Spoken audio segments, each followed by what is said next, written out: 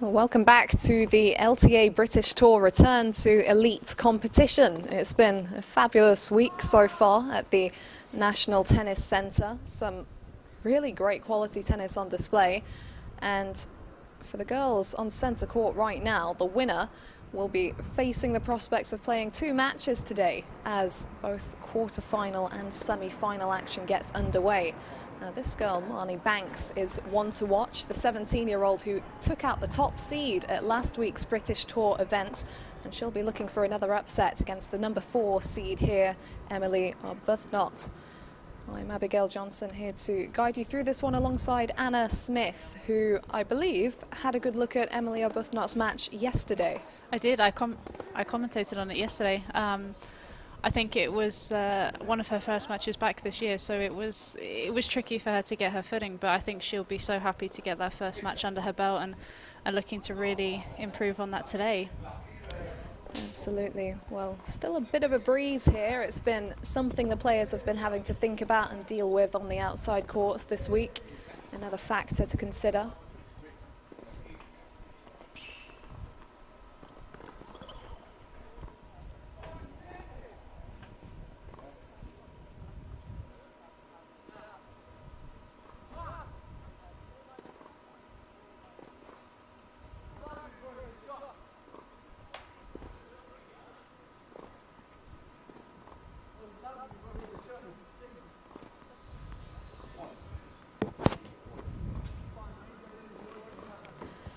And here we go then, the first match of a packed day on centre court. We've got the men's semi-finals coming up later, as you can see there. All 4 top seeds still in contention.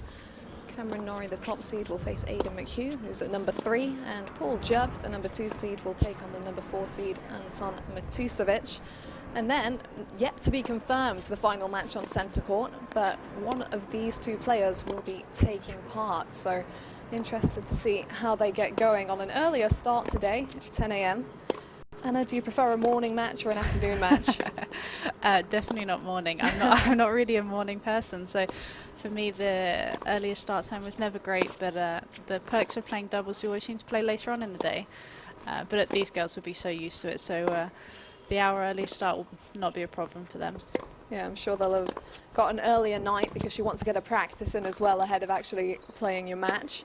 So here's Emily Arbuthnot, the 22-year-old number 4 seed, who had a straight sets win yesterday over Erin Richardson, but the 6-2, 6-4 scoreline may be a bit deceptive. She had a bit of trouble in that second set, did she? It was a little tricky. I think, there was a few times where she had the match on her racket and let it slip a little bit. Was 40 love up in her service game when she was serving for the match and did let it slip away, but did really well to fight back and break in that next game. Well, she'll be taking some confidence from that into this match. She said it was tricky with the wind yesterday, and it was her first match back. She hadn't competed in a while. Obviously, it's great to see the LTA putting on these events, the British Tour and the Battle of the Brits that they were involved in a couple of weeks ago, just to get these players back on court and get them back to match fitness. And she was pleased with her composure in the end, Arbuthnot, to pull through. Here is a very talented youngster, Marnie Banks, 17-year-old, who, as we mentioned, took down the top seed at the British Tour event last week, and I believe she lost only to the eventual champion, Emma Raducanu, fellow 17-year-old. Hits a great ball, doesn't she, Banks? I have seen her practice a few times, and she's got a big strike on her for such a young player, but she's got a lot of potential, and I'm excited from what I've seen of her. Yeah, she's actually based in this area. She started training at JTC in the National Tennis Centre last year, so very familiar with these environments. And does that make a difference when it comes to starting back up playing, when you're familiar with the facilities? Absolutely. You know, the whole thing where they haven't played too many matches recently, it's nice to play in a comfortable environment, so I think that's going to play into her favour. And I've seen for myself the last couple of weeks she's been outdoors on these exact courts practicing, so she's going to know these conditions so well.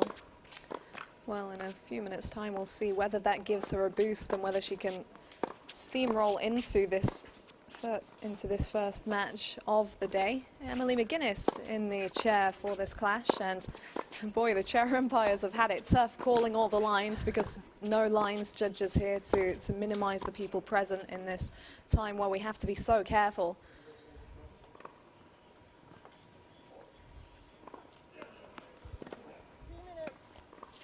Yeah, Banks has been, as you say, practicing with Heather Watson here. What difference do you think that makes with hitting with that calibre of opposition and someone with so much experience?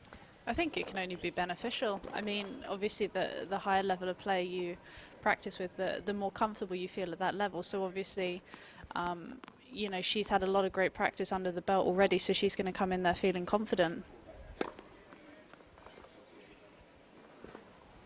Well, it was a very straightforward win for Banks, 6-1, 6-2 over Holly Staff to launch this week's campaign yesterday. So we'll have to see if she can keep the ball rolling in this forthcoming match.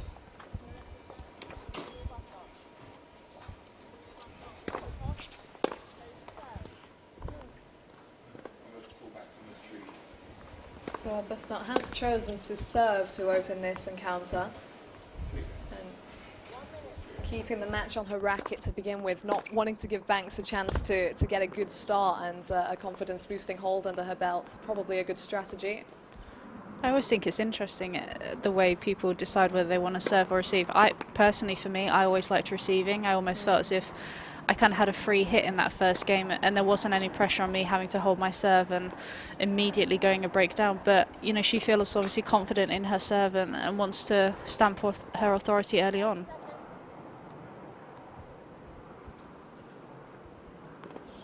Yeah, I guess when your opponent's in as great form as Banks is, you don't want them to have that free swing at the first game, really. So you must have some confidence, Arbuthnot, to step up and be the one to serve first.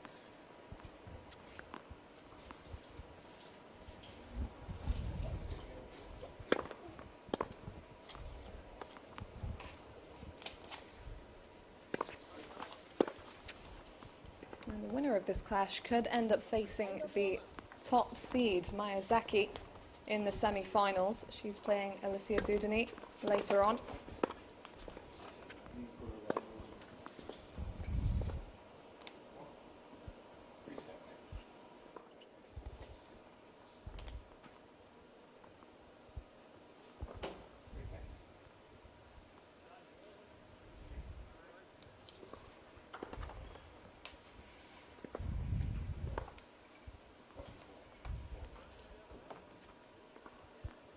You can see the wind rustling those tree branches, so another breezy day, but now all of the players will have had at least one match to get to grips with that.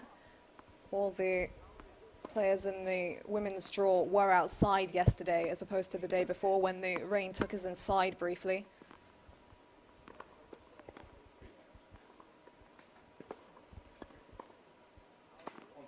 So here we go. Arbuthnot here will be hoping for a quick start as she takes on one of the most talented young players in the draw.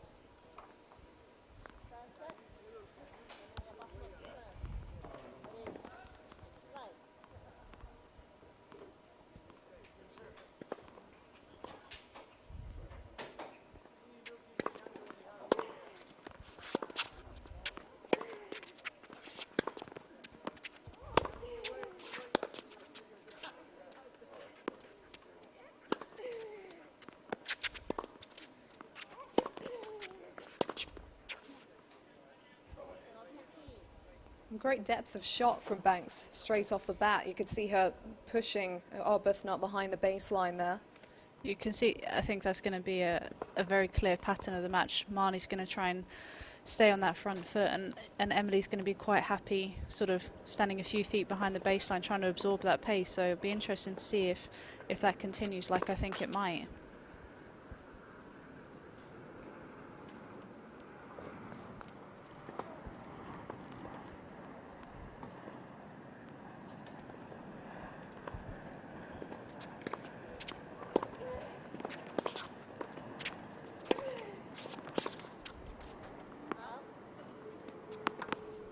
Love 30.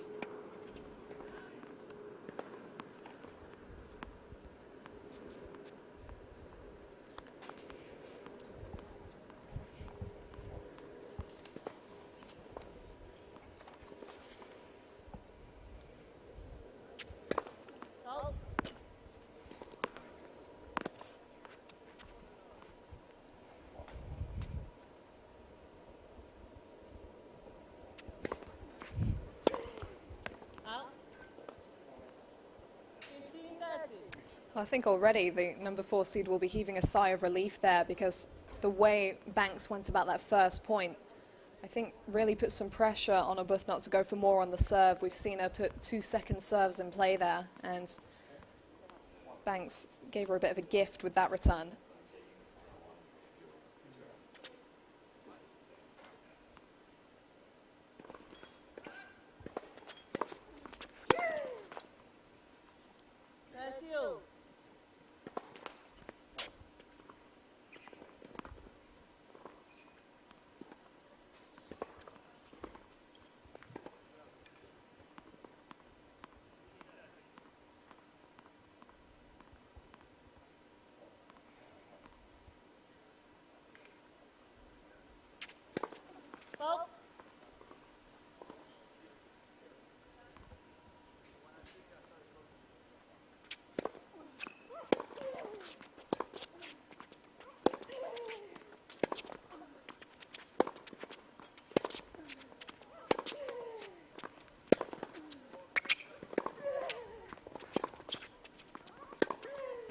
Out. 40-30. Banks coming over the top of that ball and trying to dictate, but still finding a footing at the beginning of this.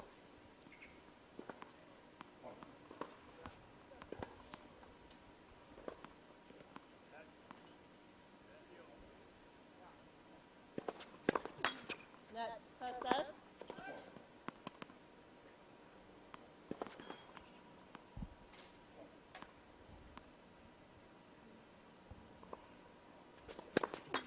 Next, first serve.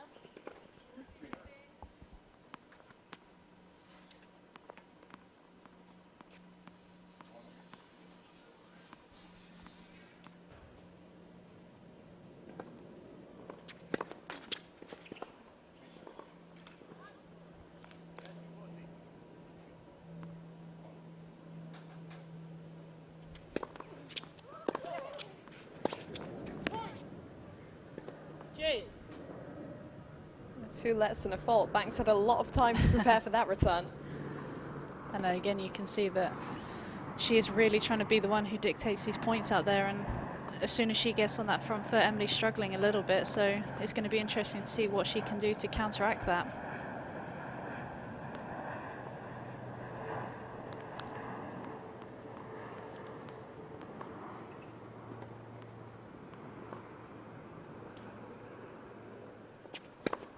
Fault.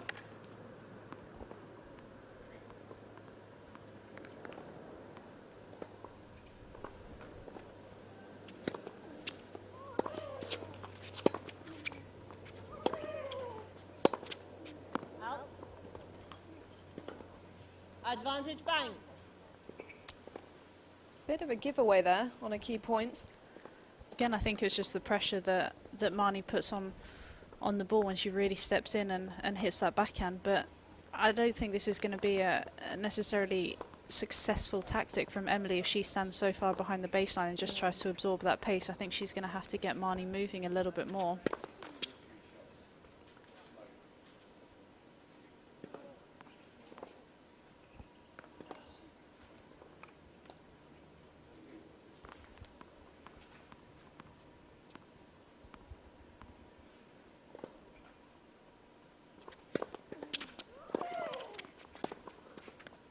Out. Game Banks. Maybe that wide First serve on game. that side as well, a little bit predictable. Banks seems well ready for it, and there is the opening break. Exactly the start she would have wanted here. So what happens when you get that returning game, you sort of feel a bit more relaxed and like you said, can have a free hit. So I think she'll be happy to get that break on the board. It's always nice to have a fast start. Already then a lot for Arbuthnot to think about in terms of the scoreboard and her own strategies here. I mean, with Banks so confident in playing an aggressive game, does Arbuthnot have to think about taking that ball earlier and trying to push her opponent around instead? I think whether it's taking the ball earlier or mixing up the pace a little bit, whether that's adding a slice or a few higher balls, I think she just has to try and get Marnie out of her strike zone.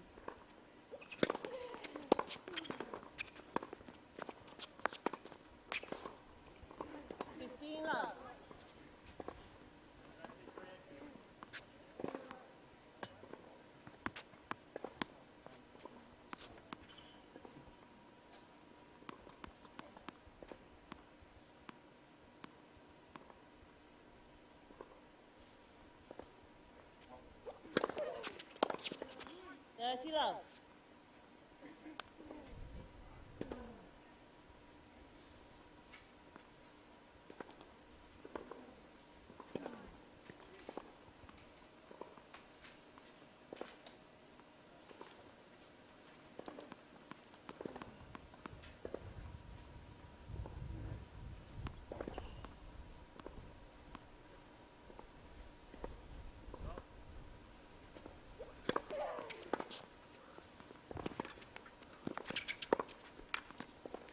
Oh, interesting. 30-15. First time she moves in, Arbuthnot takes advantage. It was nice to see her actually move in and use that slice approach shot, but great passing shot. Emily stayed down so nicely on that backhand. Really well balanced.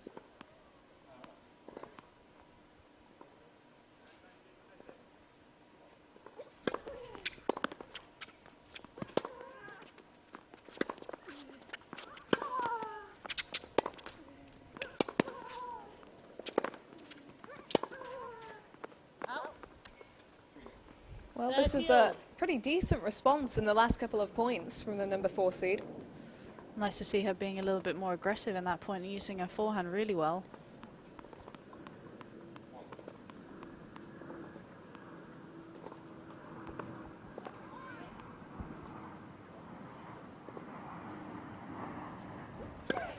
Fault.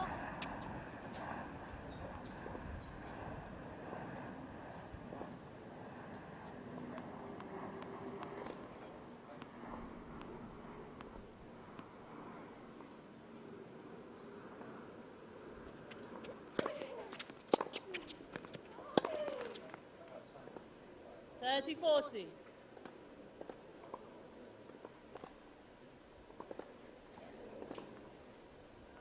Well, with the way Banks began this clash, hitting with such an attacking mindset, it'll be really great for Arbuthnot if she can convert this break back point, because it was a very swift start from the 17-year-old.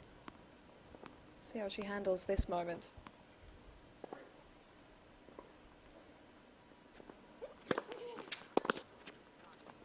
Out. With a pretty precise serve. She does have a very big serve already. She does get a few cheap points off that, so it does make it a little bit harder for Emily to break.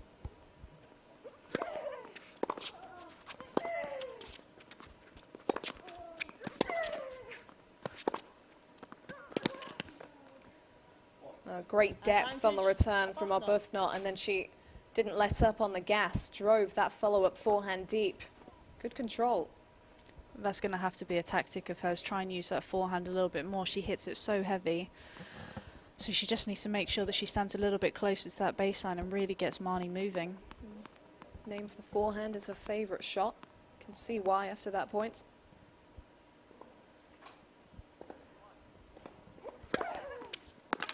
Yes. Big one again on a big point.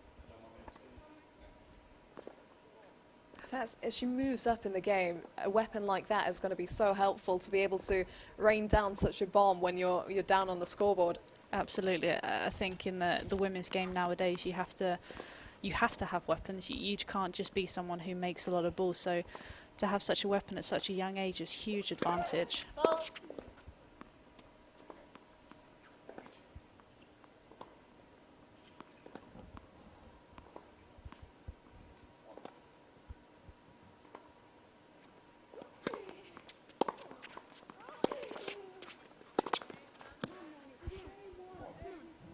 Advantage Banks.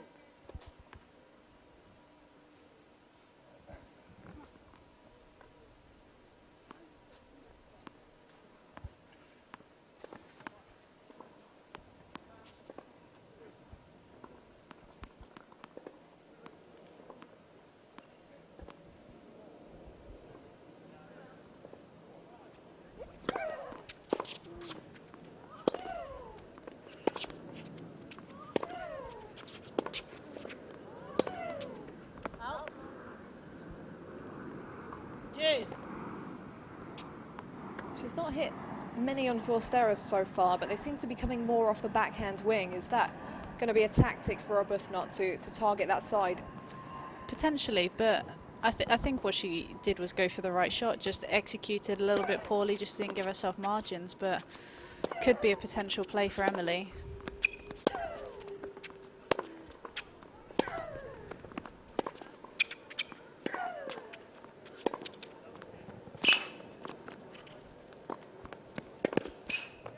Oh, that's brilliantly done. Arbuthnot had really constructed that point well, dragging her out wide and throwing her off balance, but not quite enough on the volley there. No, I don't think she was aggressive enough. I'm not sure whether she just kind of didn't get that width on it, but again, a great movement from Marnie and great passing shot, and you can see how happy she was with that.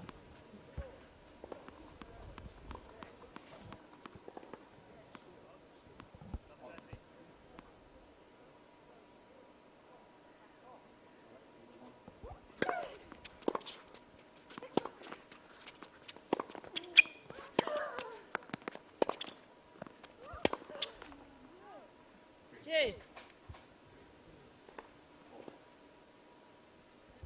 Yeah, that backhand side does seem to be a bit flatter for Banks, which I guess would make it harder to hit on the stretch because you need to apply more topspin. Definitely, but also I think that the way Emily hits her forehand sort of heavier with more spin, it's kicking up to the shoulder of Marnie, and that's always a really tough shot to hit. And it, like you said, as she hits it quite flat, she needs to just try and change something and use a little bit more left hand and get a bit more spin, because otherwise it could be a successful tactic for Emily. Out. Advantage Arbuthnot.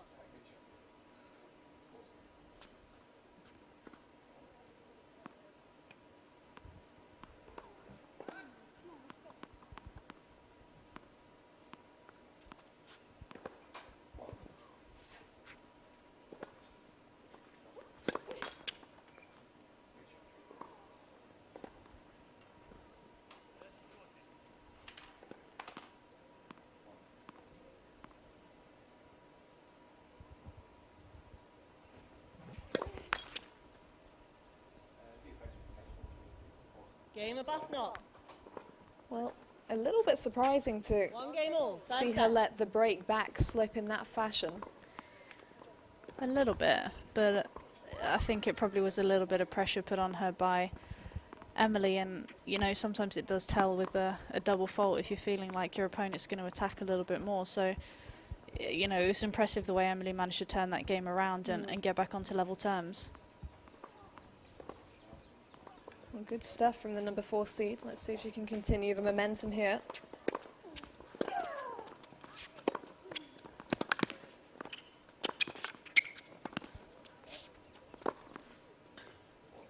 Love. Once again, not so much on the volley, but I think Banks hadn't quite been wrong-footed enough for it to be too much of a problem. Good Just need finish. to work on volleying into the space and getting slightly cleaner contact on those volleys to not give Marnie a chance on those passing shots, because as she showed with that forehand, she's more than capable.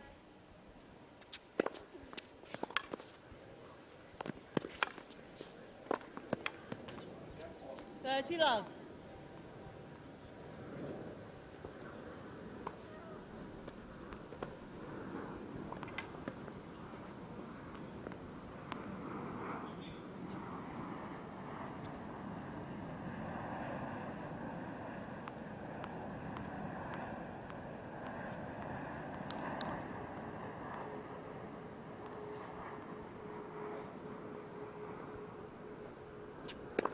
Ball.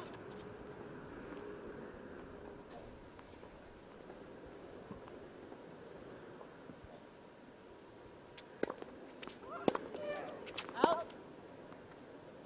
40 love.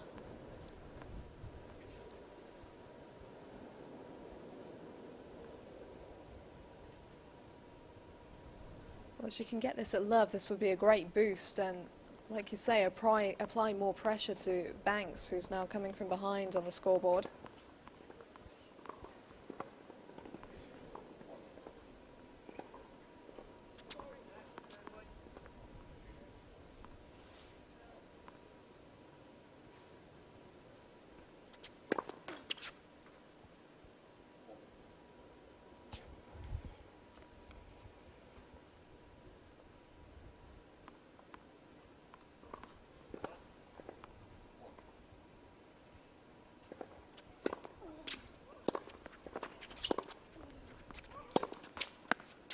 Arbuthnot. And she does hold to love. Arbuthnot leads 2-1, first set. Well, this has been a good turnaround from Arbuthnot, who really was pushed back by the attacking play of Marnie Banks in the opening game. And even in that second game you mentioned, it would be good to see her try and mix it up a bit, do things a bit different. She used the slice a bit, the passing shot flew, she came in a little bit more, and she's reading this match well, it would seem, early on. I think she's realised that she's probably not going to out-hit Marnie from the baseline, so you know, she's smart in the sense that she realises that I'm going to have to change something up here, whether it's the pace or coming forward a little bit more. And I think you saw in those last couple of games trying to hit a little bit higher to the Banks backhand, which was very successful, and also coming forward. Because, you know, when you're playing someone who kind of is, you know, a bigger hitter than you from the baseline, there's going to have to be something that's different. Otherwise, you're kind of just giving the match away already. And it's good to see that early on she's managed to change things already. Well, it gives Marnie Banks a little bit to think about in these early stages.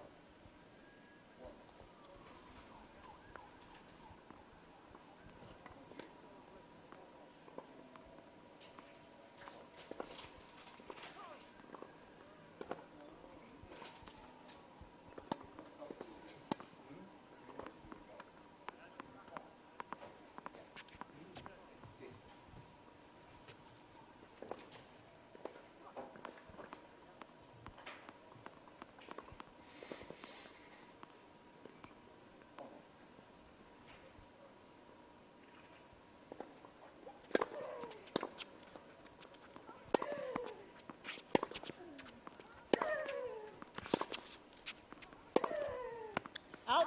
Oh, well, it was a close one. 15. They are making life difficult for these chair umpires going for those lines.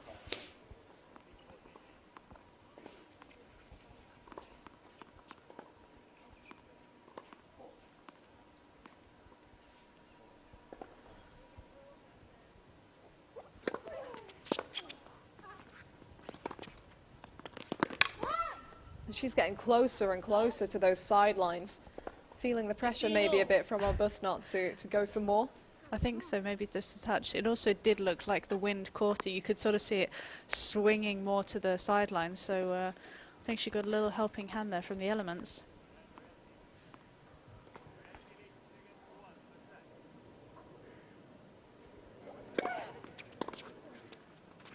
Out.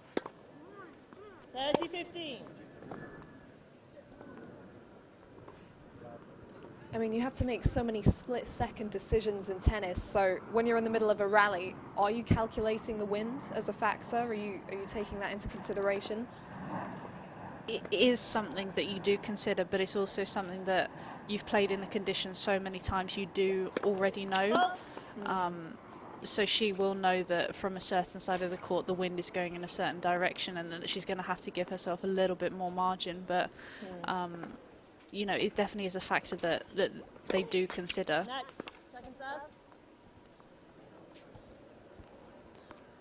To be fair, it doesn't look as bad as it has been on previous days, but it tended to be sort of early to mid-afternoon where the wind really did pick up. Quite gusty as well. Out. 40-15.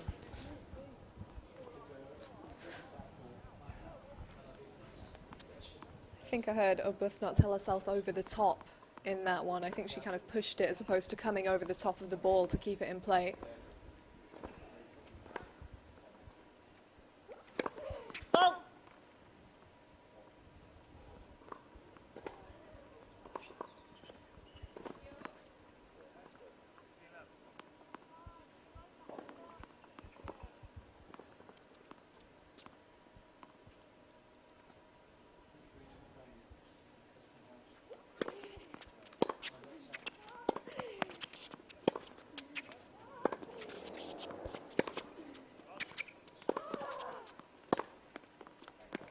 Oh, nicely opened up and really flat with that forehand. I know the first time she's really let rip and flattened out, but again, it came from the fact that she got such good width on the previous shot, and it makes it so much easier because you saw that there was you know, the sidelines weren't in play at all, and that's something that I think both girls maybe need to do work on trying to find that width a little bit more.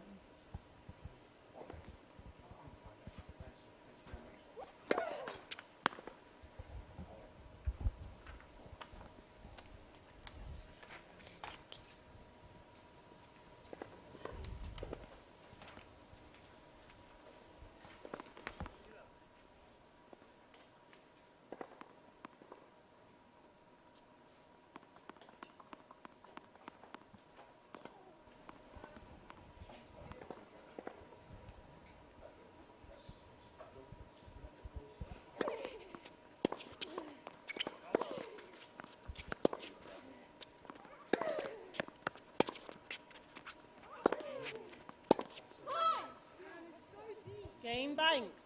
It was so deep, very much so. Very observant from Emily there. But you can see that when Marnie steps in, the pace that she's able to generate, and you could see how late Emily took that forehand. There was nothing that she could do about that. Well, good response from Banks when there was a little bit of pressure applied. She has lost the early break that she snatched in the first game.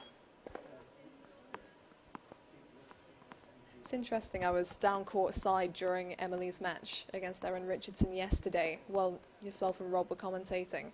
It's so easy to pick up what they're saying when there's no crowd or excess noises. And for a lot of the players, it very much is a constant thing throughout the match, talking to themselves between points. We do like giving ourselves a running commentary, that's for sure.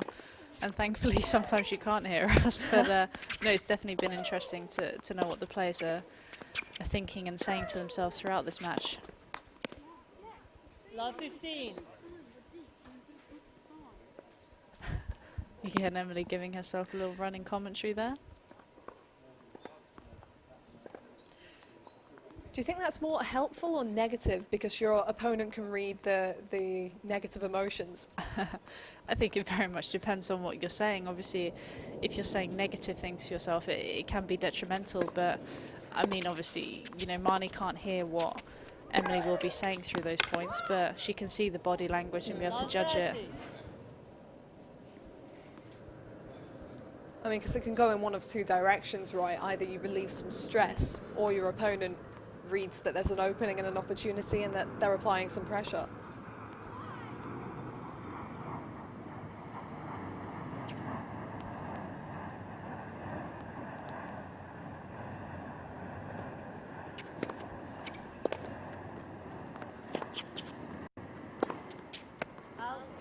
I think it works differently for different players. You know, you've seen in the past where John McEnroe is a prime example where, you know, he remonstrated and threw his racket and gave grief to the umpires, and that was actually when he played his best tennis after he'd kind of had those release of emotions. So for some people it works differently. Sometimes it's a way of kind of geeing themselves up, and other times it can have a detrimental effect on them.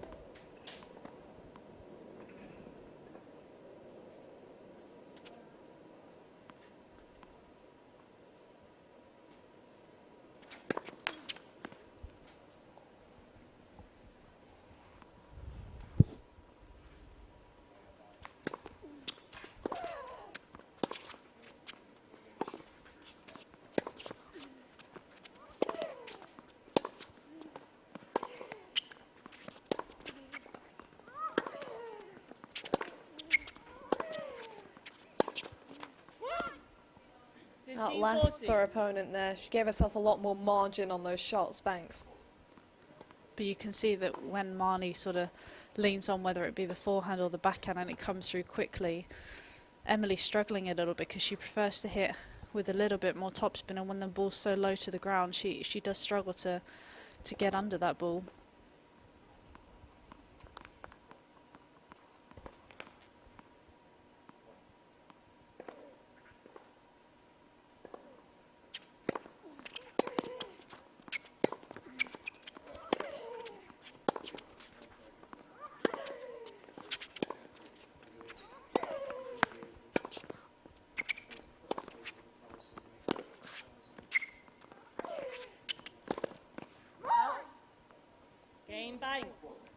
Well, great aggressive tennis from the 17-year-old to get her nose back out in front and reclaim the break that she previously lost. Good response. Nice to see that aggression coming out again. Very controlled from her. You know, she's not going too much to the lines. You kind of feel it's relentless when she's doing this. It's just making sure that she keeps on doing it point after point.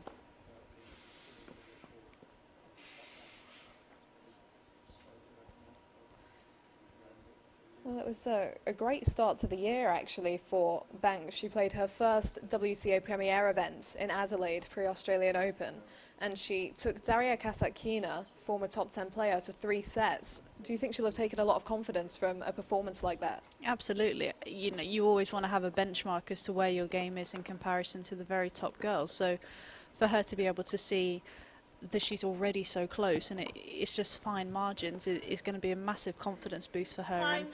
And now it's just about translating that into sort of the lower levels where it's easy to kind of go through the motions a little bit. But, you know, I've been so impressed with Marnie's attitude already in these first few games. So I think she's got a lot of potential, and that will only give her confidence. Well, let's see if she can consolidate the break for the first time in this match. 3-2 up.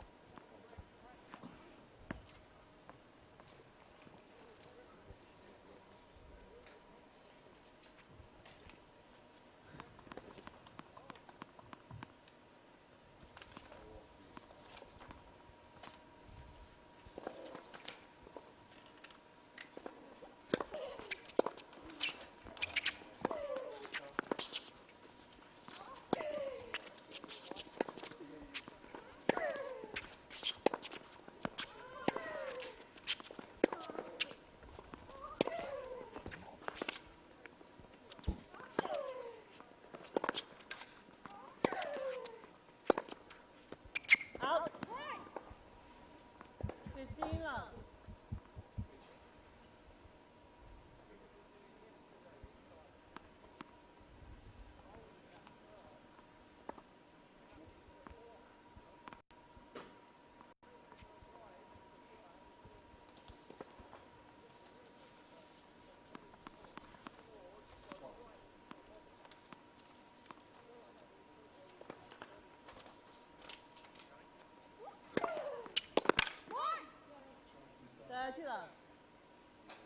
When she finds the mark on that T serve, it's really devastating.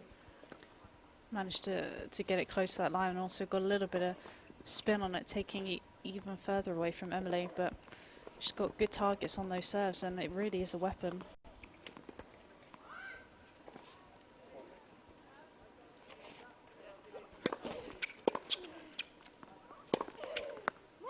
Oh, clean down the line.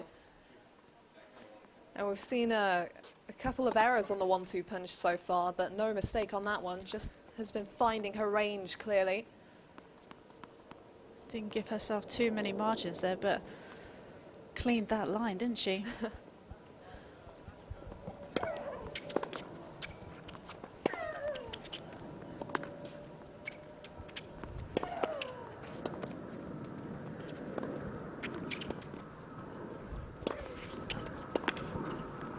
Well handled. It was a decent defensive slice from Arbuthnot to make Banks play out that point, but she responded. So the first consolidation we've seen in this set, and it takes Marnie Banks 2 games away from claiming the opening set.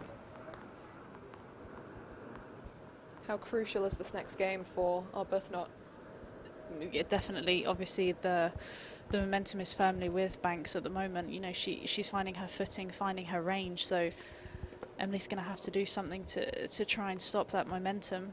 I think she needs to revert back to what she was doing previously, mixing up the pace and getting Banks out of her strike zone, because the last couple of games she hasn't really done that. Well, that's a great start. Almost like she heard us. Yeah. Maybe the breeze carried our voices down.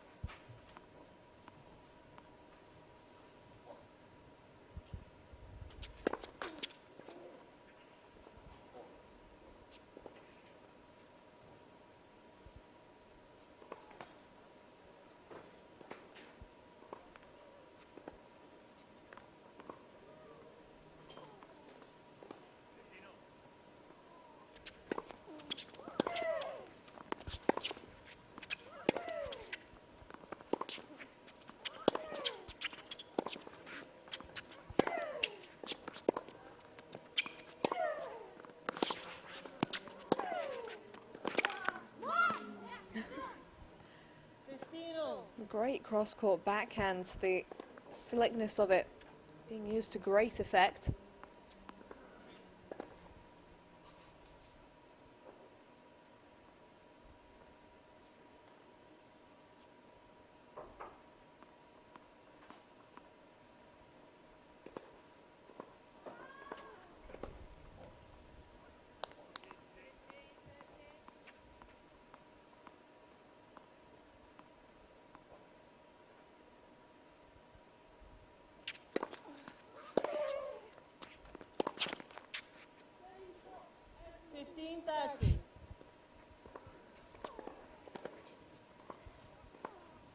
Well, the whole match situation really affects the execution of points like that, because that's something that she'd probably nail in practice.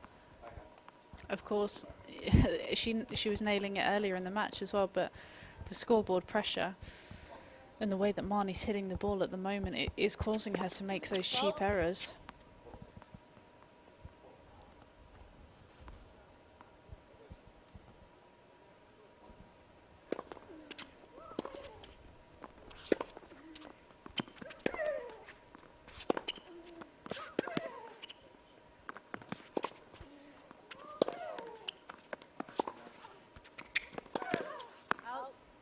Oh, well played. She really gave her the runaround. Got some of those balls a bit shorter as well to drag Banks wide.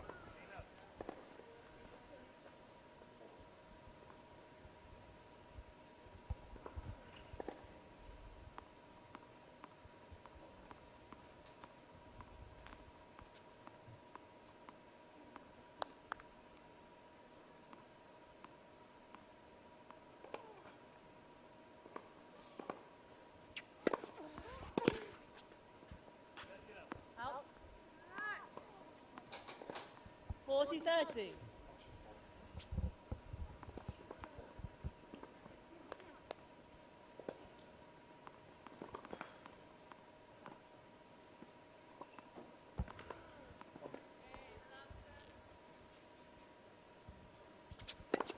Fault.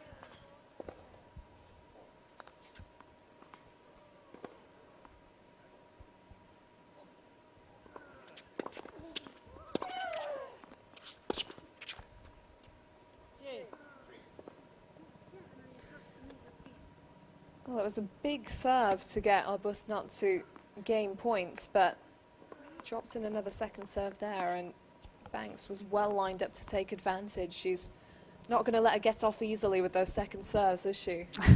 No, she's not. She's definitely stepping up on those ones and giving the treatment they deserve.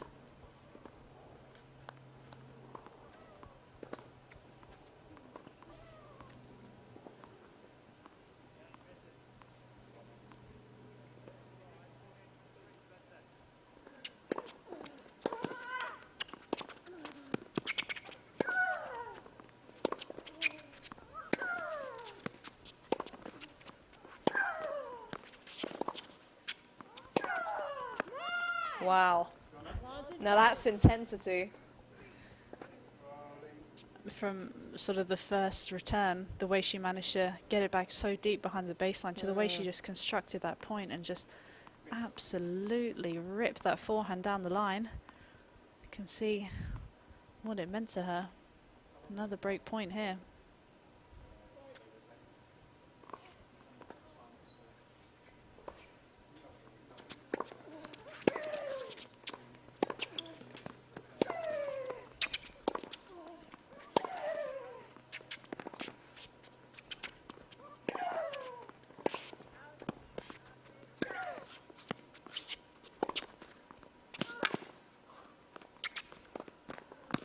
Oh, she'd done the hard work turning that point around. Banks leads 5-2. That's unfortunate. Banks had driven the ball so deep and then used the shorter angle to pull Arbuthnot round, and yet still the number 4 seed managed to get back on the front foot, only to dump that one into the net. Probably the pressure that she felt from the Banks ground strokes. You know, she's not getting any free points, and as soon as she drops it short, Marnie's just really dictating the point. So you can understand the pressure that she felt on that approach on, and felt like maybe she had to do a little too much with it. Well, it's just the one break of serve, but that 5-2 deficit in games looks a lot bigger than it is, right? Definitely. You know, whether you have a 4-3 lead with a break, but it's not quite the same as 5-2 with a break, even though in theory it's the same. So it's tough to mentally regroup, and I think she'll also feel that, you know, she'll understand that Marnie's on top here in this game. From obviously being 2-1 up to suddenly being 5-2 down, I think Marnie's really controlled it well and upped the intensity and cut out those unforced errors. But I've been so impressed with her use of the forehand, and it's something that Emily's going to have to get out of her strike zone, otherwise this isn't going to go her way today.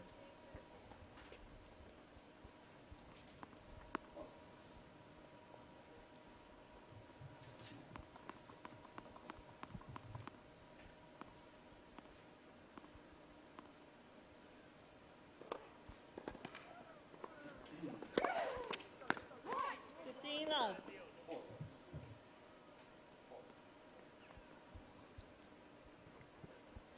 Is this a double break? Yes, it is a double break. We got it completely so wrong. I'm not sure what we were watching. I didn't even know. It's been a long week, everybody. And an early start today. Yeah.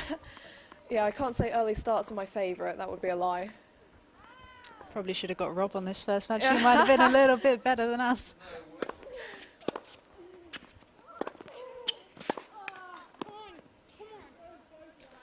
Doesn't seem like Marnie minds the early starts, so she's steamrolling through this first set. Absolutely, and absolutely piled the pressure on at the end of that last game, and you can see from the reactions from Arbuthnot, I think that's really gotten ahead a bit here.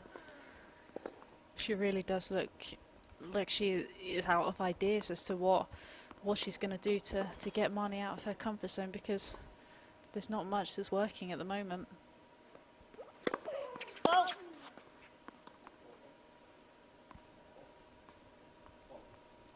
I guess 5-2 with a double break looks even worse than 5-2 with a single break.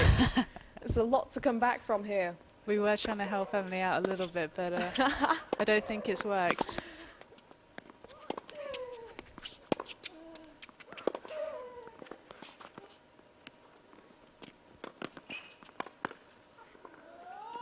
That was great stuff on the run from Banks. You could see her preparing the racket face even as she was on her way up to that short ball.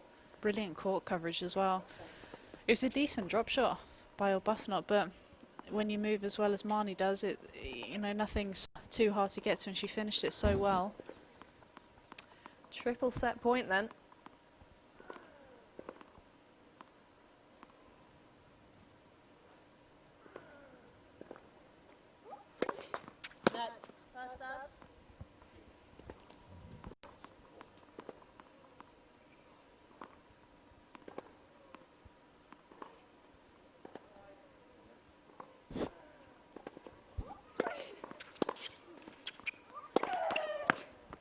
What a way to close the set.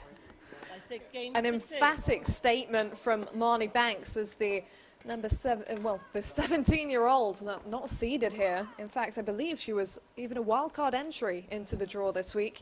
Takes the opener over the number 4 seed. Really impressive stuff at the back end there. Definitely.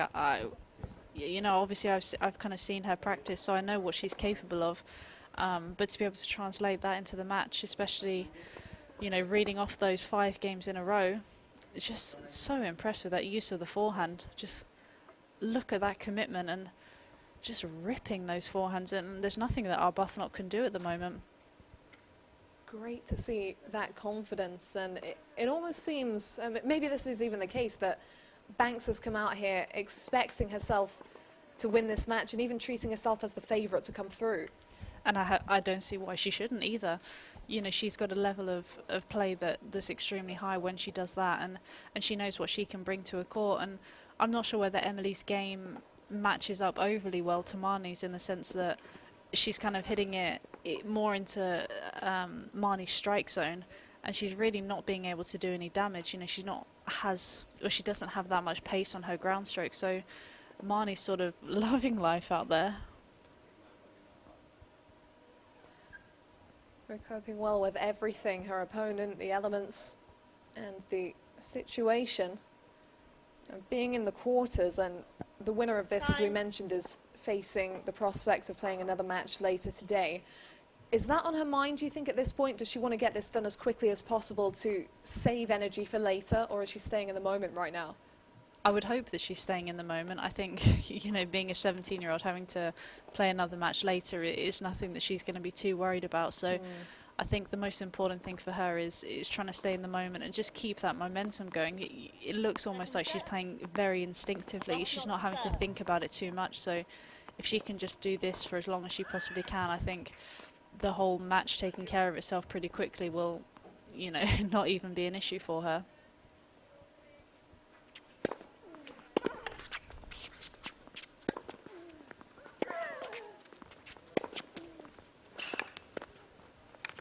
Out. Oh, for a moment, I don't know if the wind played a part there, but it did look like it might find the baseline. I did. I think when Emily sort of was following the ball, she was wishing that it was going to go long, and thankfully I think the wind just did her a little bit of a favour there.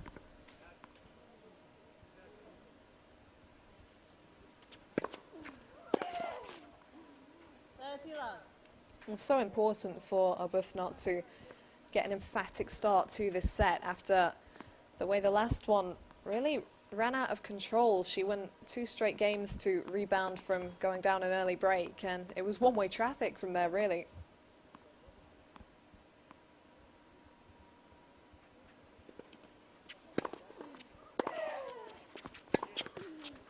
Out.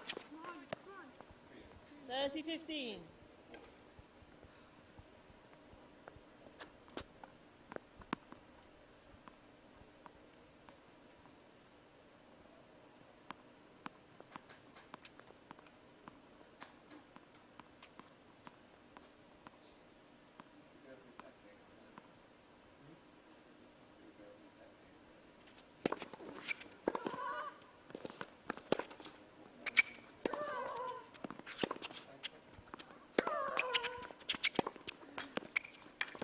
Oh, 40-15.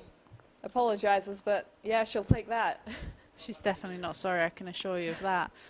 But it's interesting that there's been so many net calls we've seen this week, whether it's been on the serve or on the ground strokes. It's quite nice when you've got a looser net tape. It does give you quite a few net chords. I think she'd done the work to get that one.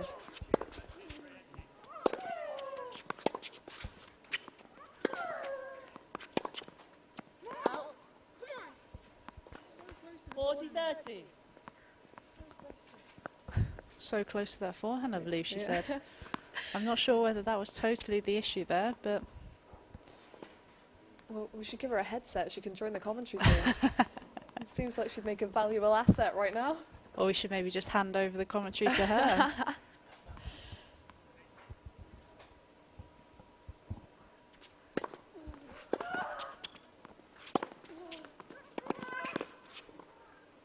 Out. Once again. So close, but First game. Arbuthnot will be thrilled that that one failed to find the line, because she does get the break, the hold even, to open this set, and just keep her nose out in front. And pretty crucial for her after the streak of games that Banks won to take that opener. I was just surprised how casually she sort of wandered to the net when it was literally about a centimetre out. But no, you're right, it was a crucial hold. I think, you know, there was something she had to do to stop that momentum, and she managed to find a way to get that first game under her belt. But looking at the stats here, the first serve percentage, 48%, is just not good enough. She needs to try and get a little bit more of a foothold on those first serve points and not let Marnie have so many looks at second serves. Exactly, because Banks has come out with such an attacking mindset, and she's ripping through those second serves. Not something that Arbuthnot can afford at this point.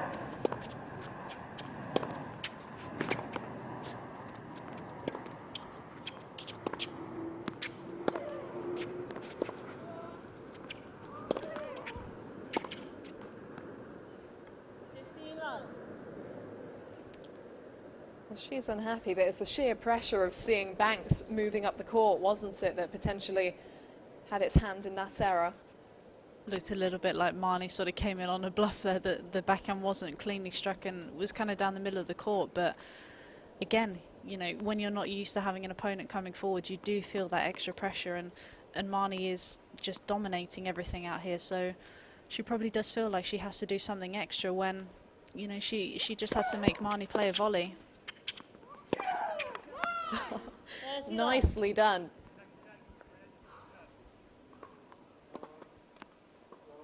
You can sense when one of those big winners is coming from Banks. She just absolutely winds up.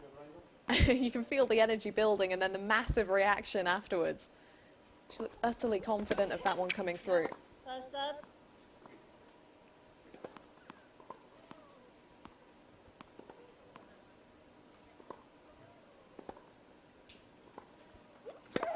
Fault.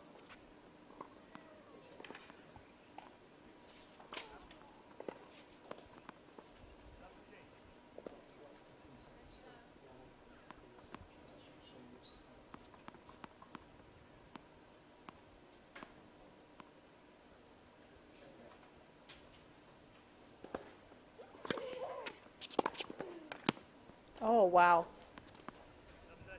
Well, that's the best 30-15. return of the match, right down the sideline. That's what it takes to win points at the moment.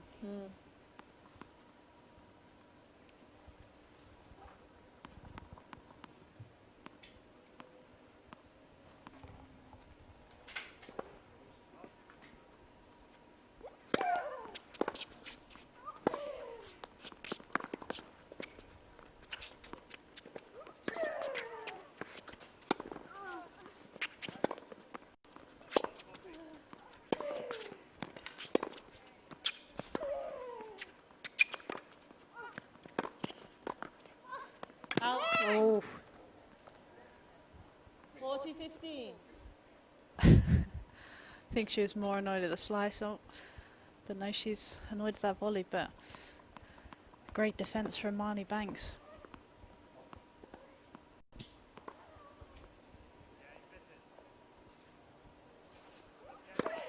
Fault.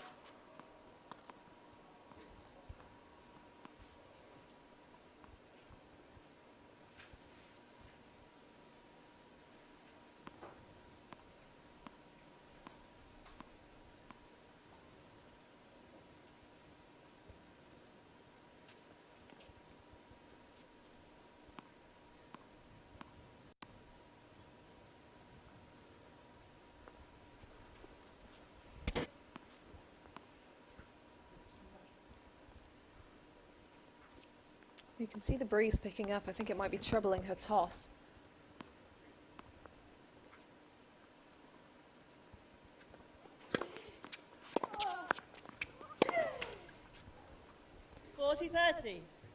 I think in conditions like this where there is such a breeze going round, and if you kind of get the impression that it's quite gusty and swirling, I think the most important thing is to really just try and work on a high percentage of first serves. You're not going to be hitting rockets, but if you can get sort of 75%, 80% pace serves, then it's going to be crucial and a lot more effective than, you know, one big serve here and there.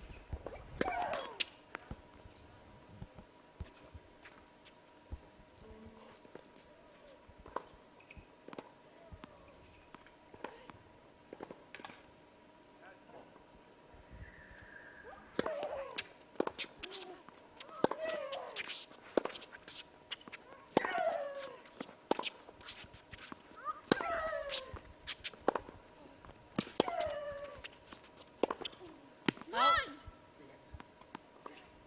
Game Banks. One game all. Second set.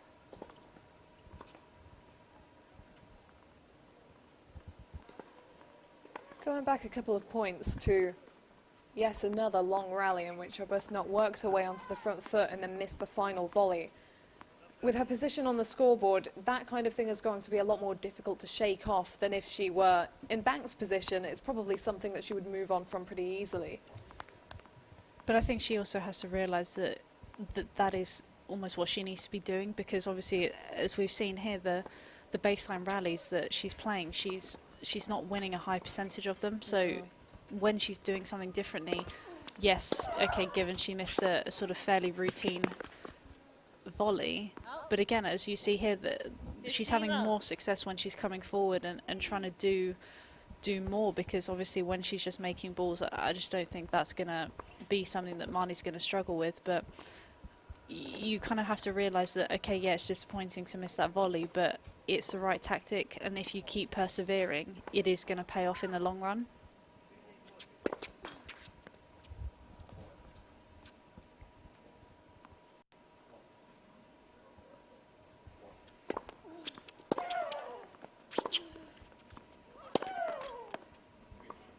Love.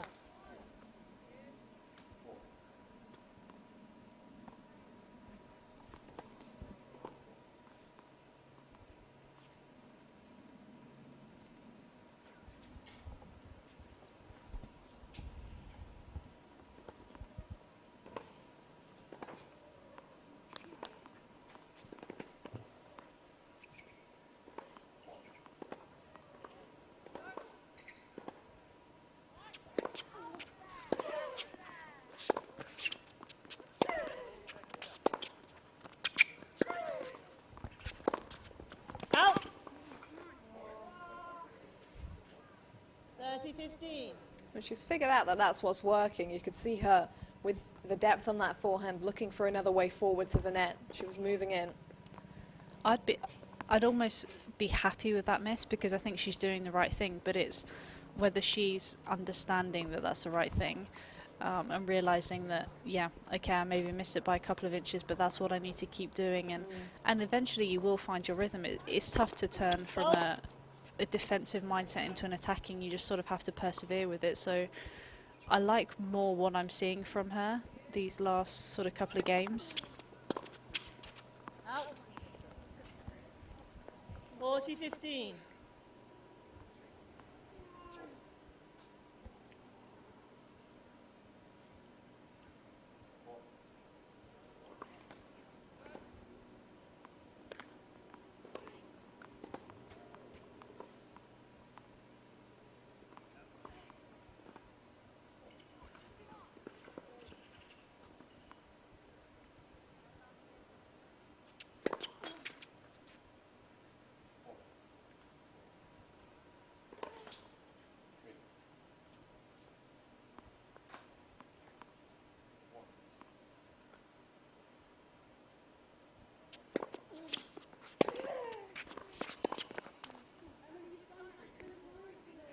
Thirty.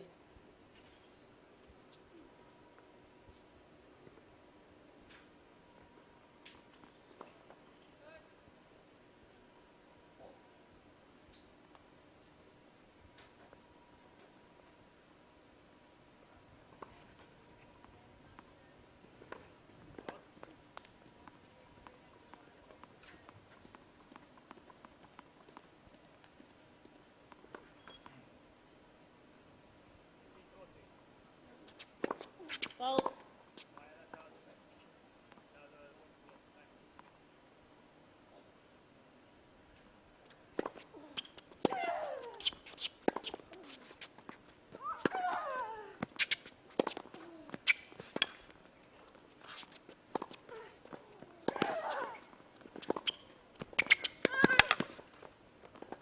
Well, she did a great job of opening that course up to finish off. Above leads 2-1, second set. First set, Banks. She should take some confidence from that hold. It was starting to look a bit iffy, but she righted the ship with confidence there. Found her range a little bit more on that forehand. A couple of those errors earlier on are being turned into great forehands, and that's something that she's going to have to do more often. It's just been nice to see her change that tactic. She realised obviously what she was doing in that first set wasn't quite working, and it's been nice to see that smartness from her in her game.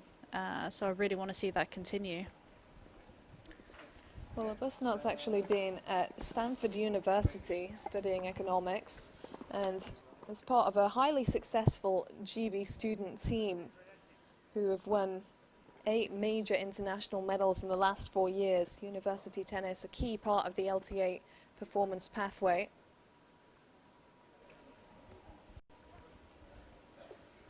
Does it feel different, do you think, going from that college environment and then coming back to play in the UK?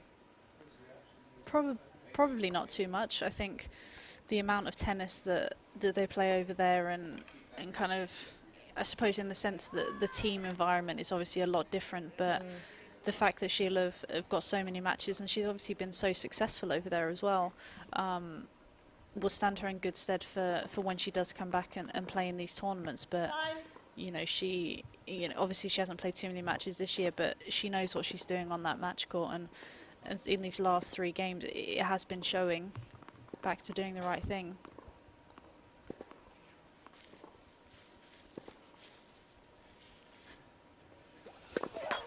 Net, first serve.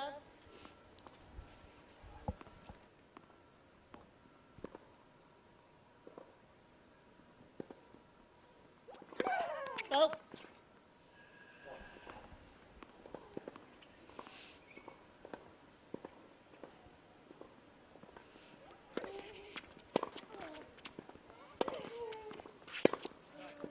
Out. 15 love.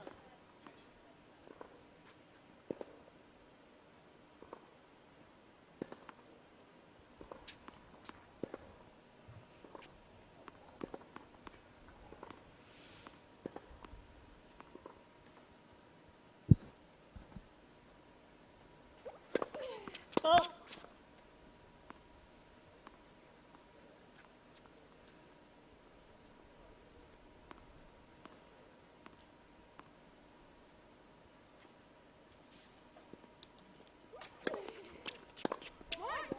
Out. 30 love.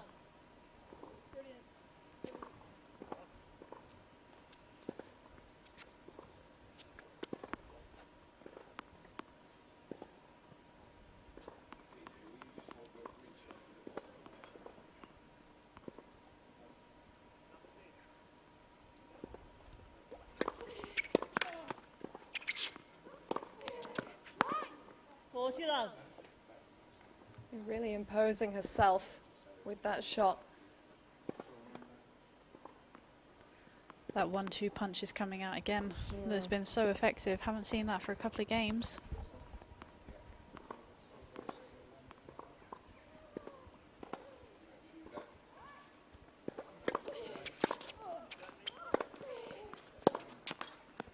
Game Banks.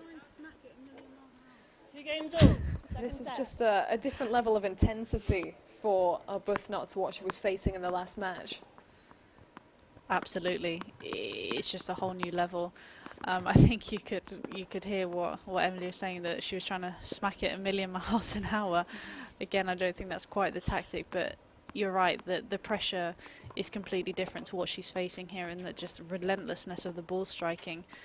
Obviously, yesterday against Erin Richardson, she had a little bit more time, was in control of a lot more of the points, and the match was on her terms, whereas you feel like this match is on Marnie's racket a little bit more, and it's kind of determined whether Marnie's playing well or she drops off a little bit.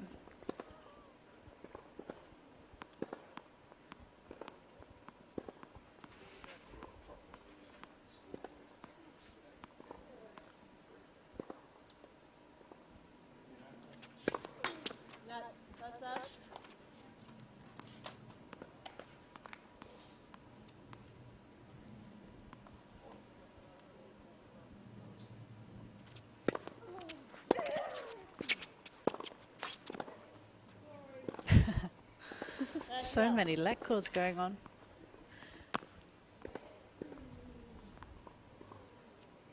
More to do with the topspin or the winds, or?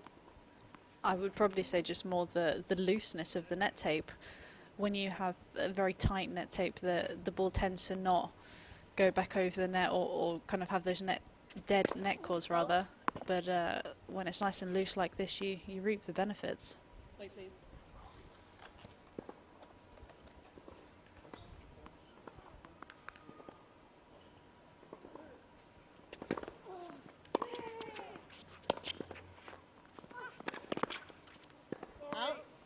Once again. I think it's about 3 in this game already, isn't it? She's using up all those net cords, save them for more important points. That's gutting for Banks. She even changed the face of the racket to get under that one. Did the work.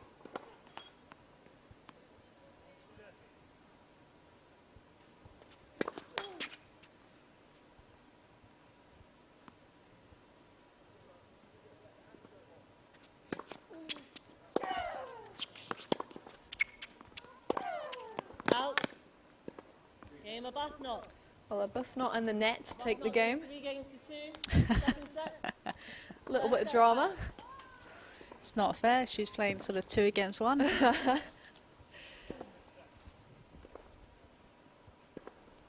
In all seriousness, though, that was a good game for Arbuthnot to get under her belt, because you could see once again Banks just so ease and comfortable in the conditions and on this court, and with so much confidence in herself and her game. And there was real danger of Arbuthnot getting pushed around in the manner that she was in the first game of this match. She's managed to change a few things tactically, managed to get into a few more of the rallies and be a little bit more aggressive, and I think she's realised that that's what she had to do, but ultimately it's going to be whether she can execute it for the duration of this set and somehow manage to sneak it, whether she can do it in that match tiebreak if it did reach it. But more promising signs, I'd say, in this set than in the first set. Well, given that she was serving to open, she does have the advantage, if she can keep holding on, of having her nose out in front. And as we move into the business end of the set, if she can just keep holding on, that puts a bit of pressure on Banks that wouldn't have been there before.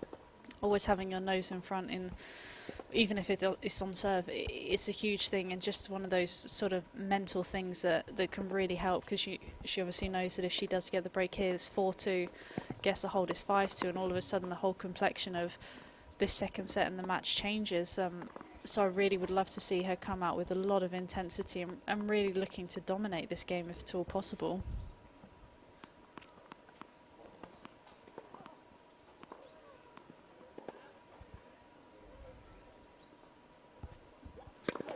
Out.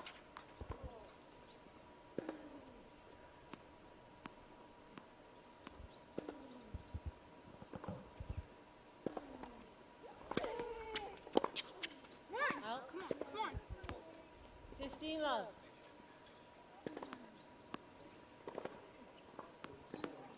What does she do on second serves at this point? Does she attack them? Does she give herself a bit more margin? I think she needs to find the right balance between still being aggressive, because in that first set when she was too passive, Marnie was just all over the returns, but at the same time you obviously don't want to be giving away cheap points. So whether it means she stands a little bit further back and tries to just rip it a little bit more could be a good option, or she just has to commit, step in, take it early and just give herself big targets. You know, whether she goes hard down the middle, I think that's a very effective return.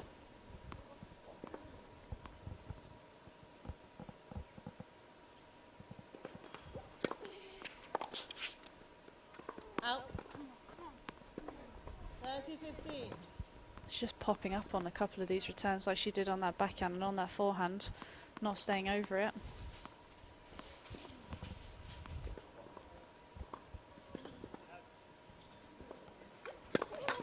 Net.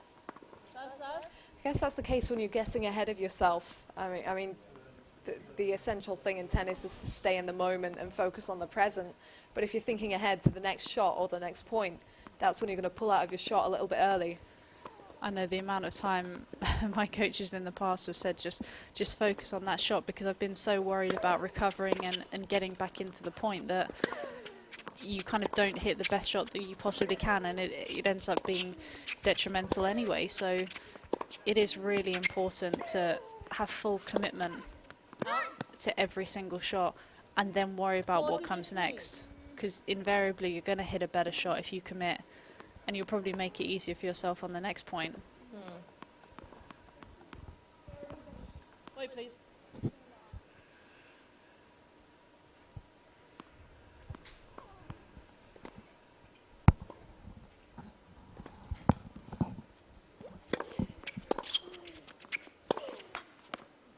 $40-30. We've seen that on and off, the miscue of the 1-2 punch from Banks, but I think that's part and parcel, right, of an attacking mindset and game plan. You're going to have the hits and misses and just have to take that in your stride. You have to realise that what you're trying to do is the right thing, but when you're playing with a game style like that doesn't leave quite as big margin for error, you're going to have to realise that, okay, I might have missed that eclipse the top of the net, but it's a positive error.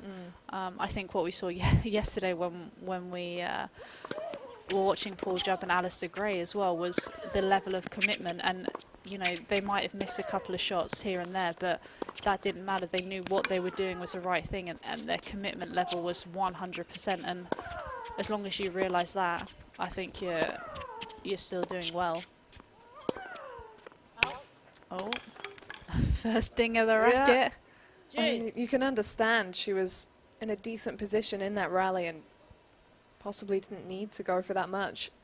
Just looked like she got a little bit jammed. I'm not sure whether the footwork, she kind of ran into the ball a little bit. She just, yeah, got a bit jammed. But maybe that's just the pressure of the scoreboard, feeling that this is an important game and that she can really, really take charge. But now we're obviously at juice. Play, please.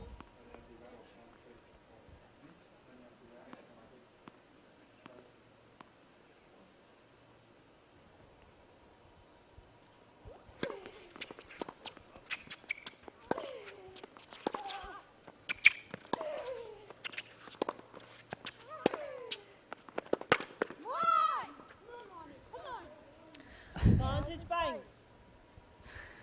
Giving herself a little pep talk. It was well handled. A brilliant point. The way she constructed it gave herself big margins, but kept pushing Emily further and further out of the court, and then just ripped that backhand into the open space, and Emily could do nothing about it.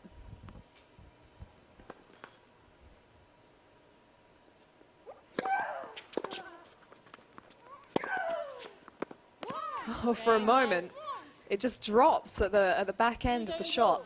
Second set. Wasn't giving herself too many margins there, was she? Right at the last moment, the spin brought it down right into the corner. And that is a devastating blow for her opponent. Love seeing that energy. It was a big game to get out of, and I think she realises that. That's why there was such a big fist bump and lots of energy at the end of that game. So she throws it back over. Arbuthnot sees her chance at the breakthrough come and go. And now the questions are asked of her. Can she keep herself out in front?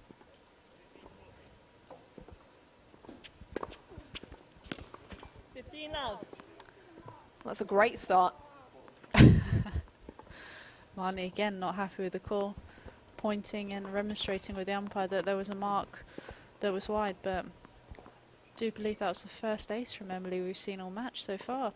Looked like a good serve. Spun so far wide as well. And it actually potentially was wide. Out. 15 all.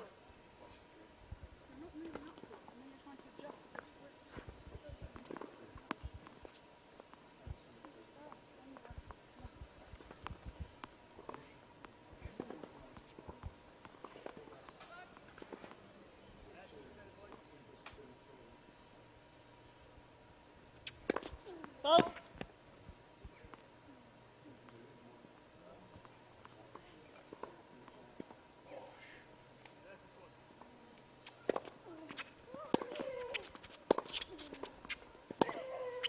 Out. 30-15.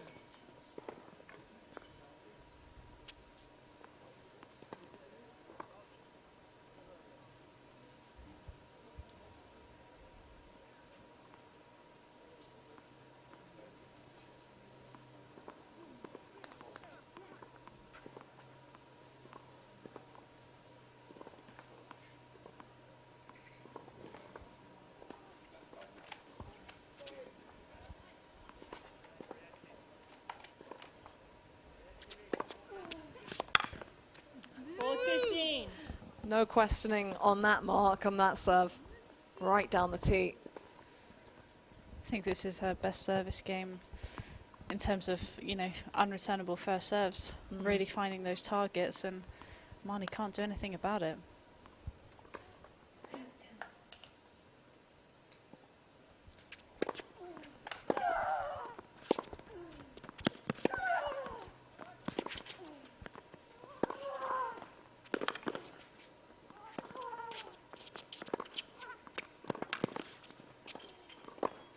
Oh, well handled by Arbuthnot.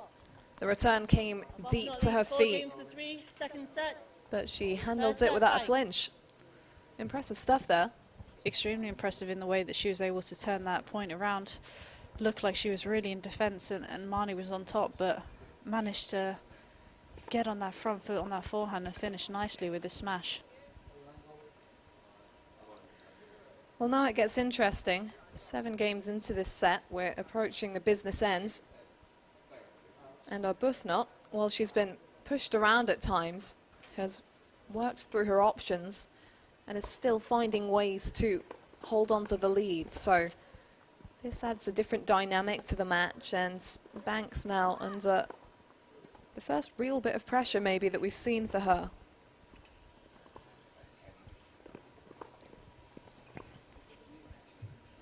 And for those just tuning in, we're well into the second week of the 4-week swing of new LTA British Tour events. These are taking place at the National Tennis Centre in Roehampton.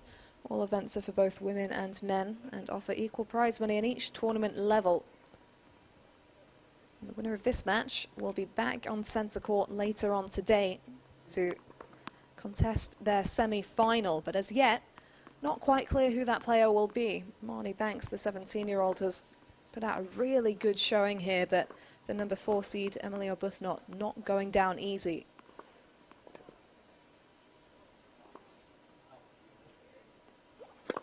Fault.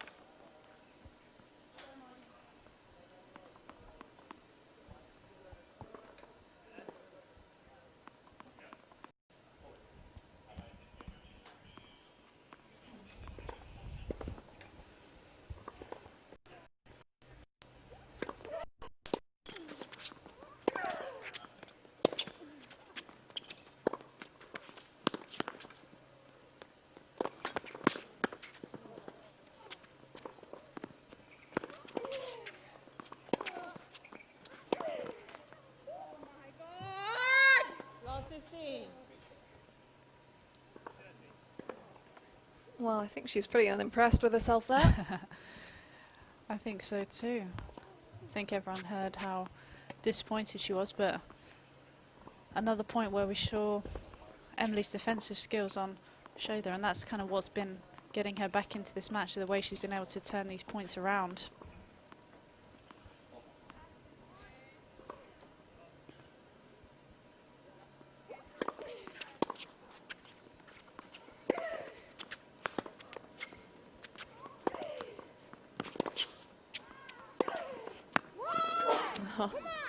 Scorching 15 forehands. all. And that's great that after such a disappointing point previously, she can respond in that manner and completely regroup and just go back to what was working. Just having complete trust in herself and confidence in that forehand, that no matter what, she's making that, and she knows that she can make it on those big points, because 15-all is a completely different scoreline to love 30 in the game.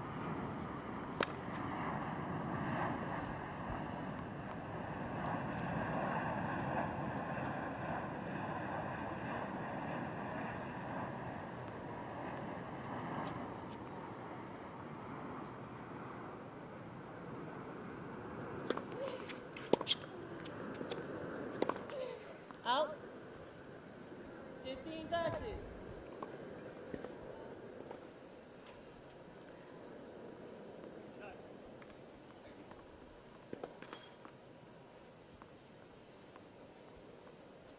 This will be an interesting point. It's been a little bit hot and cold here.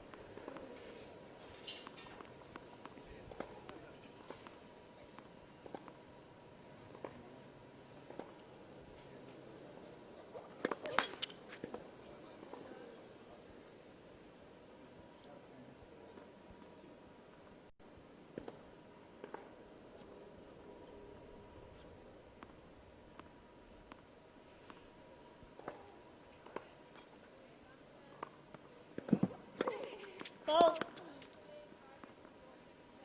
15-40. Like you mentioned, that pressure to go for more when she feels like in a big point Arbuthnot could well step in to attack the second serve. Double break point.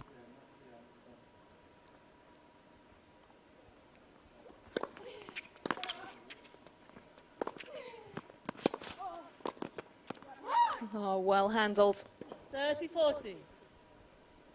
Brilliant point and brilliant volley. The way she was so confident to step forward and really use that forehand and then finish it with a nice backhand volley. Yeah, it's very telling about her mindset, the moves that she's willing to make in such crucial moments. I think that's a sign of a good player, though, being able to trust themselves and trust their game at those big moments. It's all well and good being able to play your brand of tennis at sort of 2-all in the first set, but if you can't do it when it really matters, that's what's going to make the difference.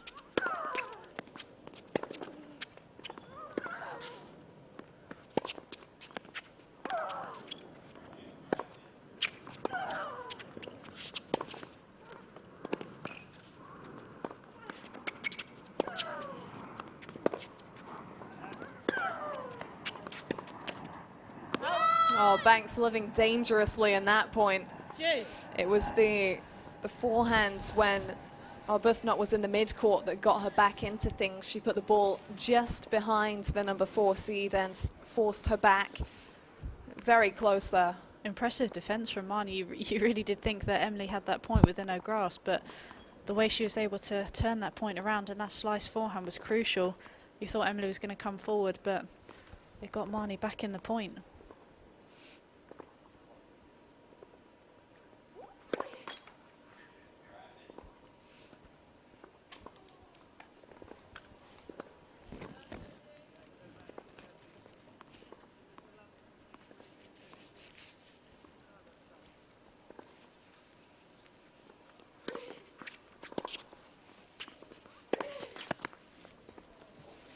Advantage of Arbuthnot.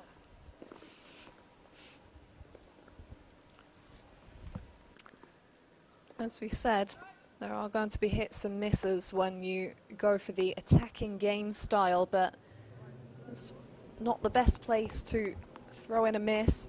Third opportunity for Arbuthnot to get that much needed break.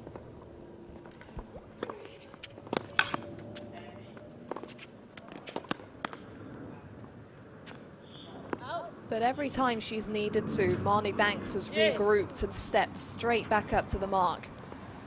So confident in that serve and forehand, and that's really what's getting her out of trouble here.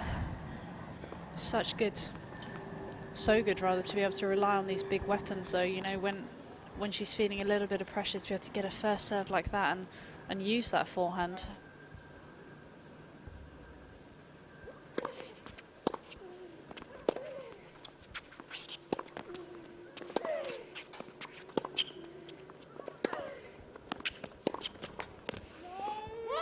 Advantage Banks.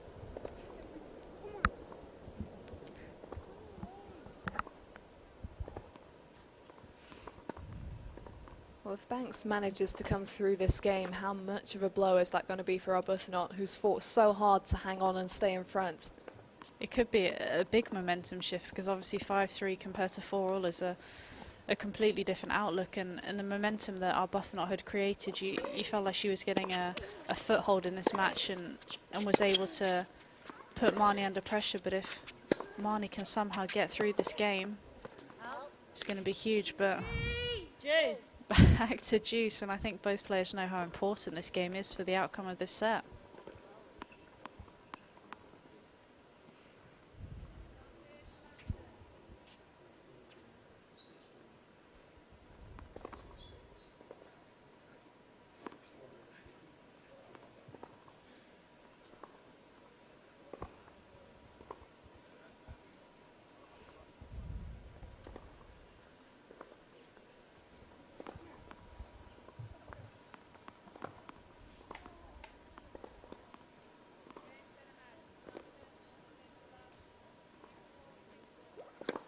Fault.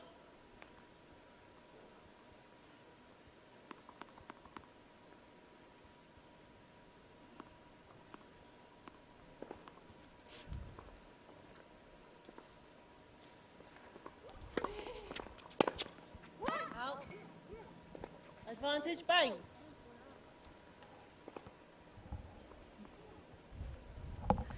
A lot of frustration on Arbuthnot's side of the net at the moment, visible frustration.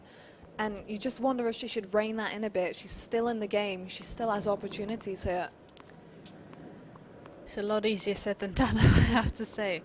When you've had a few opportunities and you realise that you could potentially be serving for that set, it's hard to have that rational thinking and realise you're doing the right things and you are in this set, but trying to tell yourself that when you're on court is a completely different kettle of fish. I understand that I've not been in that position. And yeah, it's a tricky thing.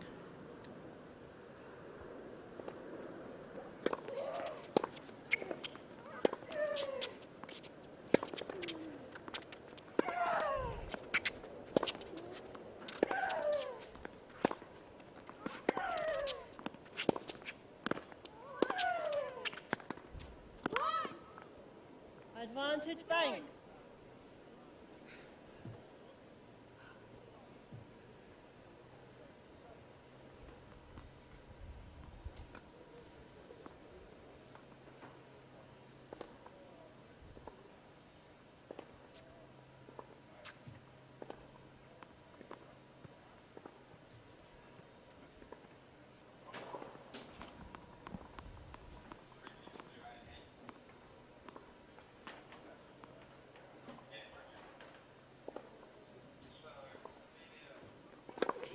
Net, first serve.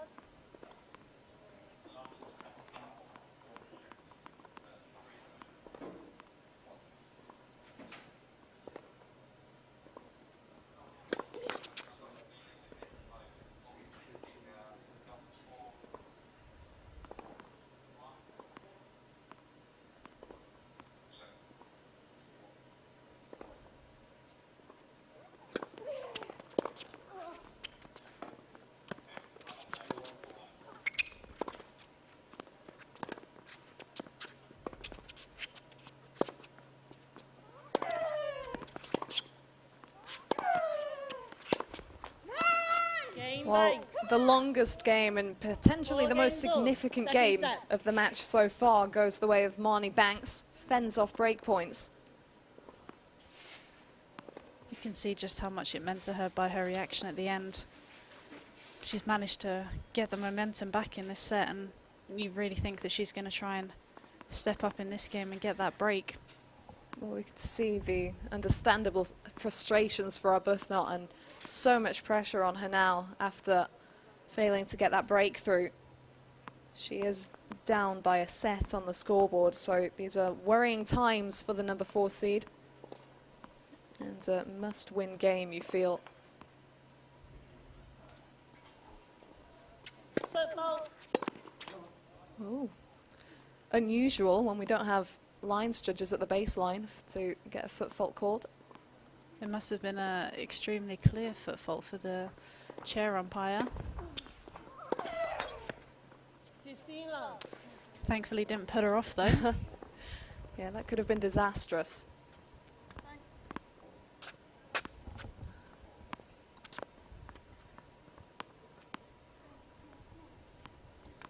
Ball jab there on centre court later.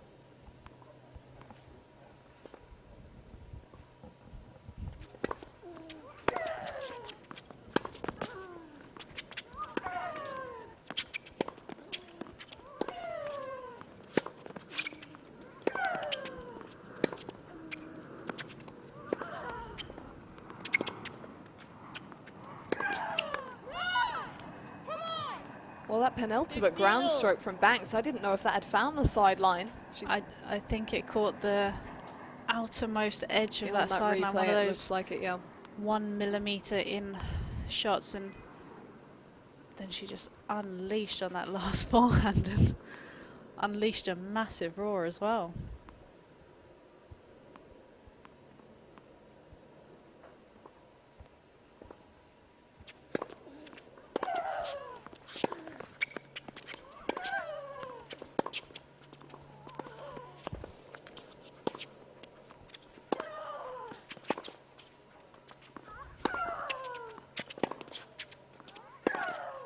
Out.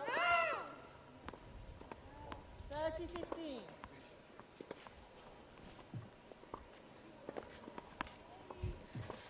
It's Banks' turn to feel the frustration, because you can see that after that previous game, she really senses her opportunity here. She knows this is a prime moment to break through.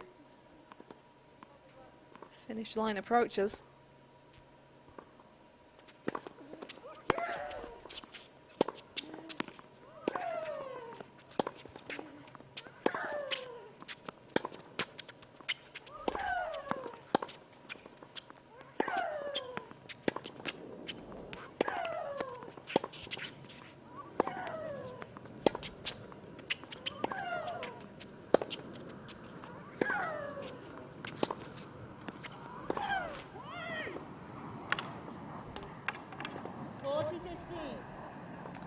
Racket goes again. Not something we've seen a lot of, to be fair. I think that's literally the only 2 racket throws that we've seen this whole week so far. But you can obviously tell the frustration she's feeling at not being able to get the break here.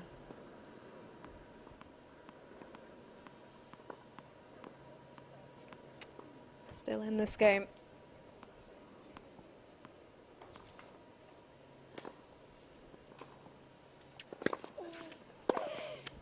Out. Game on Bucknell. But she wraps it up. Impressive stuff from the number 4 seed after missing several opportunities in the previous game. Once again, she hangs on.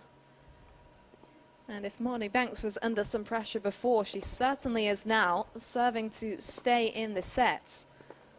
Now, if you've been watching British Tour this week, you'll know that instead of 3 full sets, if the players are tied at 1 set all, we'd go to a match tiebreak.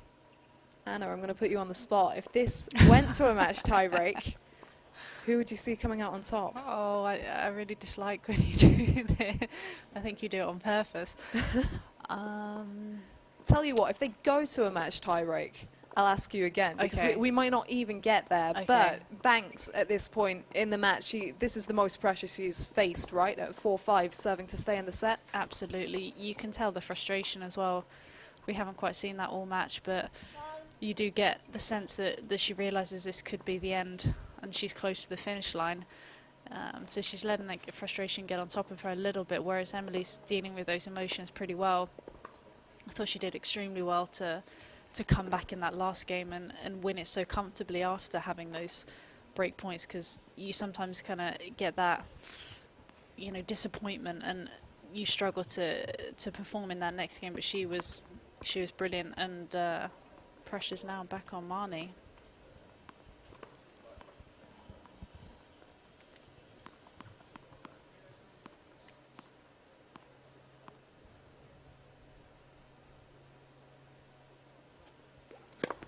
Out.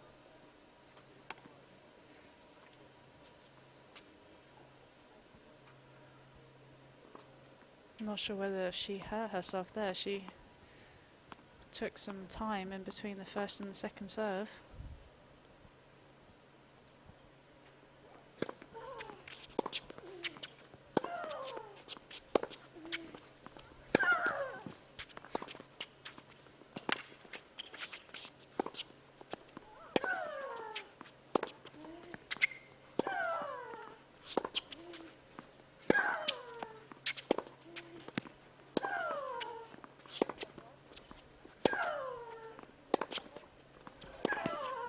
Out. Oh, Love 15. It does look like she's in a little bit of pain there. I was wondering. Not sure whether she's holding her abdominal or oblique or something. Not sure whether she tweaks it in that last serve. So easy to do, isn't it? So many tennis injuries come on the stretch, on the serve. And also, so the amount of times I've done something that's so innocuous as well that you don't really realise you've done anything, and all of a sudden you get that sharp twinge of pain, and it's going to be tough if she's got hurt that oblique to get the power on that serve that she has been having.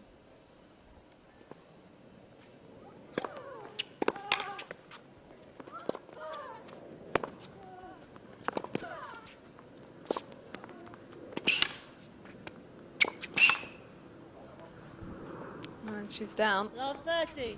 But not out. It was great from Arbuthnot, again, moving in. Making her way to the forecourt, and no panic on that smash.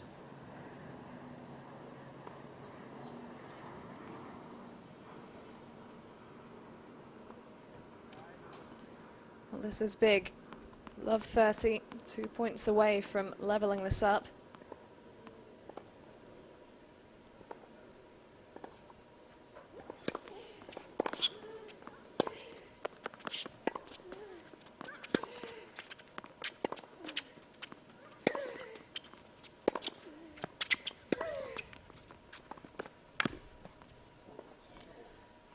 Neat drop shot, 40. and I just wonder if she can sense that there might be some issue on the other side of the net and is exposing Banks' movement a little bit there. Just looks like she's trying to be the one who's being a little bit more assertive out there. Marnie seems to have taken a couple of steps behind that baseline, and the ground strokes aren't quite doing as much damage as they were previously.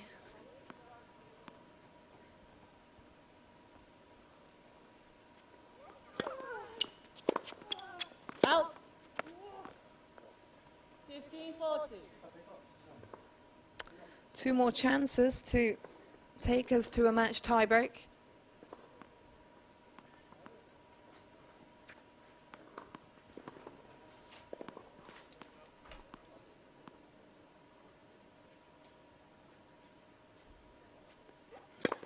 Fault.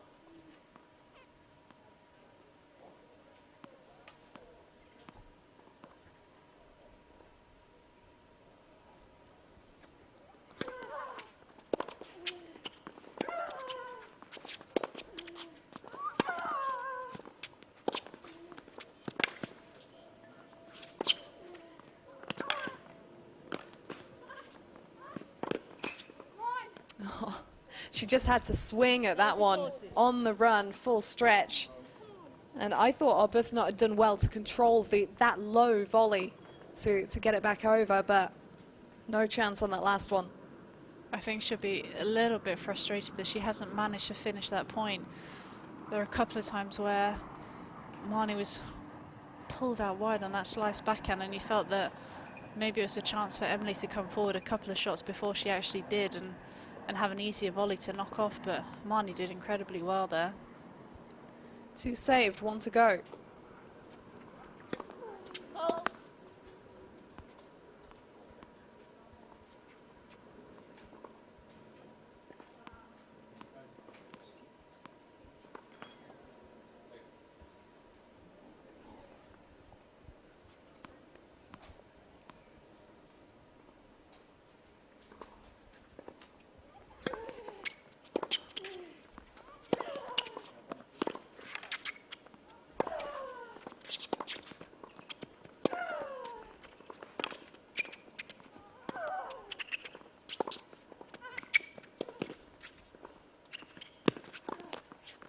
And she takes it. Well handled by Emily Arbuthnot. One of those forehands at the line from Banks was so low that it brushed the net, but even up against that pressure and that aggression, the number 4 seed raised her level and wasn't afraid to step in and finish off. Did you see that coming?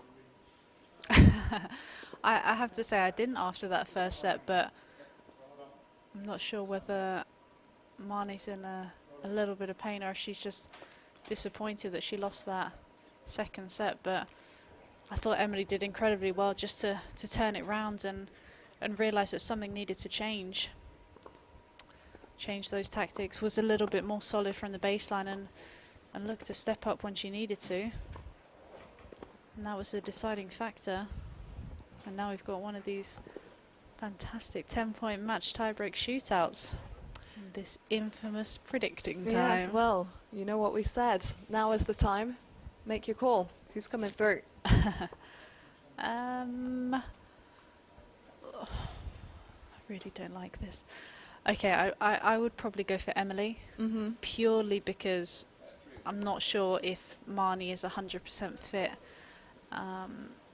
It looked like she tweaked something in her side a little bit, so whether that would be a factor in this deciding set. So I think maybe Emily just just is a slight favourite out here.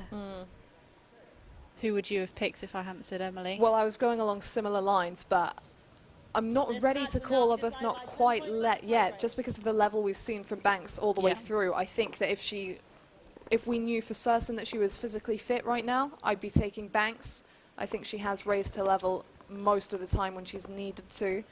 But, you know, if there is a tweak or twinge there somewhere, it's going to be difficult times for her now. Not much breathing space in a 10-point match tiebreak. So time will tell. I do ultimately think that the match is on Marnie's racket.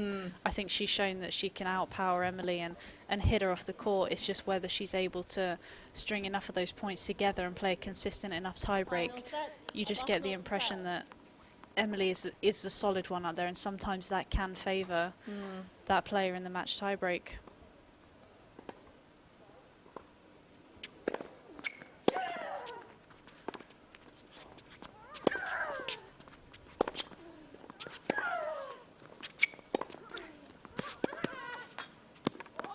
Oh, my words. 1-0, Banks. Of all dead net cords, that might be the deadest that we've seen. Definitely, I think that's the first one of those ones we've seen all week where it literally just tickles over the net, but Marnie couldn't ask for a better start.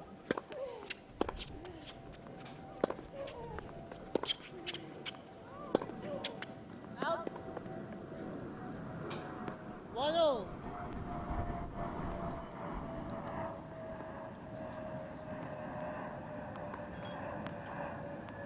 Well, there isn't much space to play with in a tiebreak like this, and I think Banks will be disappointed at that miss after she got a bit of a helping hand to get the opening mini break.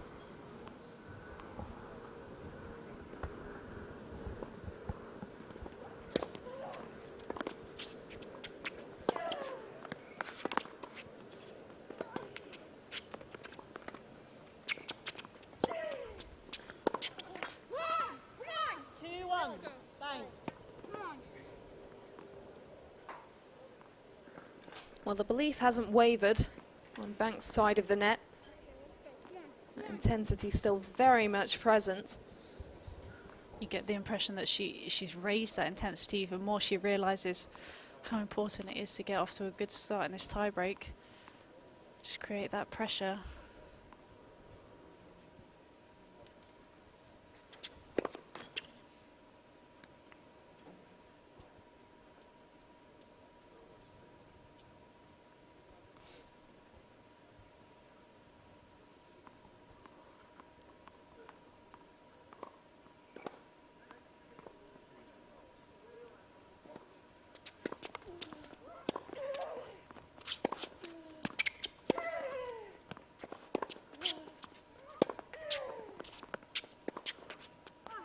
Out. 3-1, Banks. Interesting that Banks took some pace off her ground strokes, and it seemed like Arbuthnot had to try and generate a bit more of her own pace and therefore ended up pushing long. I like what she actually tried to do. I think hitting it aggressively with a lot of topspin to the Banks backhand has been successful. Just pushed it a little bit long though, but it was a good change up in the pace from Marnie, and maybe that's what threw Emily off.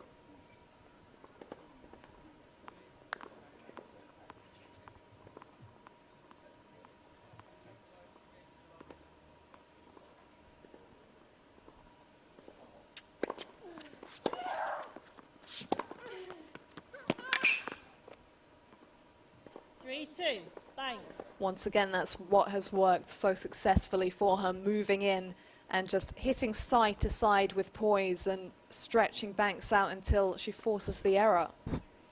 Absolutely, just hitting within herself but managing to get a little bit more width on those ground strokes.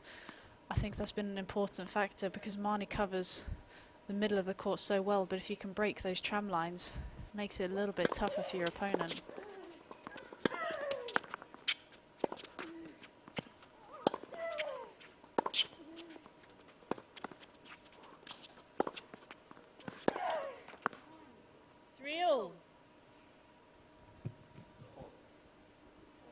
Well, the mini breaks even are going back and forth. The momentum isn't really swinging in either direction early in this match tiebreak.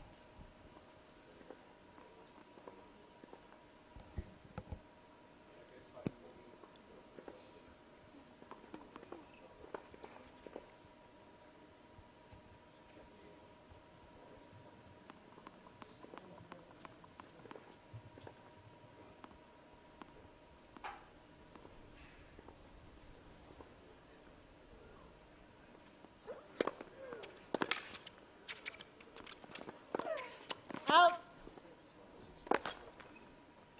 4-3, Arbuthnot. She's not holding back here, Banks, targeting those corners, and obviously it's not going to pay off every time. I think that's the way she wins this match, though, staying aggressive, and that's what won her that first set. But obviously errors do come when you're trying to press and be aggressive, so it's important that she doesn't get deterred from what she's trying to do just because of that error. Out.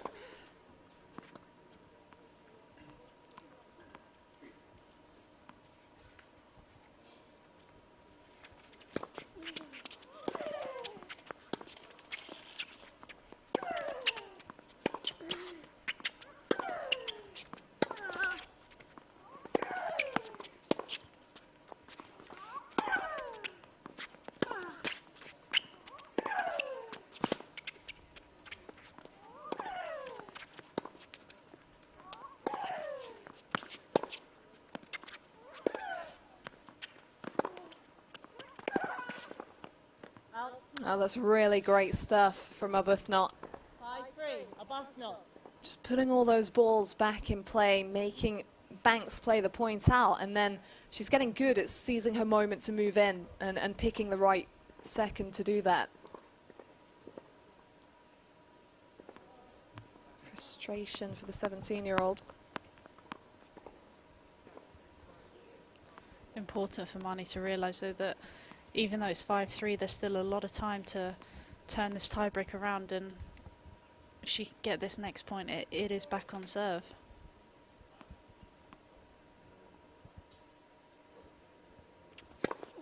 Out.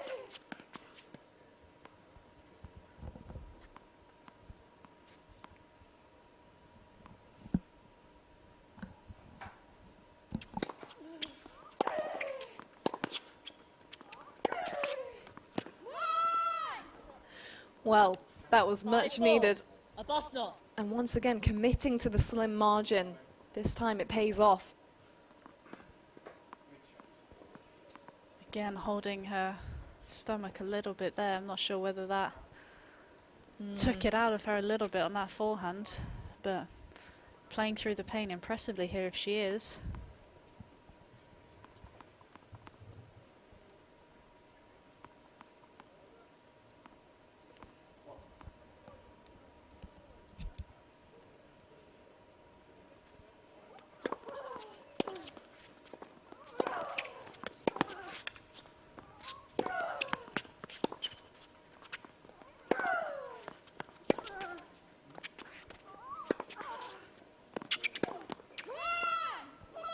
Well, she's right back in this, 5-all. even with that apparent pain in her side. Pushing through and committing to the game plan that has worked for her throughout this match. Do you think it'll be enough now? That's a good question. I'm giving you the opportunity to change your prediction while you still can. Do you know what? I'm gonna stick with my prediction, I think. There's a high chance I will be wrong, but I will stick with it. I guess worth the risk when it's the number 4 seed.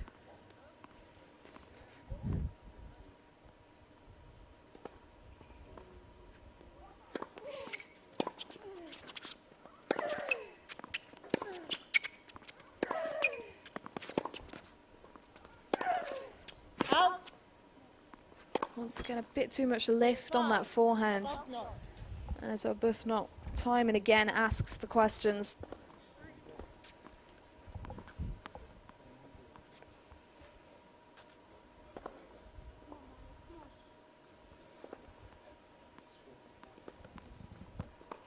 The consistency with which she plays, the way she hits the ball and choosing when to come in, reminds me a bit of Sophia Kenin, who won the Australian Open. Do you see that?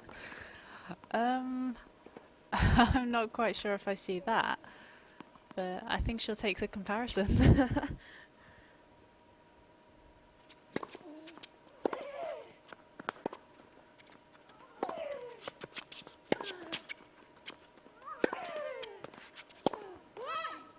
6-all.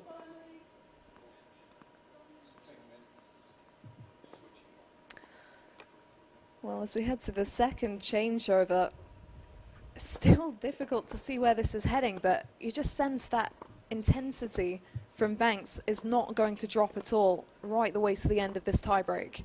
No chance. She is going to be on it every single point, and you can tell that even though she was a little break down in that next change of ends, she was just on it every single point, and she realised that I'm not giving her an inch here, and she's managed to fight her way back to 6-all, and this match should just go any way.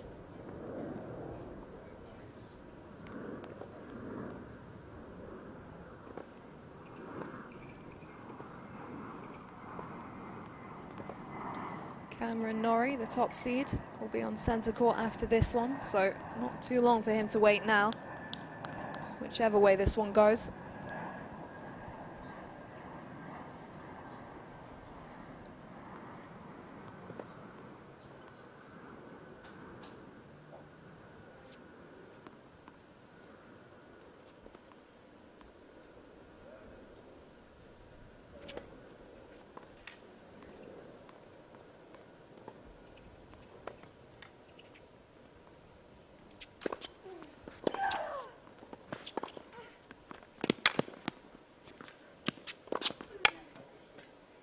Getting so comfortable finishing with that smash. She's been using that forehand down the line as well, hitting it heavy. It's been the real thing that I think has made the difference, and finishing off really nicely with that smash.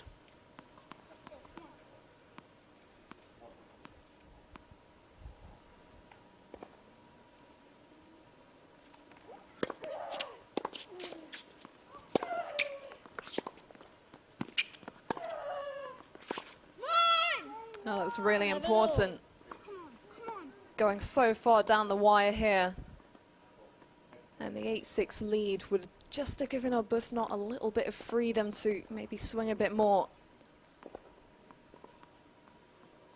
7-all, still tight as anything.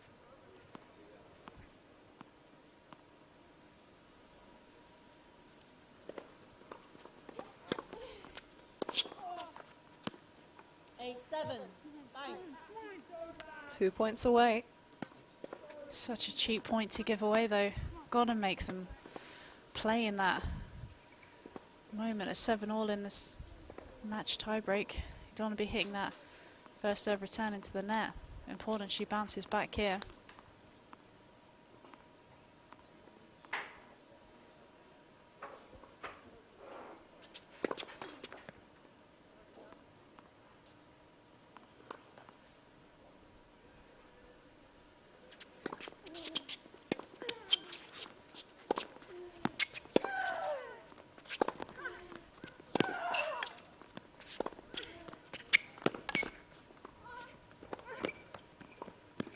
Once again, these repeated patterns from Arbuthnot. Time and again, she goes back to what's been working and so effectively opens up that court. Great short volley, just to ensure that Banks is no way getting under that.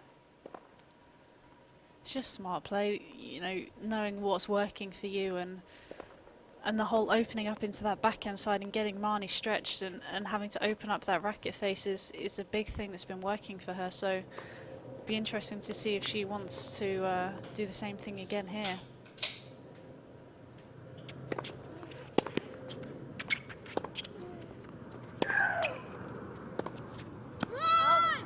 And the match point goes the way of Banks. That was a crucial moment in this tiebreak. And she has the opportunity to close this out on serve. You can see that she's still holding her side there, but pushing through. If she can just land a big first delivery here, it might be enough.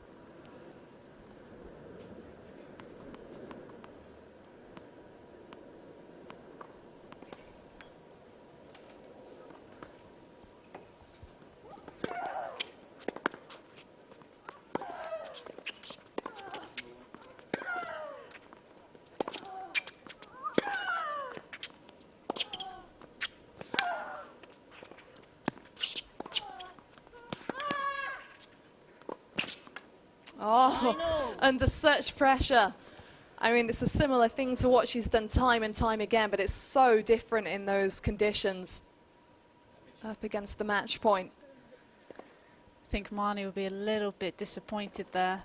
Just was standing so far behind the baseline compared to what she's been doing. It would have been nice to see her really go after that match point, but she let Emily back in, and Emily didn't let go once she was hitting those ground strokes. Do you think she was hoping for the miss there, just hoping it would be given to her almost? It did look a little bit like that. I think on those big points, you really have to go after it and be the one that's brave. And they do say fortune favours the brave, and that proved that with Emily. She was the one who really was aggressive, even though she was match point down. Well, we're back level at 9-all. At this point, it is the first player to move 2 points ahead who will come out the champion.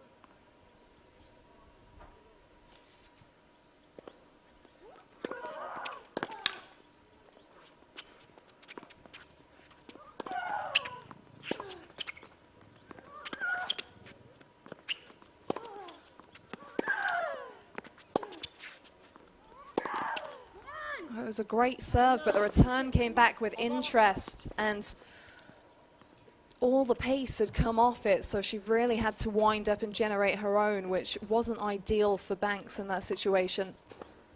I don't think Marnie was expecting that return to go back in the court. I don't think she could have hit a much better serve, and instead was in with 2 feet of the baseline, and Emily was back in the point, and she did so well. Managed to wriggle the point out from Marnie. Match point on serve for Arbuthnot now.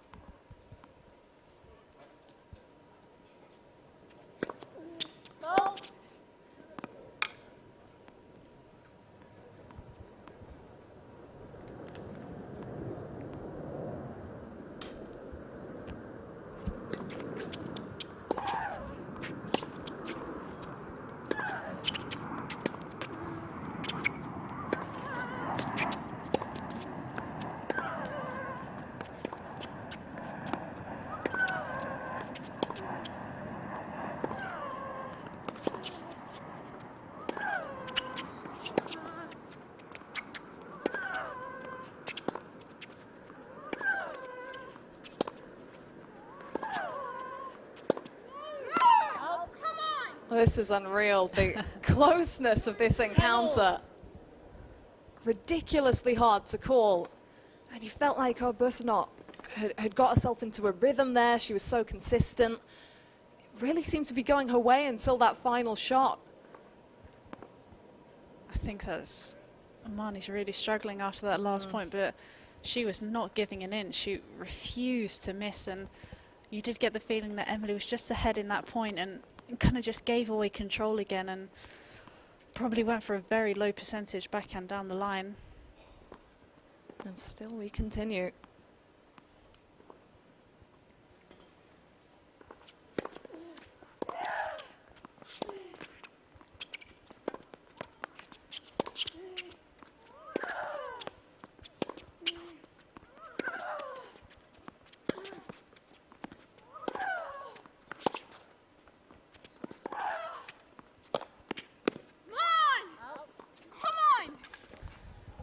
Well, once again, it's a match point on serve, and once again, it's a miss that Arbuthnot really wasn't forced into.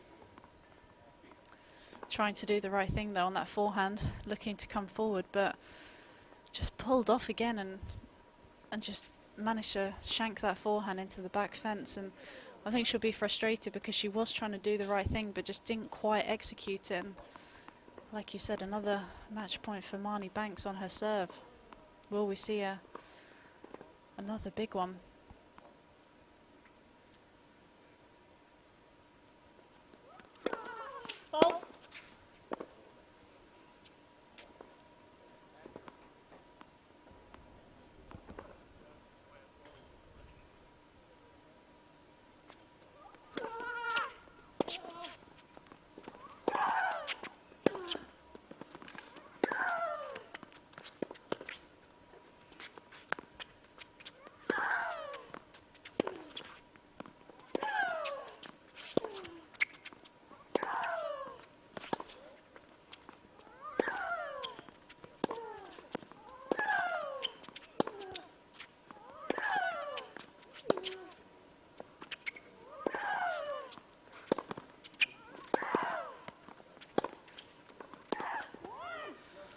right on the baseline. Out.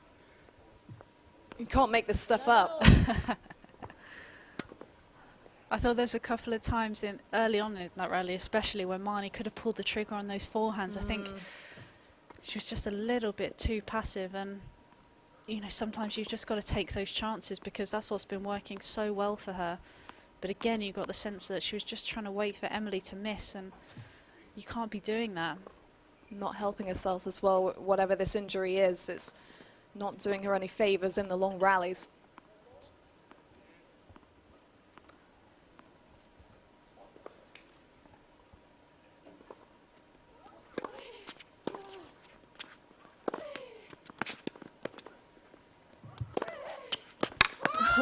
Slides off the back line. 12-11. Thanks. I think Arbuthnot told herself to stop pushing it there. I think so. She was pushing it a little bit, but I think Marnie would be a touch frustrated that that wasn't what she did on the match point. She really went after that one, and I really want to see her do that now. She was looking to use her forehand really well, and it was nice to see her finish it off at the net. Match point on the return. Let's see if this takes even a little bit of the pressure off.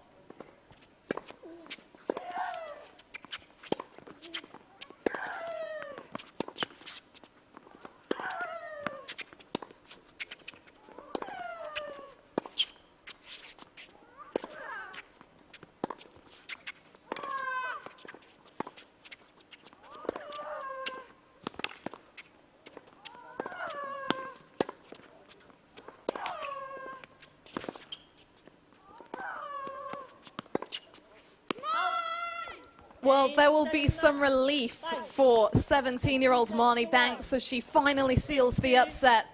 A dominant start, but she seemed in some pain towards the back end of that match and had to save a match point. Some really lengthy rallies, but overall, that's a result she's got to be so pleased with, Anna. Absolutely. I think, you know, honestly, she's bent over double. I think she has worked very hard for that victory. It'd be interesting to see whether the injury is going to affect her later on court. Hopefully it won't. But an impressive performance knocking out the number 4 seed. Be interesting to hear her thoughts about it, but no doubt she'll be extremely happy.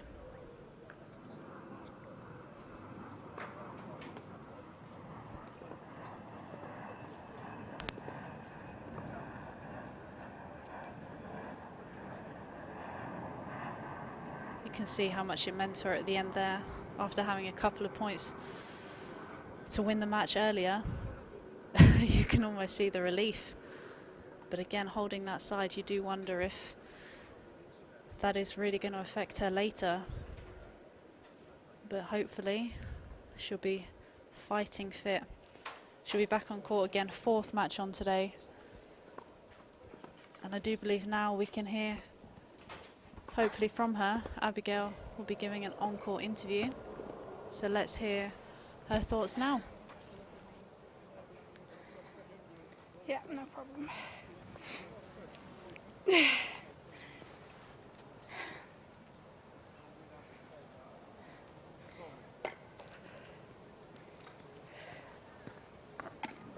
Congratulations on moving through. That turned into a really tough contest after a more straightforward first set. What did it take to come through today?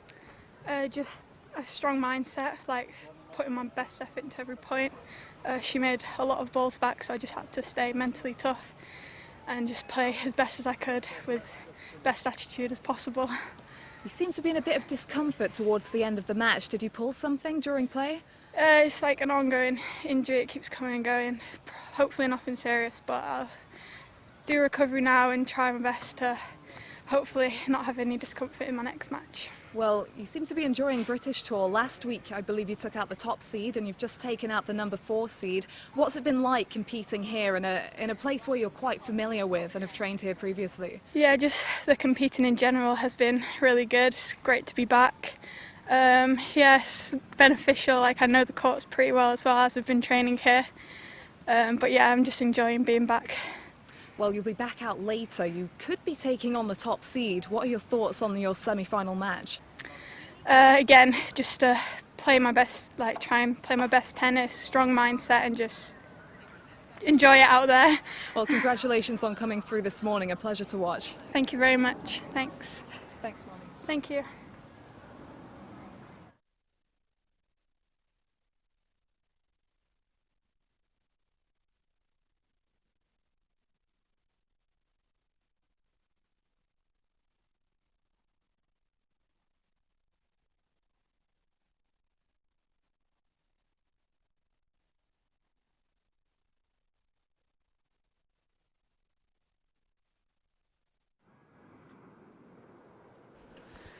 And that was a great win for Marnie Banks over the number 4 seed, Emily Arbuthnot. She will be back on court again later. Last match on centre court for her semi-final. Just in a few moments, we'll be joining the men's semi-final. Cameron Norrie, our number 1 seed, is taking on Aidan McHugh, and Rob Curling and Abigail Johnson will be taking you through that one.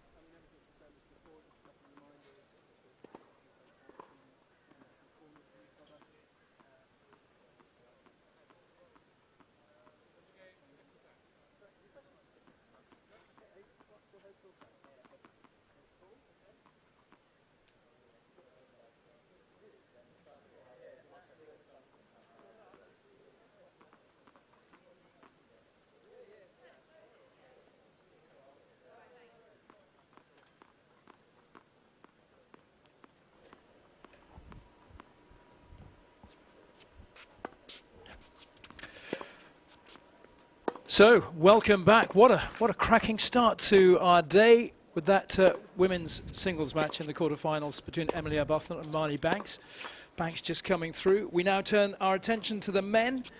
The first of our semi-finals between the number 1 seed here, Cam Norrie, and Aidan McHugh. Rob Curling here with you alongside Abigail Johnson. Abigail, what a cracking match for you to start the day with. My word, what a contest. That's one of the longest match tie-breaks that we've seen, and once again 17-year-old Marnie Banks coming through. She took out the top seed here last week, so she's really on a roll with these upsets, and hopefully the little injury that keeps flaring up for her won't cause her any trouble later on. Indeed. So, can the men match that one for excitement here? Cam Norrie, obviously the number 1 seed here. He's been at a career high 41, just below that right now. And the British number 3 as well. So he's having a great week here. And it's good to see him competing here at this level. He really wants to get to some competition under his belt. We were talking to Leon Smith just yesterday, who was saying that Cam just wanted more competition before maybe we start moving into the international tournaments, which hopefully will start happening next month. Yeah, and he did get a little bit of competition actually in his last match. He had a very straightforward first round against Ben Jones, but in the quarterfinals, Mason Recchi really gave him the runaround. 6-4, 6-2 he lost, but it doesn't do justice, I don't think, to how close that first set was. But again, you know, Norrie in scary form. He's so solid off both wings. And Recchi, as much as he went toe-to-toe with Norrie, was really struggling to find ways to finish off those points with Norrie, you know, such a great mover. So it's going to be interesting what Aidan McHugh can do to actually break through that wall that Norrie creates. Yeah, I wonder what sort of trouble he can create for Norrie. Aidan McHugh, in his opening match, he was up against Joshua Paris, and I felt in many ways that match set the tone for the tennis that we've seen so far this week. It was terrific standard and a really close-fought competition. But he's 19 years old. He's been up to 461. Again, a little bit below that right now. Single-handed backhand. Great joy. Can't see enough of those. Absolutely, yeah. It's always great to watch. And, yeah, when McHugh finds his range on that backhand, it's a really great and effective shot. Worth mentioning, actually, McHugh's now 20. He actually had his birthday during his first round match against Joshua Paris. So it was a bit of a relief, I think, for him to come through that one, because he was pushed really close at times. Like you say, a lot of these guys playing well above their rankings in this tournament. And, you know, it's a great environment for them to do that. It's an exhibition event. And, yes, there's good prize money here, but there's no pressure with the ranking point situation. And if ever you're going to really swing and have a go against a top player, this is the place to do it. Yeah, it really is. So it would be no birthday celebrations for Aidan McHugh. Darren Michaels is our umpire. Umpires have really had their work cut out this week, calling the lines, because no line judges, no Hawkeye, and the players have been going for the lines in all the matches. Oh, they really have, and I think we'll be seeing a fair bit of that from Cam Norrie. You know, forehand and backhand, he likes to open up that court and run his opponents around. And yeah, McHugh's wheels will come in handy, I think, because he's a decent mover himself, and he'll need to be sharp in this one, because I think openings from Norrie will probably be few and far between now he's come through a fairly closely contest quarterfinal. Yeah, for McHugh, it's a great opportunity to just see where he's at, where his game sort of matches up with the higher ranked players, and see what he needs to build on, and to see what sort of problems he might be able to put Cam's way. Yeah, absolutely. He's got all the potential, you know. I did speak to him briefly yesterday, and I said, what's the game plan? How are you going to break through? He said, well, I guess we'll see on the day. So I'm not sure if that was, I'm not quite sure yet, or I'm not going to tell you. So maybe he does have a game plan, but, you know, I think he just needs to make sure his consistency is there, because the thing with McHugh is that he can have a really great level, but we saw in both his first round and actually when I was watching part of his straight sets win over Henry Patton yesterday, he can be at a certain level and be in front and be looking comfortable, and then he throws in a loose game, and that's the kind of opening that you can't afford against a player like Cameron Norrie, who's going to be so sharp and ready to capitalize on those opportunities. So if McHugh can keep up the consistency, he will have chances here, but you know, that is the key, to be at the same level all the way through the match. Yes, indeed. And I mean, you could forgive him for perhaps being a little overawed with an opponent of the stature of Cam Norrie, bearing in mind what Norrie has achieved. Well, I mean, to be fair, these two have actually practiced together quite a lot, so in some ways that might be beneficial to McHugh, because he's a bit more familiar with the game style. But then you can look at it from the other direction and you think, well, you know, Norrie is so experienced, and so if he does have a good knowledge of his opponent who's ranked several hundred spots lower than him, that might help him to really get going quickly in the match and not give McHugh too many openings. So it could go either way. It could be beneficial to both players, to be fair, and if they are really that familiar with each other's games, it could make for quite a close contest. In a way, it's interesting, isn't it? Even though there have been some fairly big gaps in rankings, as we've seen in some of the matches this week, on court, actually, that gap isn't nearly so obvious. No, exactly, and I think it's just a testament to the fact there is so much depth in the game at the moment, and, you know, most of these guys, you know, right the way down to the 1000s and the rankings, they can hit a really good ball, but it's about composure and how you are able to sustain your level, how you respond in the big points and in the big moments, and how well you can finish the points. And Cameron Norrie is the man to test how well you can finish the points, because he is everywhere on that court. Isn't he just? So it's going to be Aidan McHugh to get the first of our men's semi-finals underway, day 3 of week 2 of the LTA British Tour. And what a tournament this has been.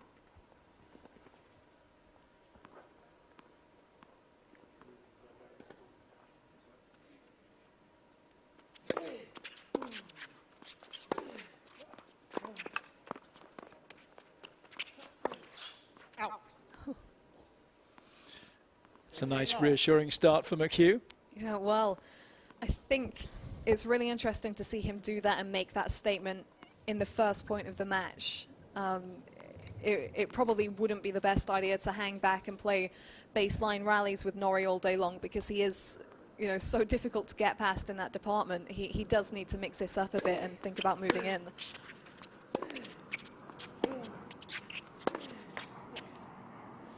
It's a dangerous balance, that, though, isn't it? It's a very fine line of, I mean, especially against someone like Norrie, if you do start to move in, you are really leaving yourself open to being passed.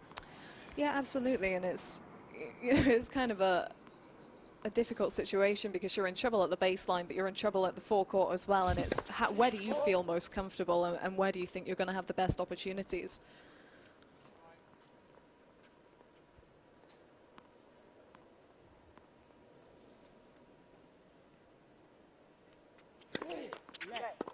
Second set.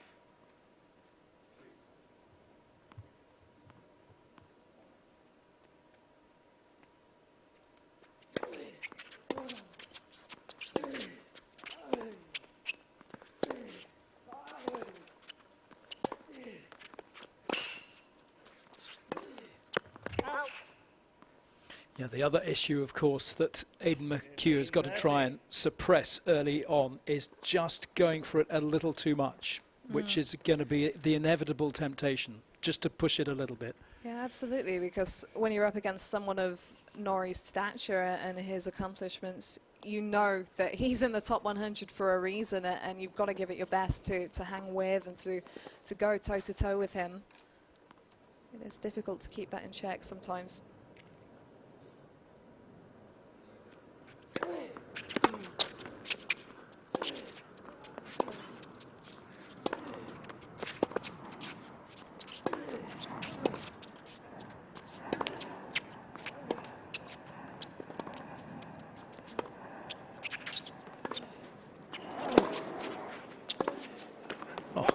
Oh, that's super play from McHugh. I mean, you need a bit of confidence to play that kind of shot from the backhand. That was a great angle. Really fantastic. And I was thinking throughout that rally how I like how McHugh's getting around that forehand with his positioning. Even early on in the rally, you weren't quite sure which way he was going to take the shot. And then that final forehand flattened it out, found the mark. Really good stuff. 30 all.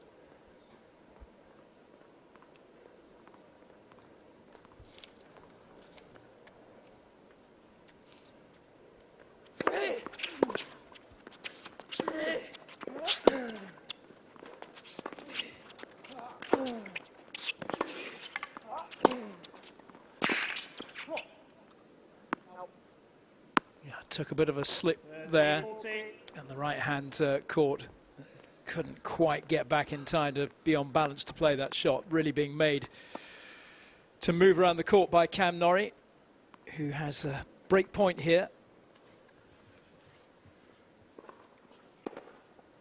Yeah, that's the effort it takes on the back foot against Norrie. He is really going to stretch you out, and it's a good job for Aidan that he's as quick on his feet as he is, or he might have been out of that rally a little bit sooner. I think he did well to get his racket on the final ball, to be fair.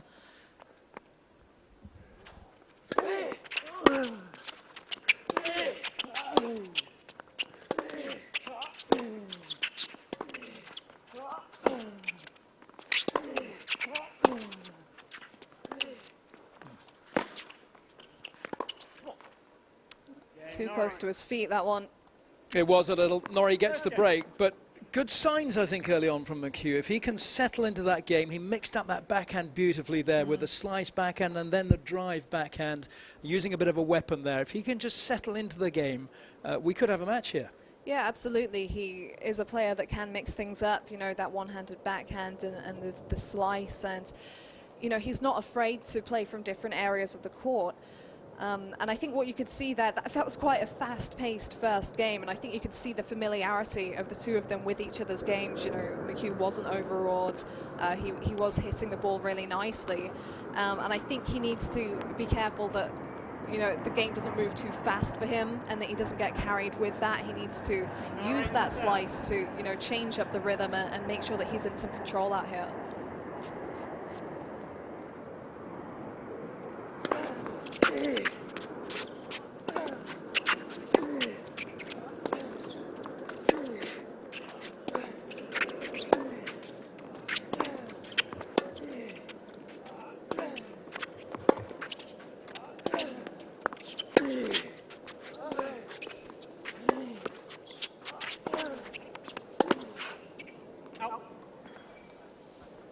Got an interesting backswing, hasn't he, on his forehand, Cam Norrie? It sort of, it does something. There's a little bit of extra movement put in there. Yeah, it's like a spread wing of an eagle or something. It's yeah, it's quite unorthodox, I think, his backswing, and yeah, the way he sets up for the shot.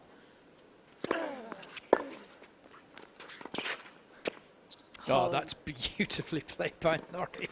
Wonderful touch. He's so quick into the net behind that serve as well. And then just getting that angle from 0 feet over the net. We've seen a lot of that this week. We've seen some really impressive net play from all the players this week. But, of course, Norrie is really good at his touch play.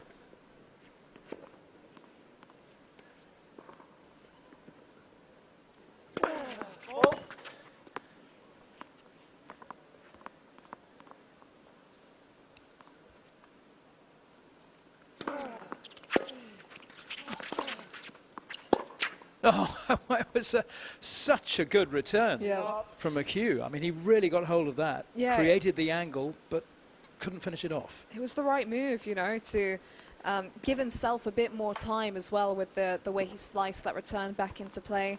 And, you know, it was the right follow-up shot to go for, but the ball just came too quick.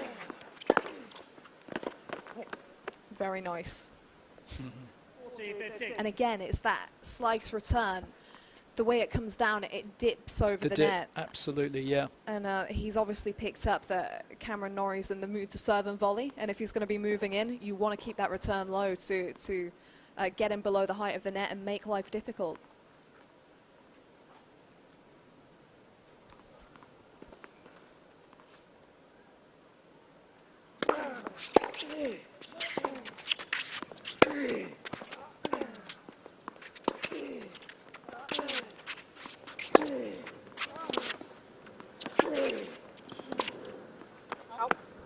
Good play from McHugh, moving his opponent around, going behind Cam Norrie. I think he was expecting the ball to come down to his forehand side. It's still game point.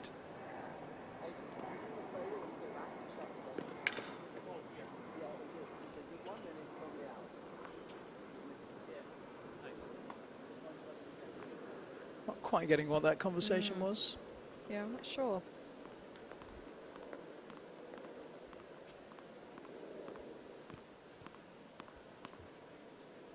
Yeah, but McHugh, I think, feeling his way nicely into the match. I think he's just asked him to shut the gate at the back of the court. It's like park tennis, isn't it?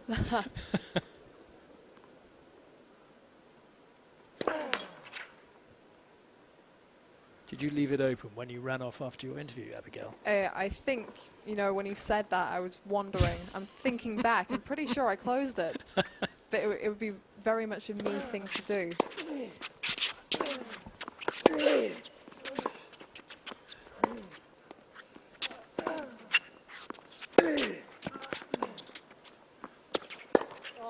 Oh. Yeah, it's a shame. And that's the difficulty when you have to play those shorter balls against a player like Norrie. You don't want to give yourself a load of margin because then Norrie's right back into the point, and he just tried to overhit that one. I think, you know, it's difficult to go down the line because the net's higher at the sides, but it was definitely more open for him, and he wouldn't have had to go for as much if he chose the down the line option. Yeah, he's got to try and think clearly, hasn't he, McHugh? And that will be difficult when he's got an opponent of this standard opposite him. So he serves here, McHugh, at love to.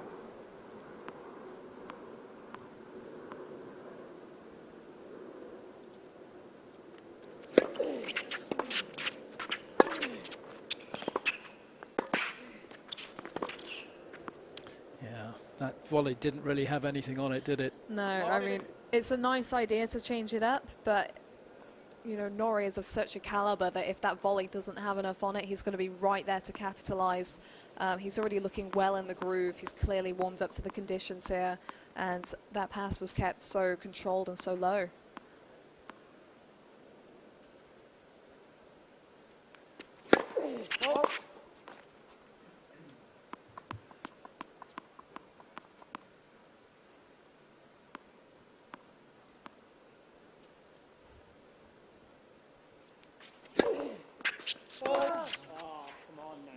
Well, I'd be asking the question as well, I think. It was a very close one. I saw it in. Now you've said that, I have the confidence to say the same. Yeah, I'm not surprised. Particularly, you know, when he's already down on the scoreboard against a player who, you know, you can't give him a middle-of-the-box second serve. You have to go for a bit more on it, and you want to be able to have the confidence that you can go for it and be able to hit those lines and, you know, have it called good if it is. But, I mean, it's such a tough job in the chair. It really is.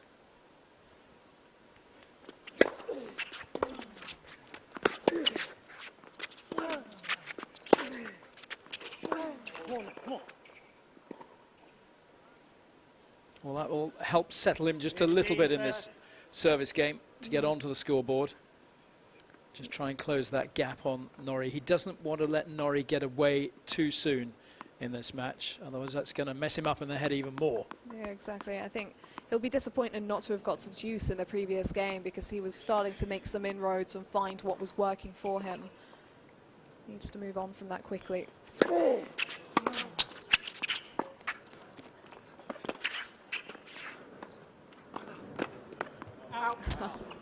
Well, well played.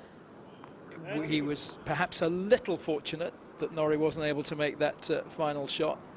Yeah, it was a close one, but again, you know, less than 3 games out here, and we've already seen McHugh try so many different tactics and mix it up, and you know, it's not going to work every time, but at least it's unpredictable, and at least, you know, he is making Norrie do the running. You know, he was on the back foot there because he'd been dragged up to the net and he was a little bit off balance.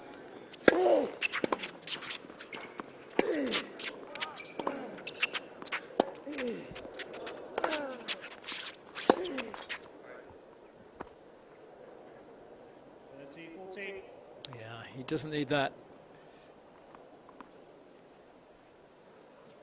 So that's another 2 break points for Cam Norrie. And McHugh needs to work out something here.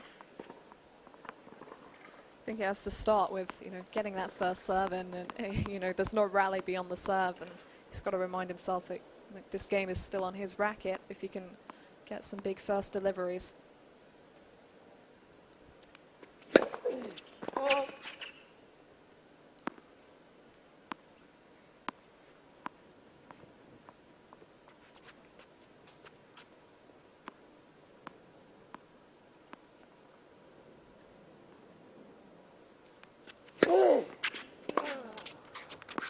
Come on now, come on!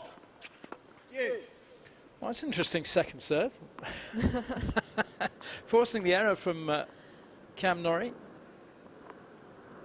Yeah, Hitting the ball long, and McHugh now giving himself a good chance. Yeah, he has to go for a little bit more on those second serves, you know, and he was so unfortunate to miss that first serve. You know, it was barely outside the service box, so good that he had the confidence to, you know, go for it. Left.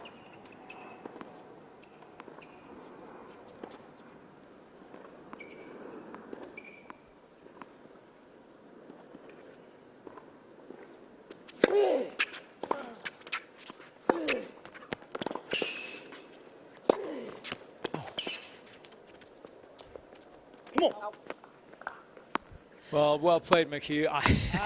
You feel, having seen the way Norrie retrieved that, whether he should have gone back behind Norrie, but it's easier to say that now, having seen it. Do you know what? I think that was exactly the right play from McHugh, and it's probably a bit worrying for him that Norrie still managed to get under that smash and almost keep the rally going, because technically he had done enough there to win the point on a winner.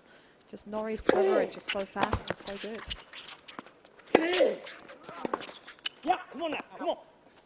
Well, that's terrific. A real good comeback from McHugh. He kept it together mentally, played some great serves, some great shots, and he's got on the scoreboard, and that's such a good and important settler, nerve settler for him. Yeah, I think that's really impressive, the way he powered through that game, you know, when there was the deficit, and, you know, found a way through and didn't hold back from going for those big serves, even when, you know, he was missing by fractions. He kept at it, and that's what he's got to do. You know, if he's going to attack, he has to go all out, and great to see him moving up the court and, you know, not letting little things deter him and put him off. You know, there will be hits and misses, and Norrie is going to get more balls back than most, but you've got to take that in your stride and produce the game plan that's ultimately going to win you the match, as opposed to hanging around and waiting for gifts to be given to you, which, you know, they're going to be few and far between from Cam Norrie. It's a second semi-final this year for Aidan McHugh. Made the semis in the GB Pro Series in Barnstable. And last year claimed his first ITF title in Singapore, which would have been a tremendous boost for his career. Yeah, absolutely. I've seen McHugh about at several ITF events and occasionally at challenger level as well, you know, just making his way up the ranks. And I've always said, for someone like McHugh, you know, he's got a lot going on in his game, he's got a lot of options, and for players like that, it takes a little bit longer sometimes to take the steps up and to develop.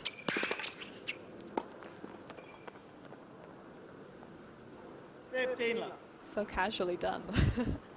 Just flicks it cross court.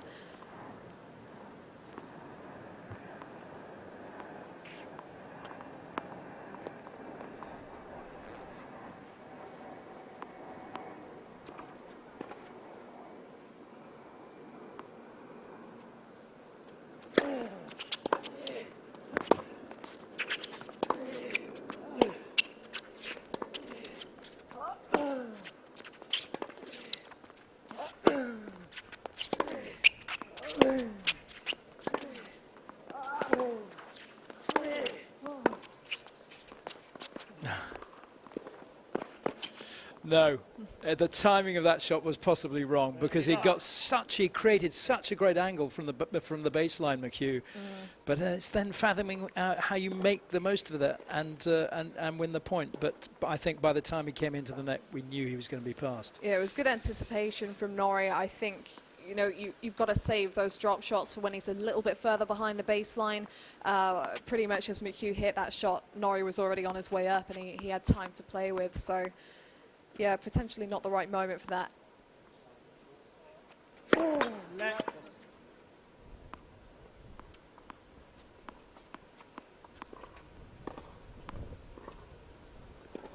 Oh.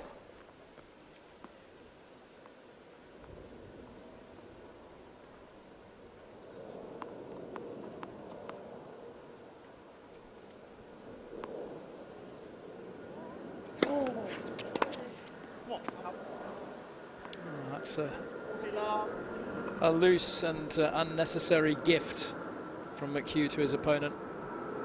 But again, it is those fine margins. When you get a second serve against a player like Norrie, who isn't going to hesitate to step up, you want to take the point into your own hands and try and get on the front foot, and it is difficult to get the balance right sometimes.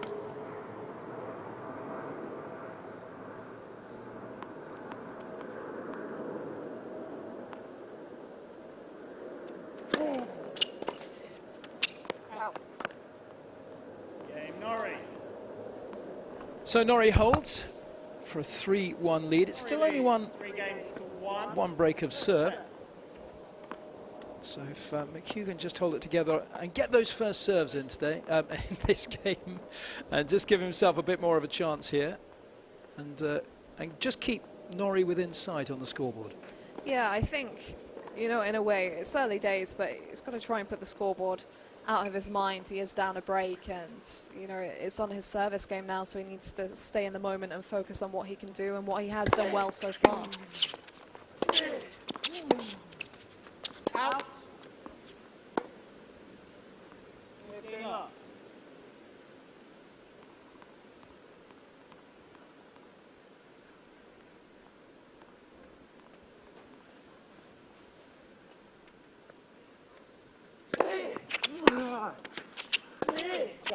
Oh, that's a superb shot from McHugh. A whipped forehand cross court, and Cameron Norrie was just left standing still.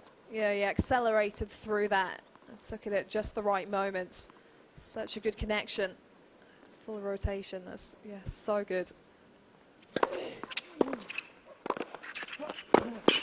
Out. Well, for the first time, he's really putting Norrie under a little bit of pressure as he serves here. McHugh. Yeah, I like that a lot, the way he ran in and sped up the pace of the point, you know, with that serve and volley. It was such good control, and you know, even with Norrie's court coverage, he did not have much time to get across to that ball and made the passing shot very difficult for him. 3 opportunities now to close the gap.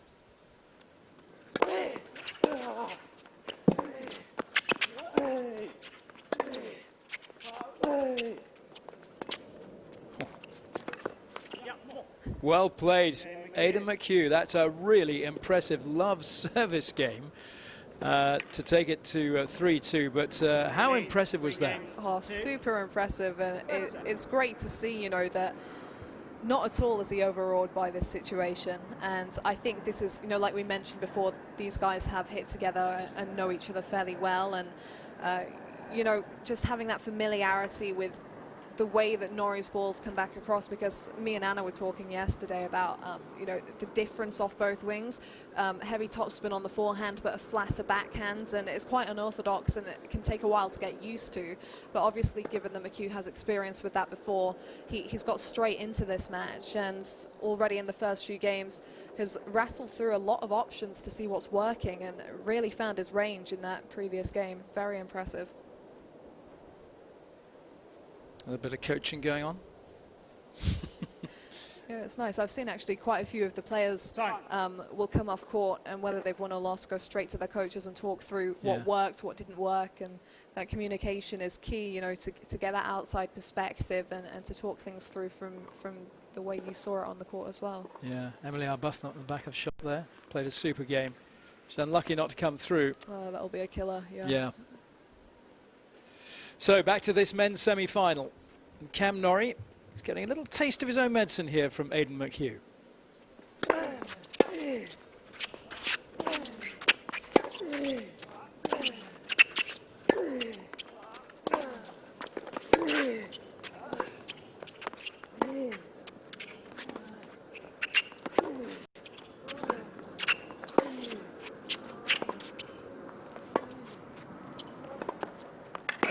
That is an impossible angle, surely. 15 love. Yeah, that was crazily good from Norrie. And, you know, the approach from McHugh wasn't bad. Let's just watch it again. He comes up, but, you know, he didn't quite have his split step in time to get ready to cover that court. And for Norrie, though, to be able to anticipate that that space was going to be there, you know, with such a short amount of time on his hands, that was really good touch from him just to knock it cross court.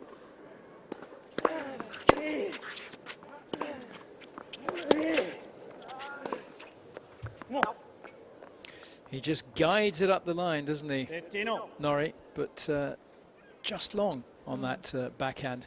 It's interesting. It's quite so different from his forehand with that big swing, that big backswing. He really pushes that backhand, doesn't he? There's very little backswing on it at all. Yeah, and very flat as well, which can make shots like that one, you know, he was a little bit further into the court. Doesn't have as much margin for error because there's not as much spin.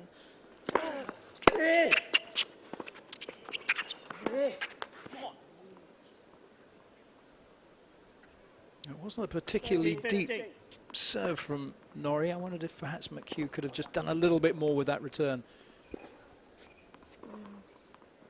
Yeah, it's a bit difficult to anticipate the serves, though, and where they're coming.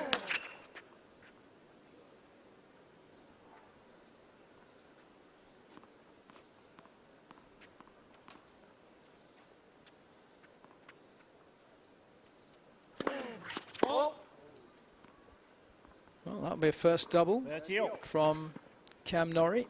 And Aidan McHugh will take every gift he's offered. Exactly, and like we said before, you know, he needs to have that sharp mindset and focus to be ready to take advantage of any slight opening that comes his way, because the difference between players ranked lower down and players in the top 100 is, you know, they know when to peak for the right moments.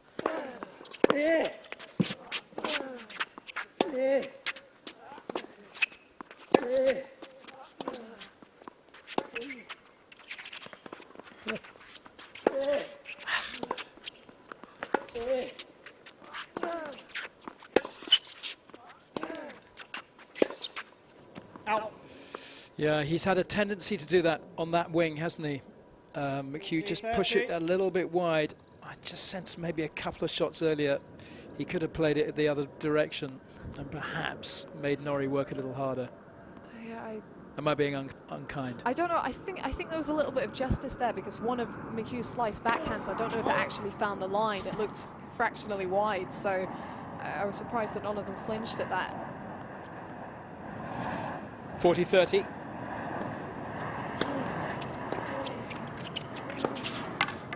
Oh, that's bad luck, but that is the skill of his opponent. Wrong footing him, and Norrie just checking that McHugh is okay, and he's fine. You know, he took that backhand so early, and because it's so flat as well, he got right down for that, and that's taking so much time away from McHugh. Seen a little bit of slipping this morning. Obviously, the courts are very dry, but I guess if the you know, if you're being wrong-footed, quick changes of direction, inevitably that's going to happen. Yeah, exactly. It's the unbalancing, and you know, tennis is so stop-start that you know inevitably there are going to be those slips at times. Well.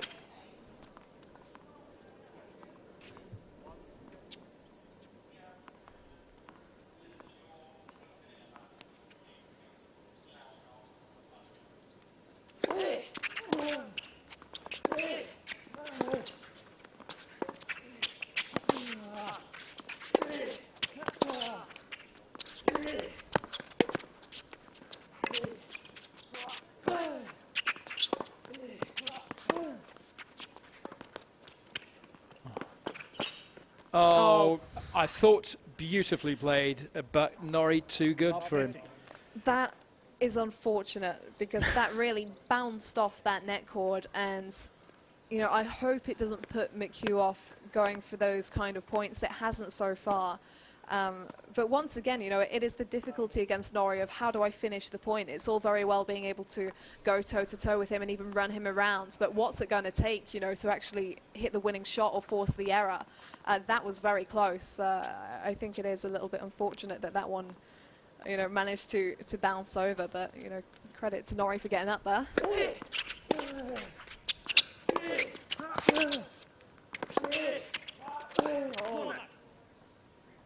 Well, he's come back there. 15. And yeah, those drop shots, particularly from the baseline, I mean, they've got to be so good.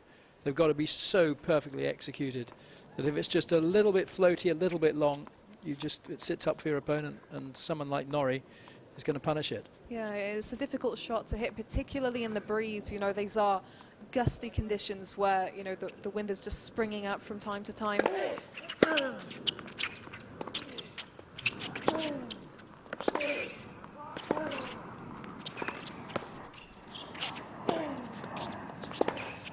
Out. Just out. He did well to reach that previous forehand. 15-30. Really stretched there, McHugh. The short angle kind of backfired on him a little bit because once Norrie was up to it, he responded by throwing his own over, and McHugh had already started recovering, so he was a little bit off balance. Is he content to be playing from the baseline? That's where he's playing most of his tennis at the moment, McHugh, or is he just being forced back there, do you think? Yeah, I think, you know, he's on serve at the moment, so if he wanted to, he has the ability to come in behind the serve or something, but, you know, he seems comfortable with the striking and the exchanges. It's about how he's going to be able to finish these points.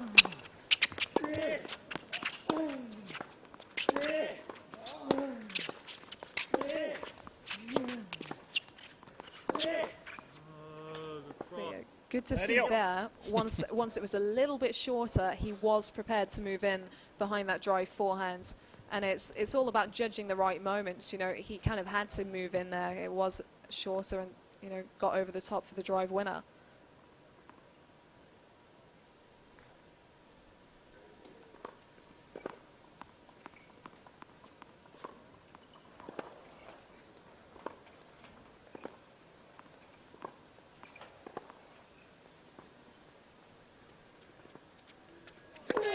Fault.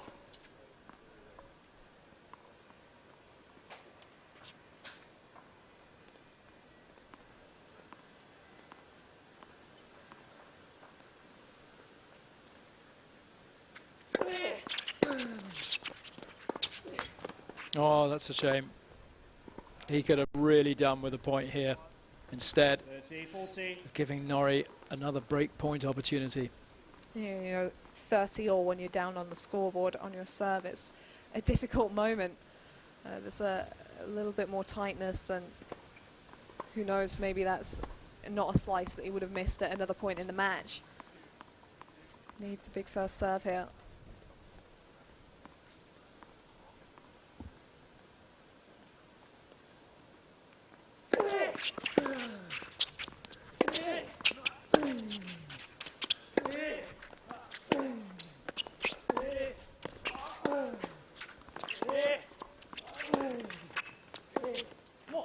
Game Norrie. Well, Norrie imposes himself once more, and that's a pretty healthy 5-2. 5-2 lead in this opening set. He hasn't looked too troubled so far, the #1 seed. Yeah, this is what top players like Norrie can do to you. I mean, he is the world number 77 at present. He's a good 400 or 500 ranking spots higher than McHugh. And you can see that McHugh has very little difficulty in going toe-to-toe in the rallying. You know, he has a lot of different looks in his game that he can use to mix things up. But the thing with a player like Norrie is that he identifies those key points to be absolutely present for, and he nails it, whereas someone like McHugh, you know, he has all this talent, but it's just a little bit tougher in the wider scheme of a match to bring that level at every single point. And, you know, just a couple of loose points at the back end of that game that Norrie was able to take advantage of, and things had started looking closer, but all of a sudden that gap on the scoreboard is pretty big. Time. So what should McHugh try and do now? Change things around a little bit in the way he's maybe mixing up the shots a bit more, or has he been trying that anyway without success? The thing is, he's on the return now, and if he was serving, I'd say, you know, maybe try and come into the forecourt a bit more, because that had worked a bit for him. But, you know, at this stage, Norrie has the double break. He'll be hoping for some second serves, and really he just wants to be putting as many balls in play as possible. You know, the longer the rallies extend, the more opportunities he's going to have to bring out some craft and hopefully just make Norrie as uncomfortable as possible. But not when that happens. Not when that happens. And there was a little cheeky disguise from Norrie as well there, as if he was going to perhaps play a deeper forehand. But cruel. Yeah, he just makes it look so effortless, and that's got to be quite demoralising, you know, when you're putting so much effort in, and then Cam Norrie just comes and peaks at all the right moments. Out. But you heard McHugh's reaction there, you know, the little come on, and he's still engaged. He knows that every point and every miss is an opportunity for him here.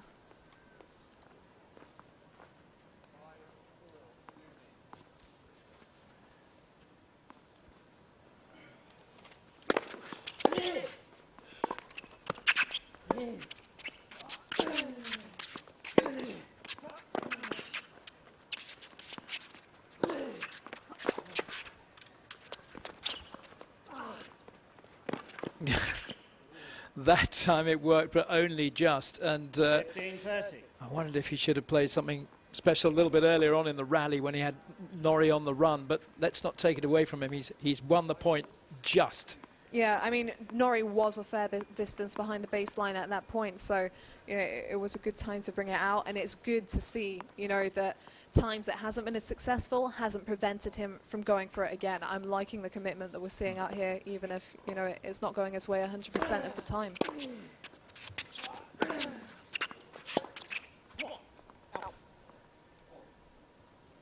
Well, Well, that's just a little loose backhand.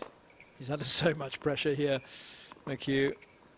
And as Abigail was saying, Norrie's making it look all rather easy.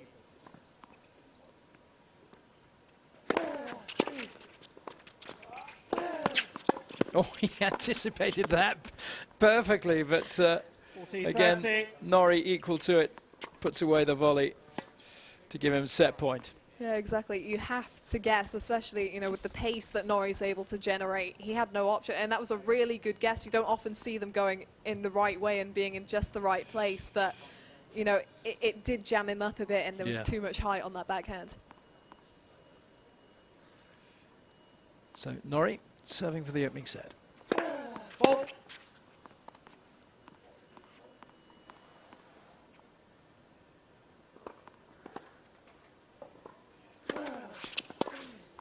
Game and first set, Norrie. 6 games to 2. So Norrie closes it out quite comfortably. He's had one or two things to contend with, had to think about a little bit. Aidan McHugh has done his utmost to try and trouble him, but Norrie's been too good for the bulk of this match so far. Yeah, with a player like Norrie, I don't think you want to catch him this deep into the tournament because he's, you know, he had Battle of the Brits here a couple of weeks ago. He's had 2 matches this week to be able to, you know, get into the swing of things, get comfortable, deal with the match conditions. And then he's got Aidan McHugh, whose game he's very familiar with. So there's a lot that McHugh's up against. I think he, you know, made a decent showing in that first set, and it's got to be a killer, you know, when you produce some quality tennis like he did and only get a 6-2 set from it. He's really got to think about, you know, what do I do now? Do I come into the forecourt a bit more, or do I just stick with what I was doing and make sure that it's at a more consistent level?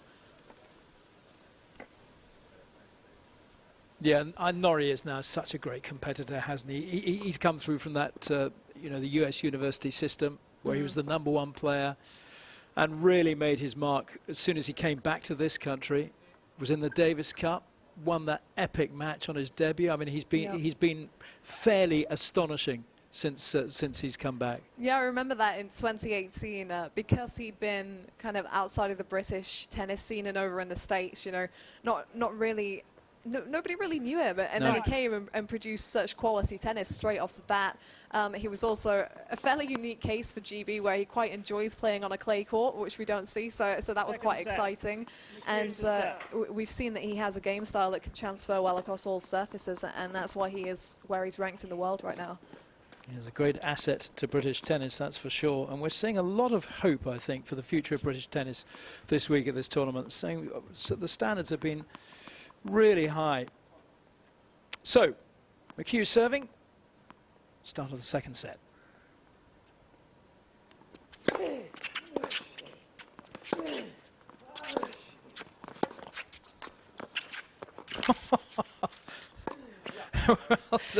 Wow. Well, look, you've got, you know, you deserve some luck sometimes, and just make the most of it.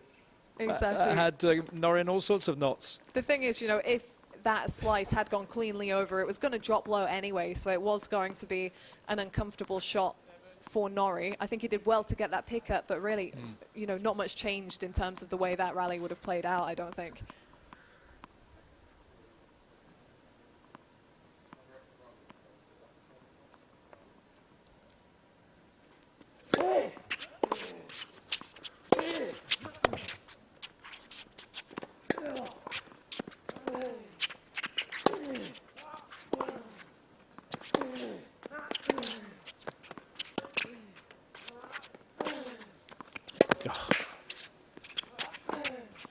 Well, he did so well, McHugh, to chop that one back from way behind the baseline, but Norrie then on top of the net is able to put it away. Just the timing of his shots, you know, McHugh is trying to turn the tables and push Norrie around, but he picks the exact right moment to strike the forehand up the line. And, you know, it's so difficult to anticipate where that lefty forehand is going anyway. Really made life difficult for McHugh at the back end of that one.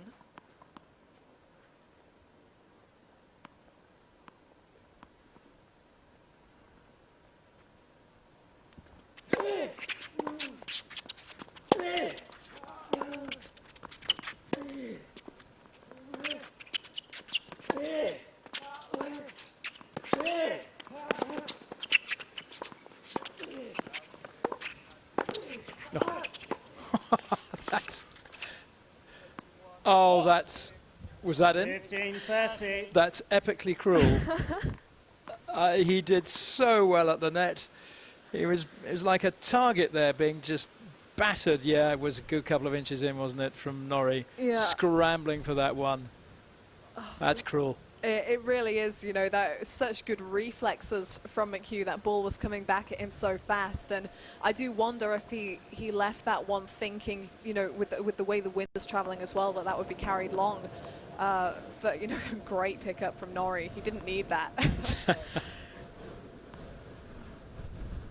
15-30.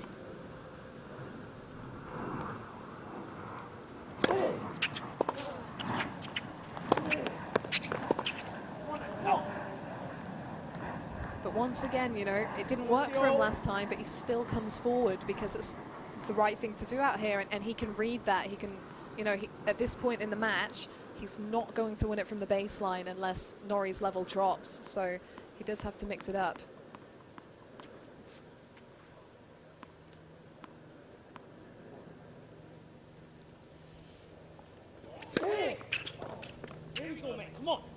That's a terrific serve. I mean, it's going to have to be that good every time. But to get out that wide, really push your opponent wide, that's a real winner.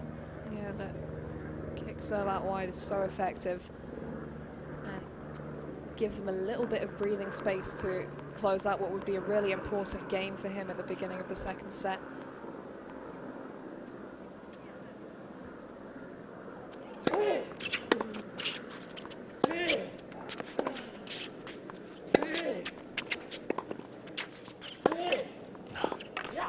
That's a really well constructed point from McHugh. This game, second set. And a terrific opening service game for him in the second set to get him underway.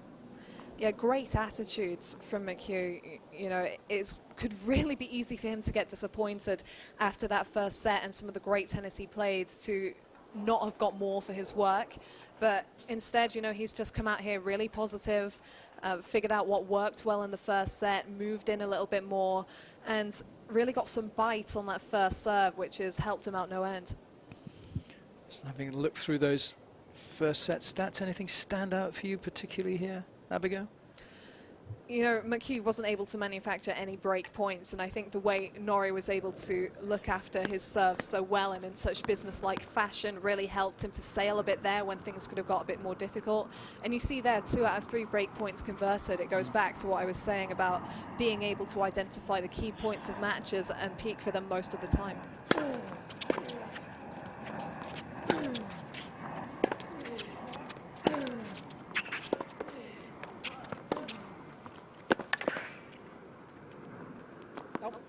Well, good retrieving from McHugh. 15 love.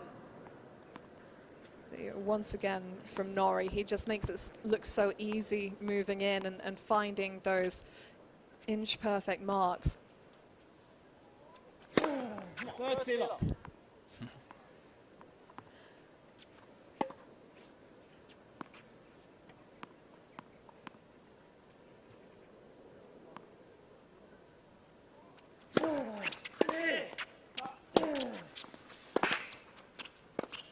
Oh, didn't need to play that, Cam. 30-15. Oh, it's a tough one to judge. You know, it was still dropping. It could actually have caught the outside line. And I don't think he was going to get behind it in time. So, to be fair to McHugh, decent judgment on the pass.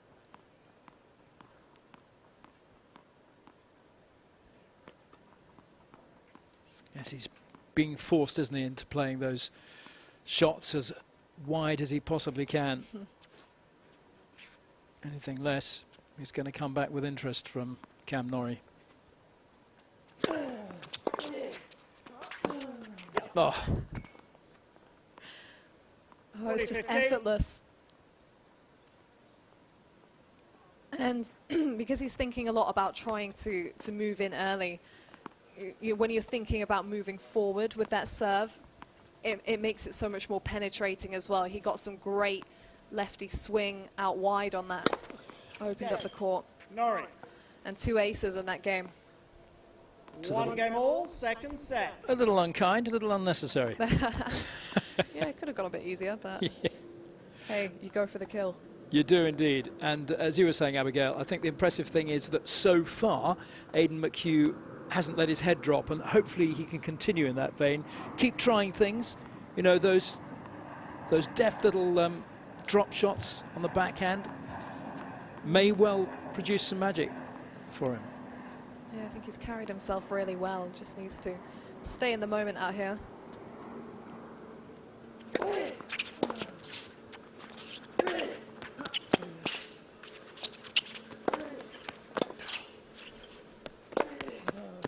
That's terrific. A real taste of his own medicine for Cameron Norrie at that point.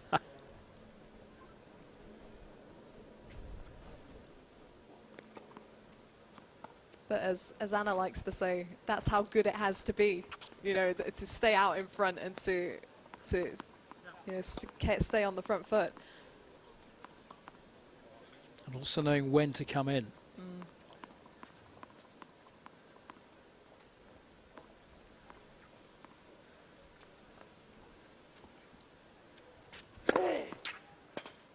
Steady, love.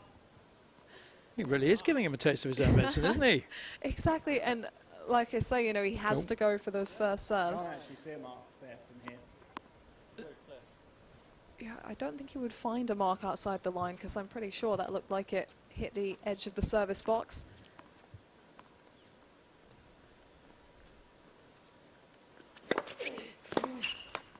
Well done, McHugh.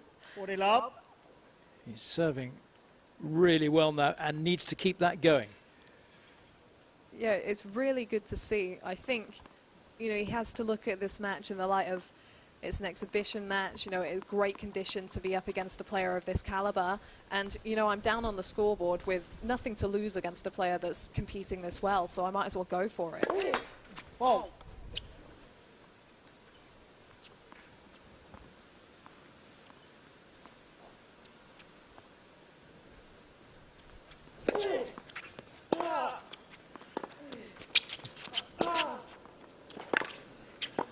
Huh. 40-15. Just that breeze getting up a little bit again here, which won't help the server particularly, certainly on the ball toss. Yeah, But look at that, he did so well to retrieve that, I thought.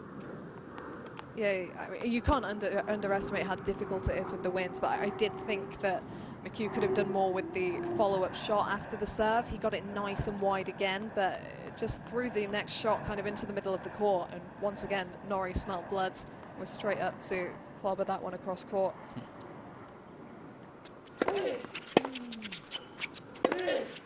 Jane McHugh, new balls, please.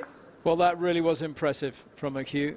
And He leads 2-1, second set. Norrie First set, Norrie. was appreciating the quality of that shot as well from McHugh, who moves ahead, albeit on serve in this second set. But we were talking about the quality of tennis this week, Abigail, and saying how good it's been. But above and beyond that, it's also the brand of tennis that I've really enjoyed. The way the players haven't just been trying to belt, you know, 6 bells out of the ball from behind the baseline, but they've been mixing it up. They've been trying the drop shots. They've been doing serve volley. And it makes for a great form of the game to watch. Yeah, absolutely. I think everyone likes a little bit of old school and, you know, the serve and volley. And the serve and volley particularly is something that we didn't see as much of because over the years and recent years, court speeds have got a lot slower. And it's just not as effective, you know, when you had the fast courts. If you nailed a big first serve, that return was going to be coming back quite slowly and it gave you time to get up. Whereas, you know, the returner has a lot more time on their hands now.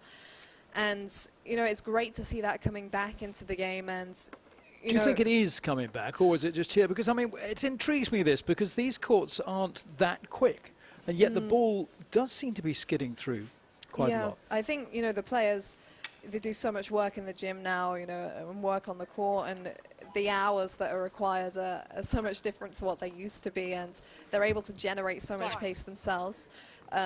You know, to go back to the question before, I do think it is making a comeback. I think that, you know, with the men's game, we've always seen that sort of thing a bit more. But there was a real period in the women's game where it was big baseline hitting. That was what was thriving. And So I think, one-dimensional. yeah, exactly. In recent times, with the likes of Bianca Andreescu and other players that can mix it up, we've seen a real comeback of the old school game.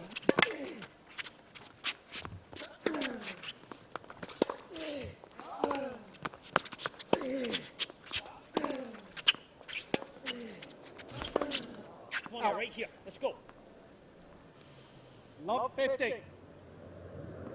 He knows he's got chances here. Yeah, he does. That just crept over the net, didn't it? That backhand slice.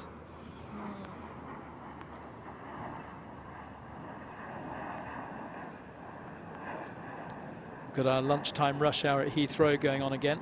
Just 8 miles or so down the road here. That's why you're hearing quite so much aircraft noise here in Roehampton.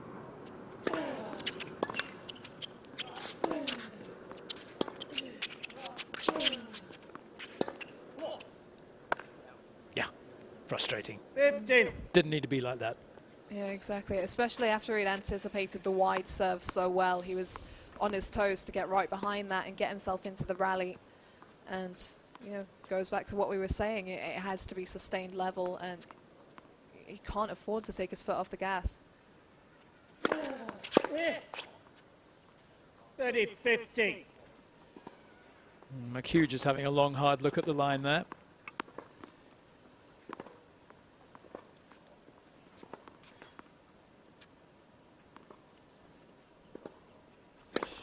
Full.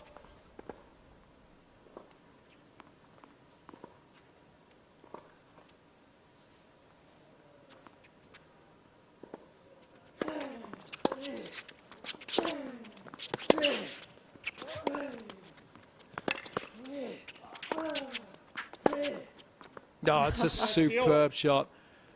I mean, that was worked beautifully. I thought he was under too much pressure there, McHugh. Yeah, it's great stuff. And clearly, you know, he feels comfortable enough to go for that kind of slim margin. A lot of players in this situation, I feel, would be too tight to actually attack the lines the way McHugh is. But, you know, he's very at peace with the fact that, you know, that's what he has to go for to get places in this match. Out. 40-30.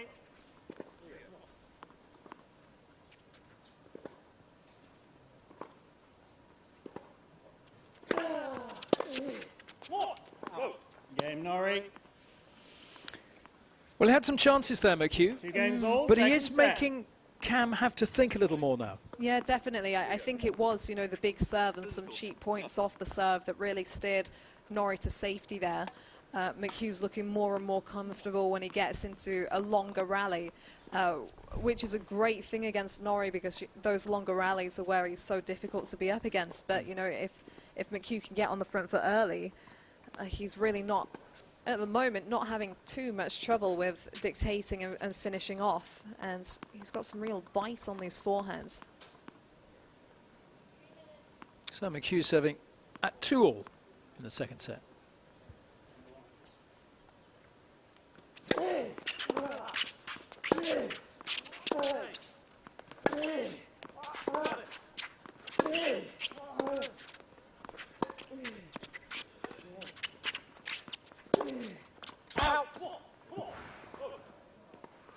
Love 50.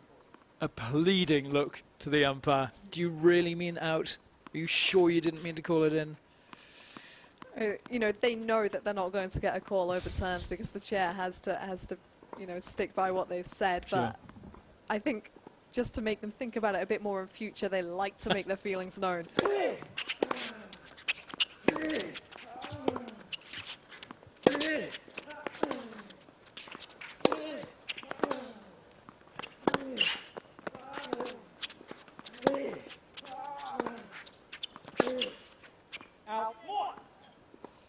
They're fine margins, Love aren't they? 30. I mean, the ball isn't, it's not going far out, but out is out. Exactly. And, you know, as we keep saying, he is being forced to play the ball as tight to the lines as he possibly can. And in many cases, he's getting it right. Yeah, he is being put under that pressure, you know, and I think he was kind of forced into the cross-court rally there just by the sheer pace of the ball that Norrie was hitting. Maybe it wasn't what he would have liked to do, but he went for it and he engaged with it, even if it was the slimmest of misses.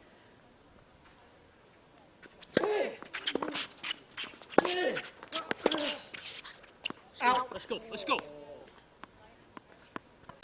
15-30. See, this is where he's been comfortable in the rallies, when it's on his forehand wing and he's able to come over the top of that ball and drive it from side to side. That's where he's most at home in this match.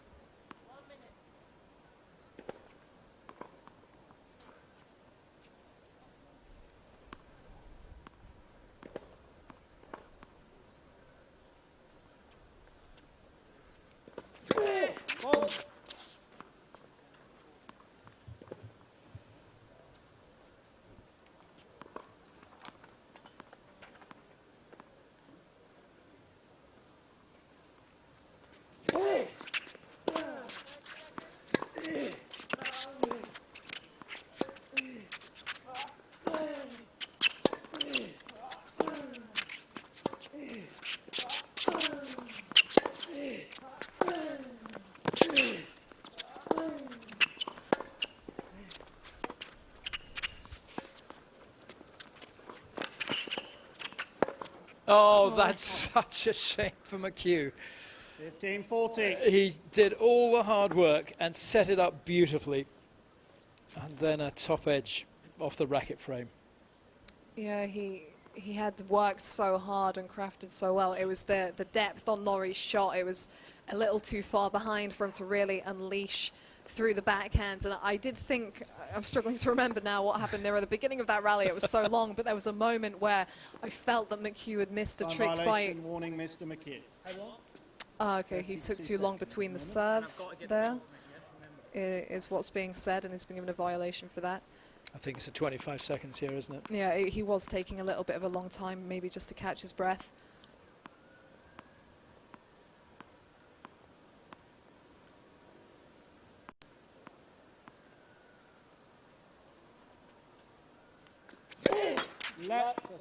It is so frustrating though when that often seems to happen at a big point, and he's 2 break points down here. Of course he's going to want a little bit of extra time to catch his breath.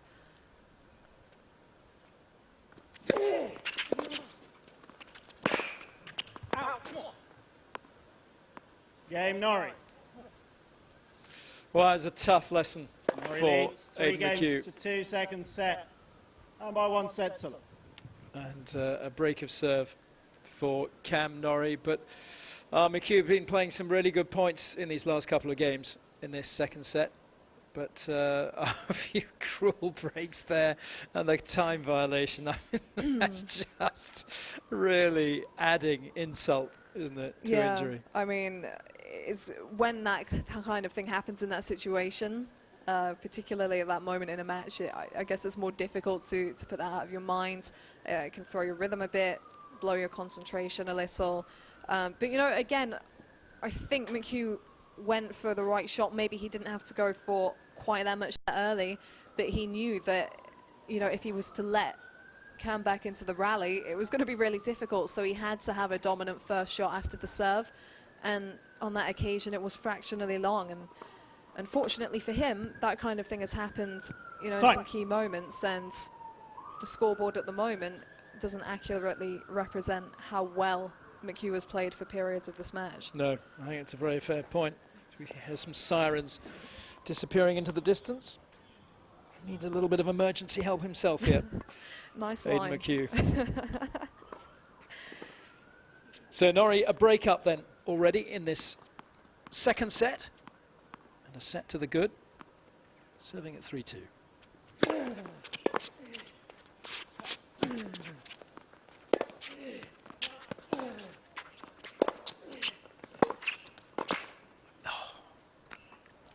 Once again, in the previous game, I'd started commenting about how I felt, you know, McHugh could have gone cross-court when he went up the line, and it would have put him in a better position.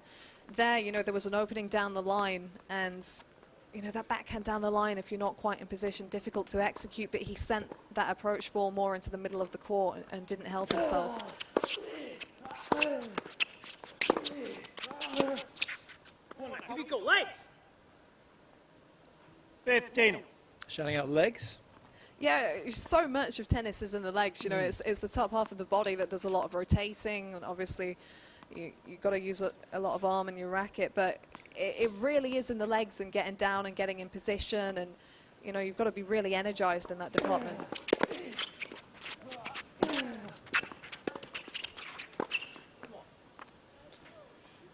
Norrie, 15.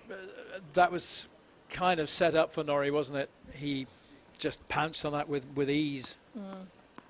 It's that element of disguise again as well. You know, you could see McHugh bouncing on his toes and trying to be ready, but when it comes to that forehand, you don't really know where it's going. Particularly when he's moved into the mid-court, he can really finish in either direction.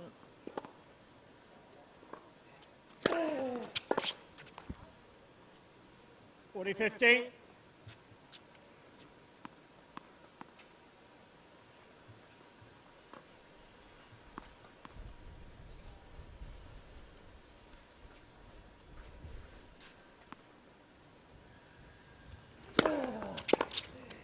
Out. Go Norrie.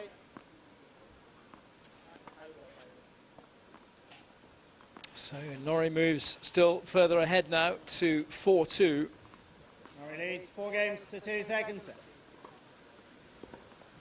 It's I wonder what McHugh can do here on his service game. Get that first serve going again. Yeah, I mean, that is a key thing, but it's difficult here because they're hitting so cleanly and so fast, and it has been a fast-paced match, which doesn't help McHugh in his position on the scoreboard, because it's going to feel like it's slipping away, you know, pretty fast, and if he's not careful, it will seem almost uncontrollably. So he needs to, you know, not take too much time, but take a decent amount of time to get ready, keep going for those first serves, and really, you know, just keep trying to do what he has done so successfully, just, you know, more consistently.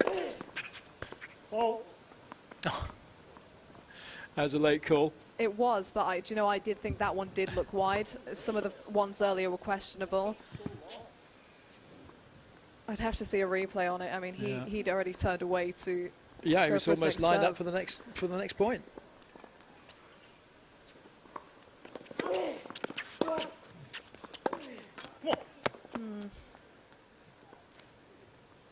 Love 15.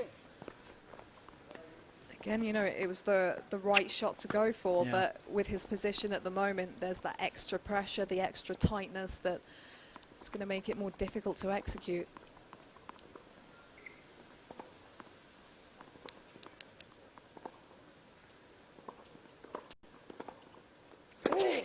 Out. 15. Well, he deserves a little bit of respite here, I must say, McHugh. Things just haven't gone his way the last couple of games. Calls going against him. And then the timing issue between points. But here we are, back on the scoreboard now, 50-all.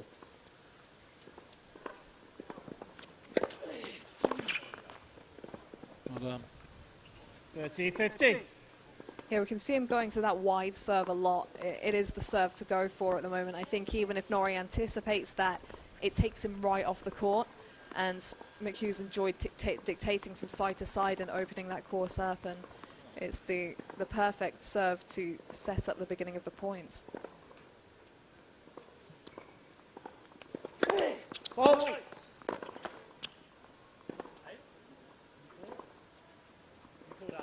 Yeah. Steve.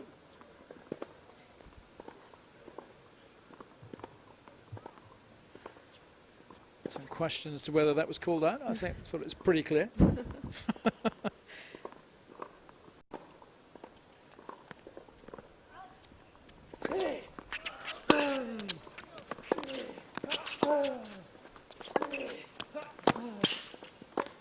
Yeah. That's what he wants to be doing. 15. Now, how did it work that time and it hasn't worked so many times in the past? You know, it is the slim margin. He did give himself a little bit more margin on those shots. It was still the same routine of side to side. But he didn't go for anything like incredibly flashy there. But at the same time, you know, the route is the first serve, and that first serve has to be so good to get Norrie stretched out enough that he can afford himself a little more margin. Ball.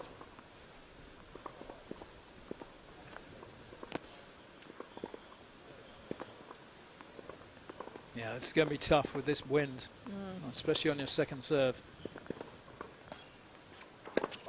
Ball. Oh, that's a shame. I really think everything is going against him that possibly could at the moment, including nature. Yeah, it's difficult because the wind as well, you know, isn't consistent. It's up and down. And so, yeah, it is difficult to take that into consideration when it's not always there. Still got game point, though, McHugh. Close the gap. Ball.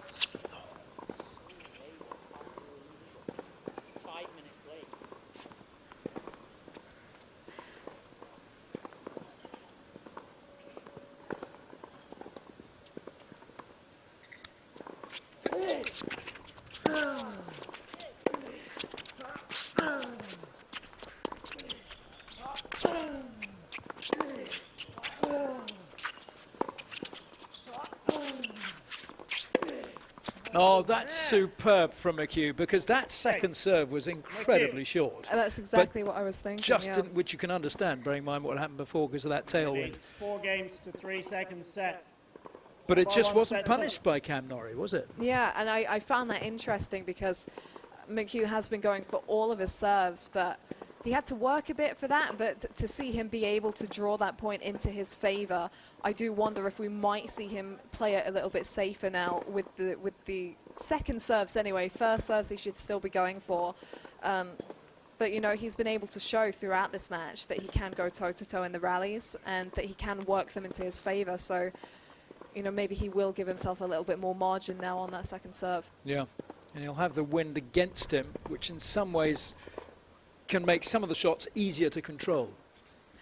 Yeah, it really does depend on the direction. And I think it's been interesting to see that Norrie today really hasn't seemed troubled by the wind at all. He mentioned actually after his match yesterday that he found the conditions tricky, and that might have played a part in the early stages of that match being closer than they could otherwise have been. So he seems to be taking that in his stride. But McHugh has been, I think, has been troubled by it on occasion, potentially with that double fault that we saw in the previous game. And, you know, with the different elements of the serve, it makes it difficult if it's, you know, not traveling in the direction that's going to carry it down faster. But a couple of really good points for McHugh in that previous game, which will hopefully boost his confidence and make him realise that if he plays it right, those can work, those tactics. But it's Norrie serving now at 4-3.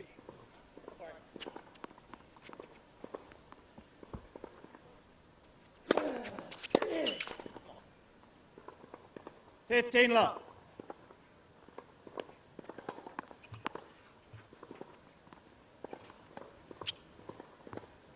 I think at this point, maybe McHugh wants to bring back the slice a bit again on the return and try and get some deep slices in play, because Norrie's getting a lot of cheap points on serve.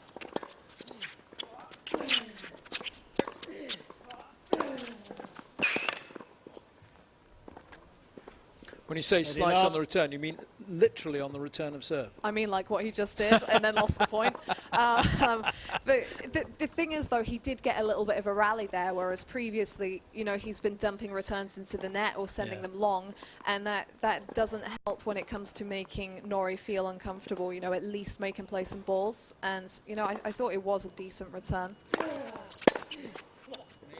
Whereas like that, he tried to hit through it cleanly, and it goes long, so...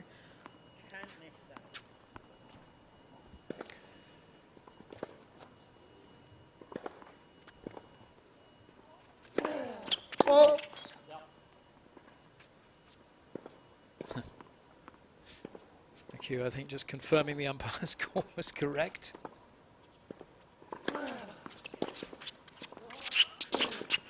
Game, Norrie. But it does need more depth on it. I mean, that drifted into Norrie's Norrie strike leads zone 5 games and to 3. put him in the perfect Second position set. to execute another blazing 1-2 punch. Yeah, you can see, look at this, how much these trees are swaying in the wind. That breeze is pretty strong. It's an Arctic breeze as well. It's coming down from the northwest. It's the cruelest of breezes because it feels like an autumnal day rather than the middle of summer. But it's how it affects the ball, which is the issue here, of course. Yeah, absolutely. And McHugh in quite a perilous position now and needs to take this point by point, serving to stay in it.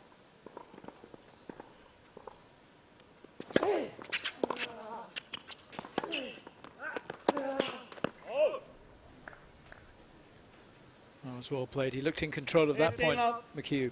He hasn't given up yet, has he? No, absolutely not. And the commitment that we've seen throughout this match has been really good. I feel like I've said it before already, but even though things aren't always going his way, he's keeping moving in. He's keeping his foot on the gas, and that's what we want to see.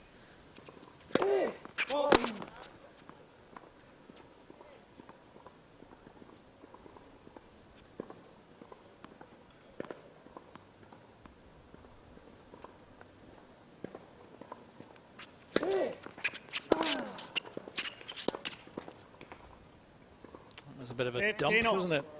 Yeah, exactly. And this is the kind of thing that makes the difference, because McHugh, you know, he did, like we said, did take his foot off the gas a little bit, it didn't follow through completely with the shot, and, you know, it makes all the difference. It can actually create some real margins. in the clash.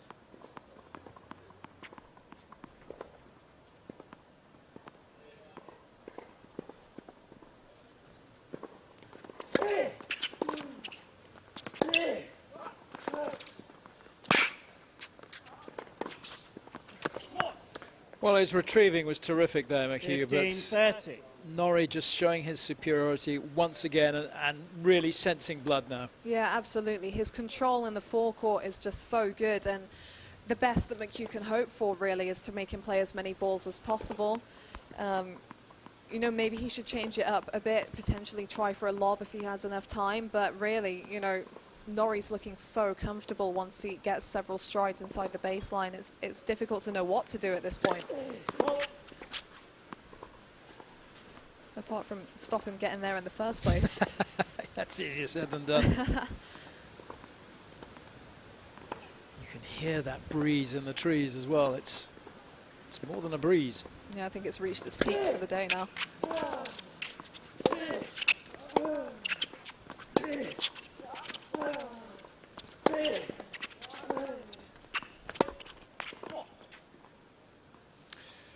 Well, that's 15-14. rather forlorn backhand from Aidan McHugh, who has acquitted himself well here.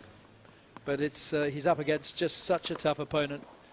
And it gives Cam Norrie 2 match points for a place in tomorrow's final.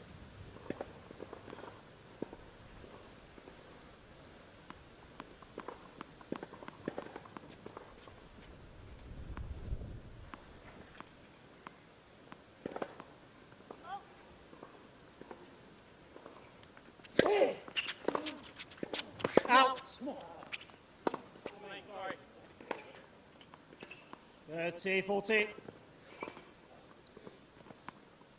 I'll have to wait a little bit longer for that. Still, match point, Cam Norrie.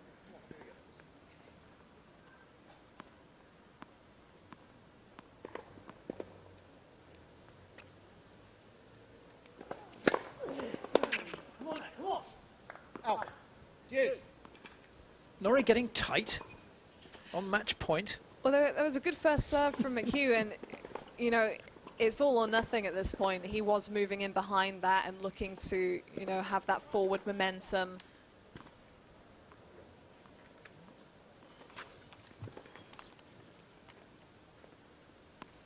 Yeah, if you can just squeak through this service game, McHugh, it would at least put Norrie through the pressure of having to think about serving it out and having it on his own racket.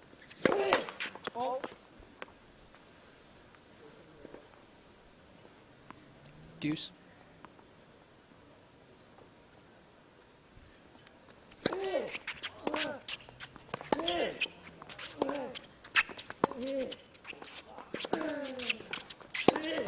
Oh, that's a terrific shot from McHugh. You'd think he's the one who's winning. He's playing with the confidence of a man who's up in this match rather than one who's facing match points. Yeah, it's, that off forehand was just brilliantly done, and the looseness of it as well. I feel like in this position, you know, he's on the brink, so he can afford to really swing it and be a bit looser with it, and that's when that kind of quality can be unleashed.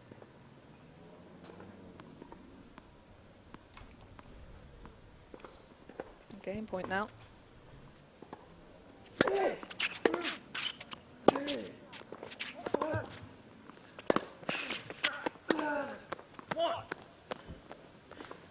So he swung everything into that forehand at the line because he was so far off court. He knew if Norrie got it back, he wasn't going to recover for it. It was worth going for.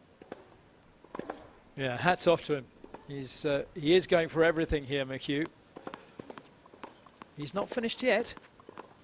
Serving at deuce.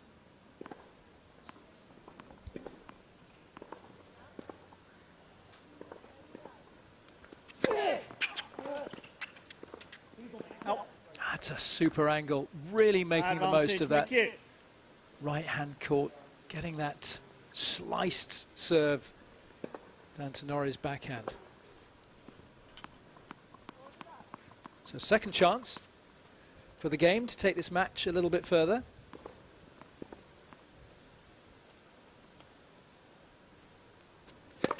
Fault.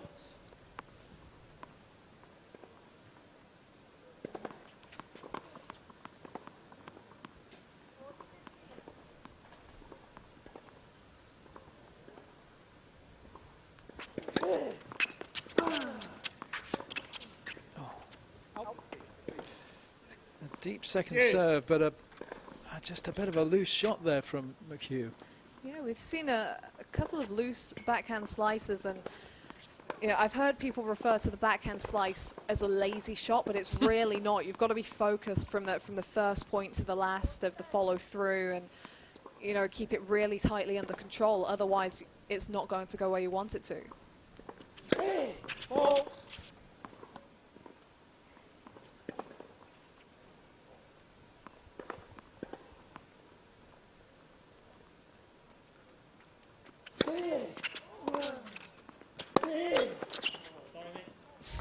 He Are you? apologising, but actually, I think it's about time he had a bit of luck on his side.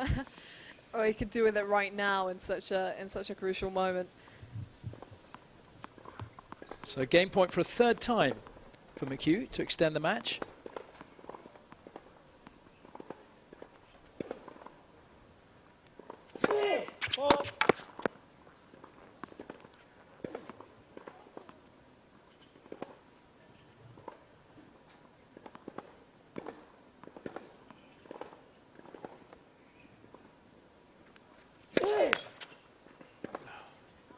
Hughes.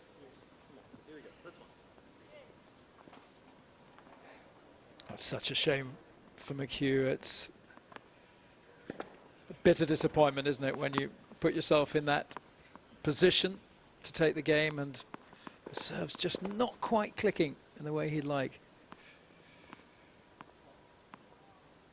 Going out wide here again? You'd think so. Or not.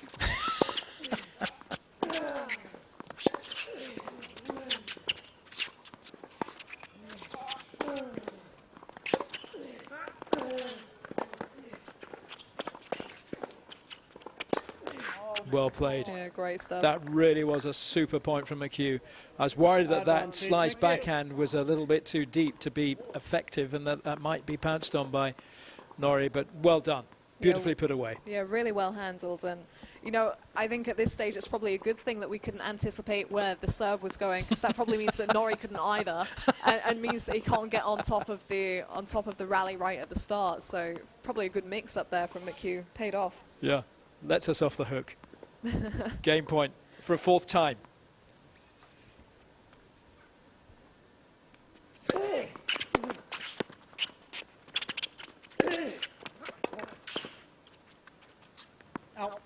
That is a terrific recovery from Aidan McHugh, and he holds to take this match a little bit further. Norrie leads 5-4, second set. Well, I think One if set that's still. the last game he wins in this match, he can be proud of his grit, because he really did commit, and he was down match points there, and it could well have been over, and he kept going after it and switching things up and imposing himself, and he's really earned his place in this set and in this match. And who knows now, as Norrie has to step up and serve for it. I mean, he's looked impeccable all the way through this, but it's a different mental situation of being very close and having had that sustained level all the way through. So I mean, if he is going to dip, it's going to be now, but he's been pretty convincing so far. He certainly has, and of course he is the #1 seed. We've spoken about his ranking, several hundred places above his opponent, but that hasn't fazed McHugh. I mean, he's kept going, he's dug in, and that game in particular I thought was hugely impressive from the younger player. But Norrie may think he's been out there for long enough now. Yeah, I think so. If he gets through this, he's got another match coming up tomorrow. He'll want to conserve energy. Could well be against Paul Jubb or Anton Matusevic. That's the next match here on court.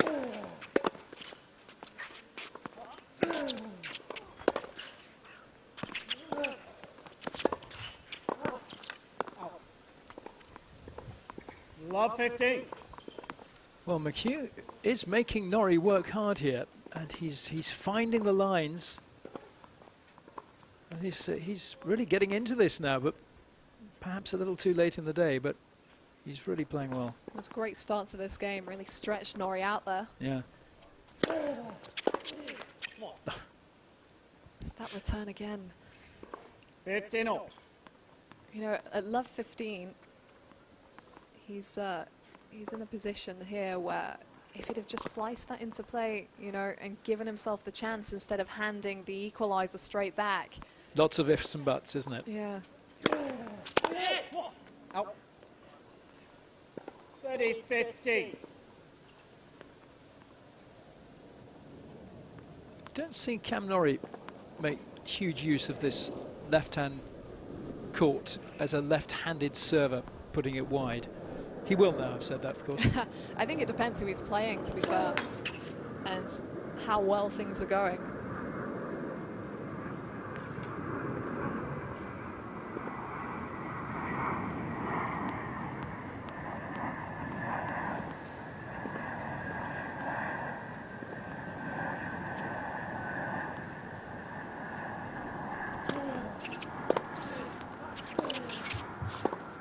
Oh, shame. 40, Thought he 50. set that up nicely for himself, McHugh. Well, it was good depth from Norrie, and you know, particularly on the backhand wing, your positioning needs to be bang on to get that on the sweet spot, and just wasn't quite there for McHugh. So match points again for Norrie.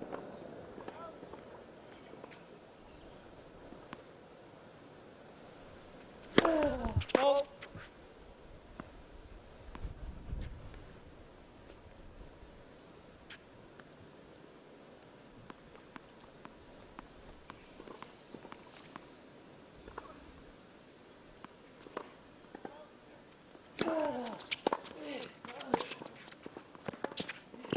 Game, set match, Norrie.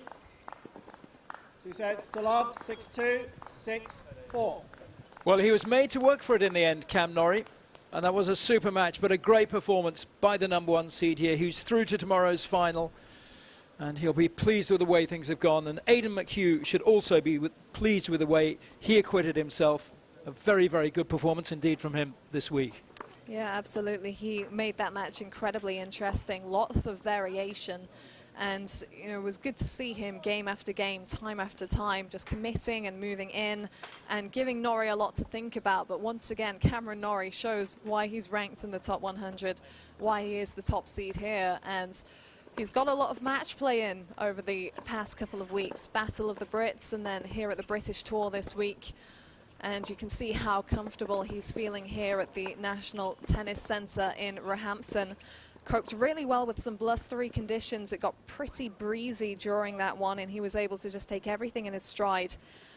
And oh, it's so intimidating when a player like that can just replicate time after time and have no let-up and peak at exactly the right moments. And in a little while, we'll be hearing from Norrie about his feelings on that win and on the potential matchup of either Paul Jubb or Anton Matusevic.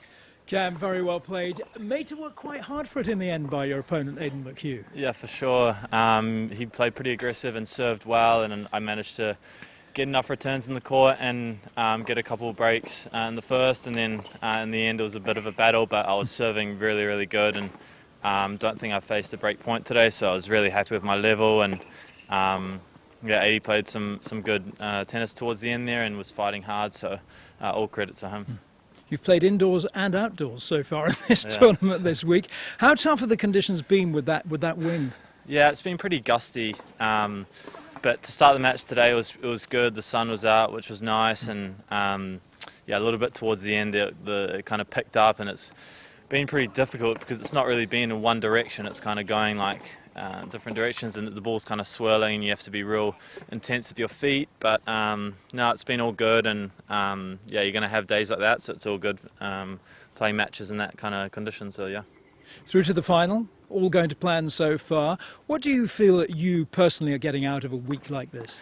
I'm still training as per normal, kind of, and it's just good to get some good practice matches in, and the more matches you can get before kind of the US Open swing for me is the better. And it's been great. I just live in Putney, so I'm just riding my bike down and just playing a couple matches here and still training and playing a bit of golf. So life's pretty good right now for me. But yeah, hopefully I can put these matches and these wins and give me some confidence heading into the US Open swing if that goes ahead. Well, it's great to see you out here, Cam. Thank you so much. Well played, and best of luck tomorrow. Thank you. See ya. Many thanks.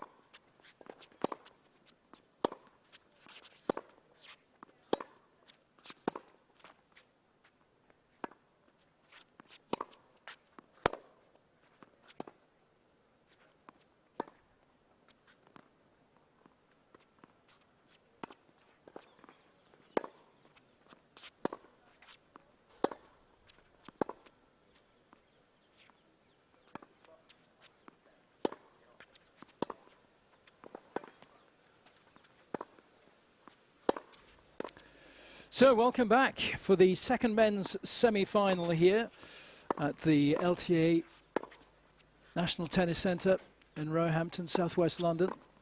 Anton Matusevic, the number 4 seed, against Paul Jubb, the number 2 seed. And just a word about the women's matches. We were hoping that this would be followed by a women's singles semi-final. Marnie Banks, who won through in the opening match today against Emily Arbuthnot, sadly suffered an injury during the course of that match, and it's been decided that it's just not safe enough for her to continue playing in the competition from that injury. So regrettably, Marnie Banks has had to pull out of the tournament, having fought her way brilliantly through to the semi-finals. So it'll be a walkover for her opponent in there into tomorrow's final. But we saw terrific performance from Marnie Banks earlier on today, a real prospect for the future. But let's turn our attention to this second men's semi-final. Then there's Paul Jubb in our frame, the number 2 seed here. Made such a name for himself recently, not least last year. Current ranking at 519, but he's been all the way up to 427, and he's set to go a good deal higher than that. In not too long a period of time, you would think. He's acquitted himself so well to this week in the matches here at the NTC. He's had to work fairly hard on a couple of occasions too. Earlier on, Jubb coming through in his opening round against Max Basing. He was really made to work hard, taking the distance in that one. In fact, dropping the first set to Basing before coming through 3-6, 6-2, and then 10-6 in the match tiebreak. And yesterday, a little more straightforward against Alistair Gray in straight sets, but Gray with a huge serve and was a really impressive performer himself. So Paul Jubb making his mark on British tennis, a terrific prospect, and someone that will certainly be flying the British flag at the top levels before too long. And his opponent today, also a very interesting player indeed, Anton Matusevic, 19 years old. He trains here at the NTC. 2 minutes. A couple of singles titles to his name already. He's been up at 561 in the rankings. Still wearing his pyjamas from day one. And has performed well as well this week to get through to today's semi-finals, beating George Houghton in straight sets. And then against Jack Pinnington-Jones late in the evening here yesterday on court number 6. Ladies and gentlemen, British Tour. And alongside me again, welcome back to Anna Smith. Anna, we're being treated to some wonderful tennis. What a great shame, though, that we're not going to see Marnie Banks in action in the semi-final after this. We really are. I'm not sure I'm going to live down the pyjama comment page from the other day, am I? But no, it is a real shame that Marnie's not going to be out here later again. But obviously, health comes first, and you could see that she was in quite a lot of discomfort at the end of that match, so she's got to be sensible and taking the advice of the physios and the doctors. Absolutely right. Scott Noble in the chair for this men's singles semi-final.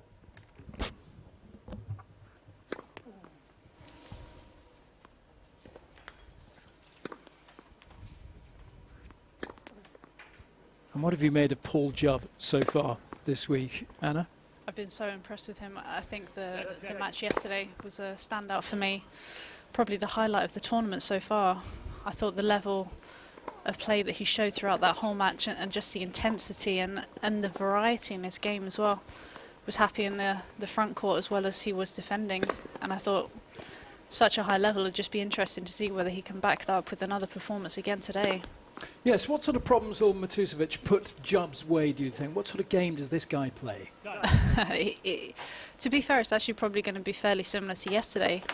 Anton has a really big first serve, uses that forehand, especially like Alistair did yesterday. So he probably almost had a good workout and can kind of play similar tactics to what he did yesterday. But I think the most important thing for Paul is something that he was trying to do. I think his coach Jack Carpenter alluded to it when he was at the Battle of the Brits, that he said that Paul needs to look to play on the front foot a little bit more and not just be happy relying on his movement. So I'd really like to see Paul dominating a little bit with the forehand today and then using his movement as a backup.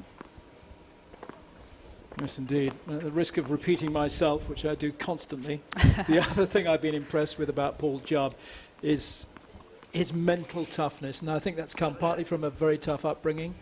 But he's cut from tough stuff coming from Hull. They're all bred tough up there. He is a tough cookie, I have to say.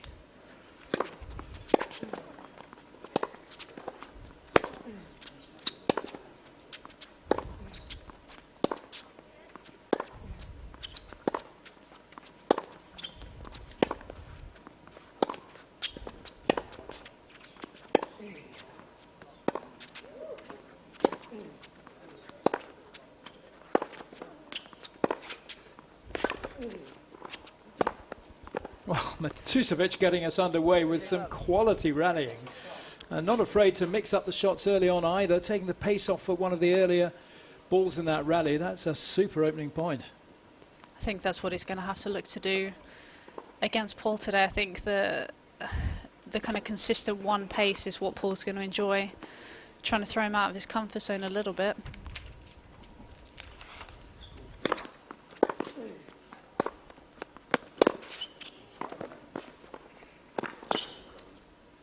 Oh, that is a cracking lob from Paul Jubb. I think Matusovic thought he had that 2 shots ago, that rally. Not quite sure how Paul managed to get himself out of trouble there. You sort of saw him lunging for that backhand, but managed to sneak it over the head of Matusovic. 2 points in, he's puffed already. I don't blame him, I'm tired watching.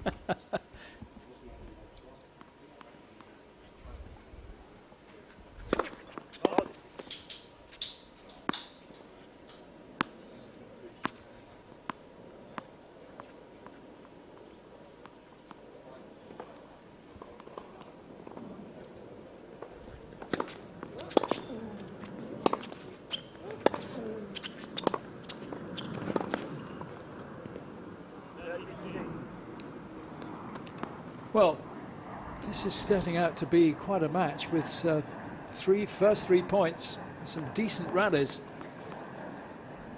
These guys are going to have to be at the top of their fitness here.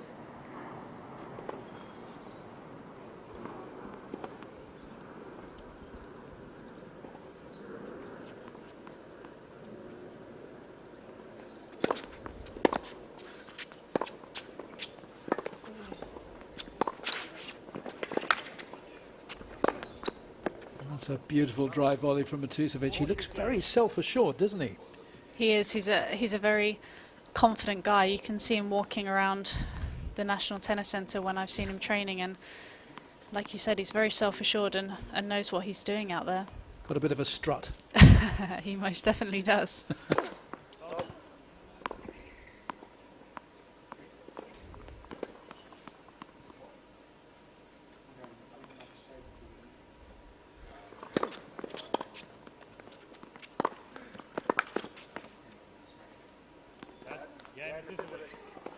Well, that's a very impressive opening service game from Anton Matusovic, the number 4 seed, 19 years old, and really looking like he belongs out here. Doesn't look to be fazed by playing against the likes of Paul Jubb one little bit.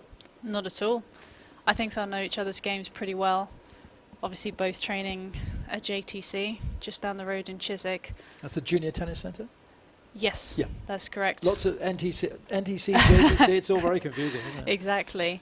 No, there's a really good academy. Marnie also trains with JTC as well, so they've got a lot of good players, but they'll know each other's games very well, and it's just going to be about who can execute the best out here.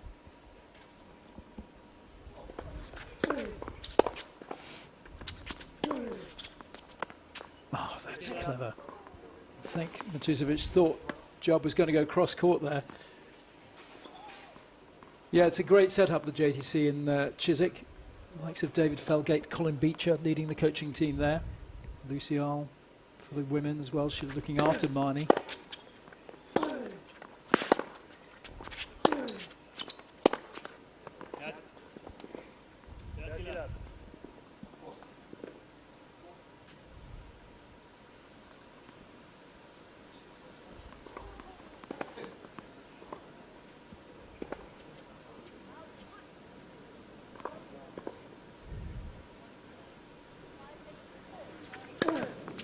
Oh,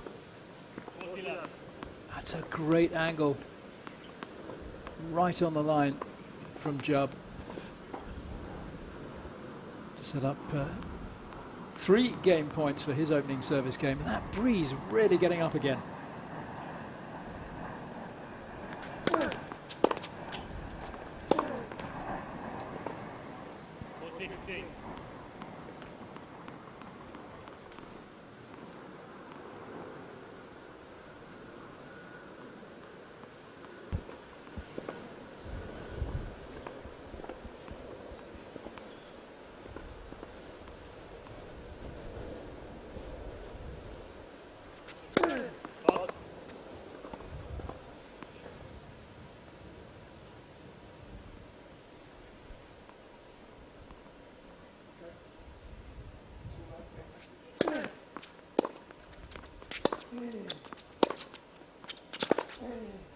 That's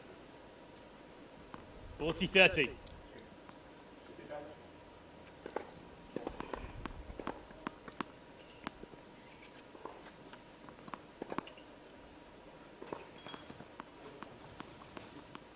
Has the build of a sprinter, Matusevic. I'll see how well he moves around the court when he's really being pushed. Game job. 1 game all, first set. So 2 holes. What are your thoughts early on in this match as to how these 2 players are matched up? Yeah, I think you obviously have 2 completely different styles. You obviously have Anton, who's you would say the physically stronger and the guy who's looking to sort of bludgeon the ball. And then you've got Paul Jubb, obviously, who uses that movement really, really well. So it'll be interesting to see the contrast in game styles, but I think it's going to be who can get on top of these rallies, who can be more aggressive, and you're seeing in these opening 2 games that both of those guys are trying to do it. Let's go. Love 15. He's looking to wrong foot his opponent, Matusevic, but finding the net on that occasion.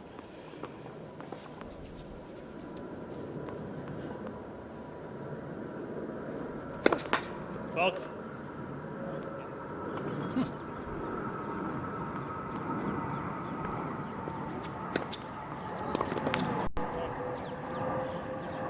Jubb perhaps snatching at that a little bit.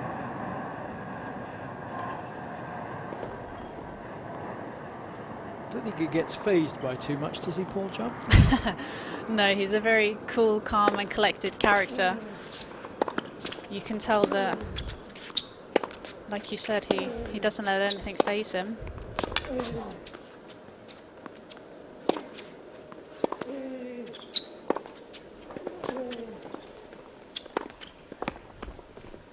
Well, that's, again, super play. This is the way he was playing in his opening service game, Matusevic. He does judge the pace of the ball beautifully, doesn't he? Absolutely. I think you can see here that he's so confident with that forehand wing. Whether it be a higher ball or a lower ball, he knows exactly what he needs to do with it.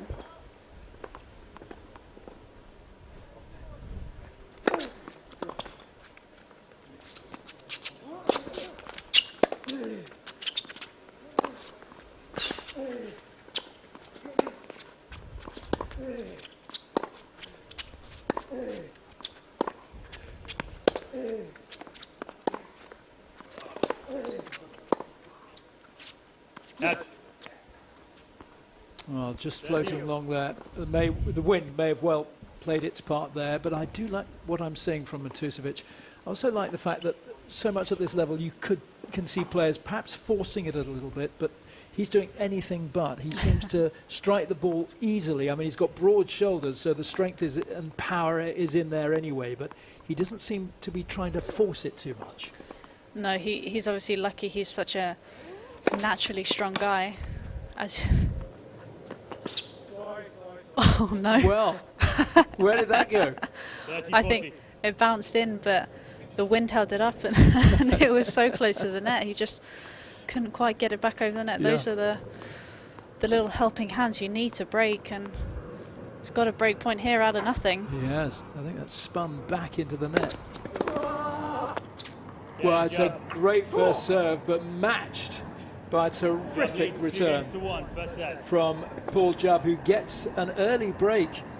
And that's slightly against the run of play, I would say. I wasn't expecting a break quite that early, having seen what Matusovic put into his opening service game. But Jubb just nudges ahead early on. Incredible return. I didn't think it was such a bad serve, but Paul took it so early and just used the pace from Anton's serve and guided it down the line, and it flew like a rocket.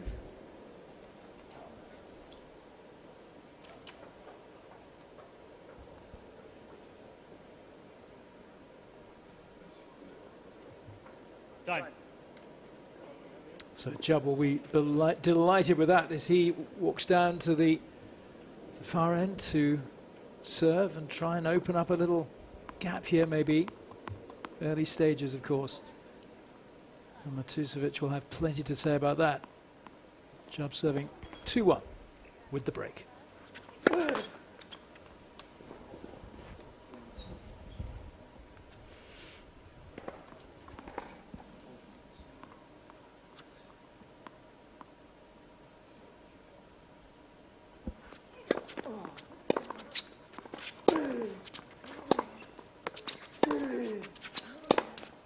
Up. 15 love.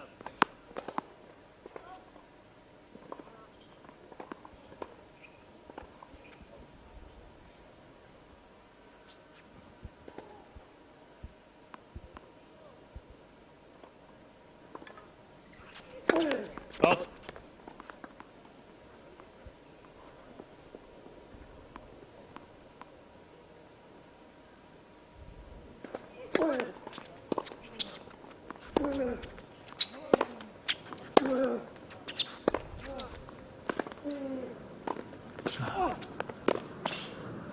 Well, even Paul Jubb couldn't get that one.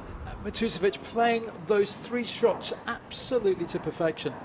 Look how he gets the width, the touch of that was just superb. The amount of side spin he was able to get on that volley, almost fell over after he hit it as well. If he'd fallen into the net, he would have given his opponent the point. That's really impressive.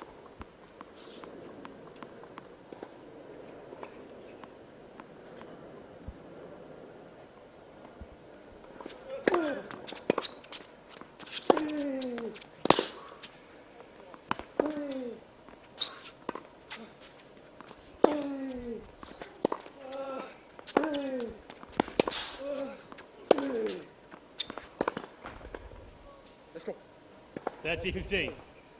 Good play from Jubb, pushing his opponent around, making him work hard. Smart use of the width there on the forehand. I think sometimes it's easy to get a little bit too focused on hitting the ball up and down the middle and not getting enough width, but took a little bit of pace off that forehand and managed to get Anton out through those tram lines. Hard.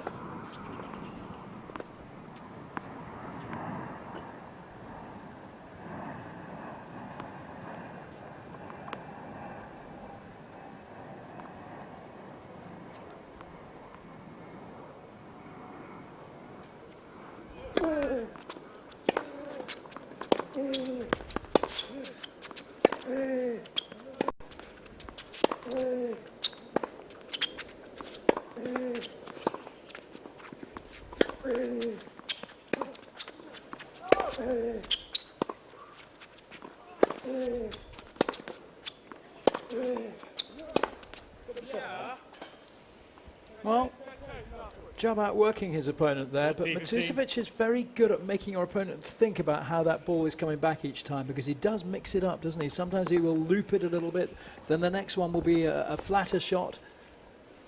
It's good to see the change of pace, because I think sometimes it's easy to get a little bit one-dimensional, and sometimes you can see Anton just kind of wanting to hit flatter and flatter, but nice change of pace, but Jubb dealt with it really well there. Let's go. Game Jubb. Jubb leads 3 games to 1, first set.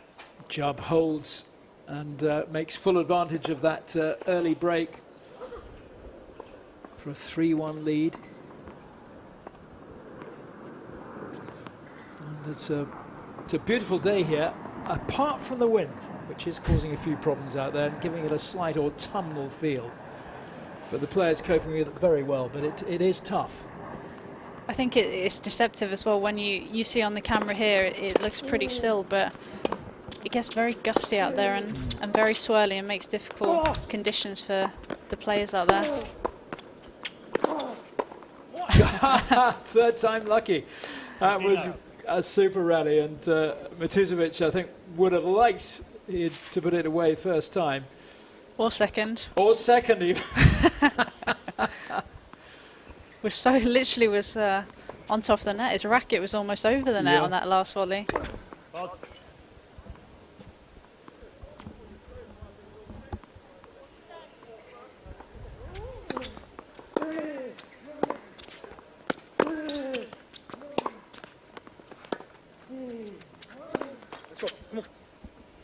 Just needed to lift that one a little bit more to get it over the net.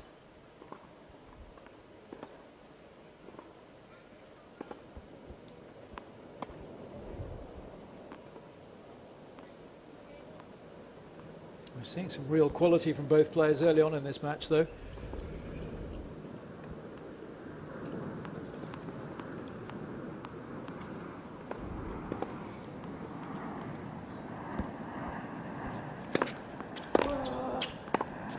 Oh. 15-30.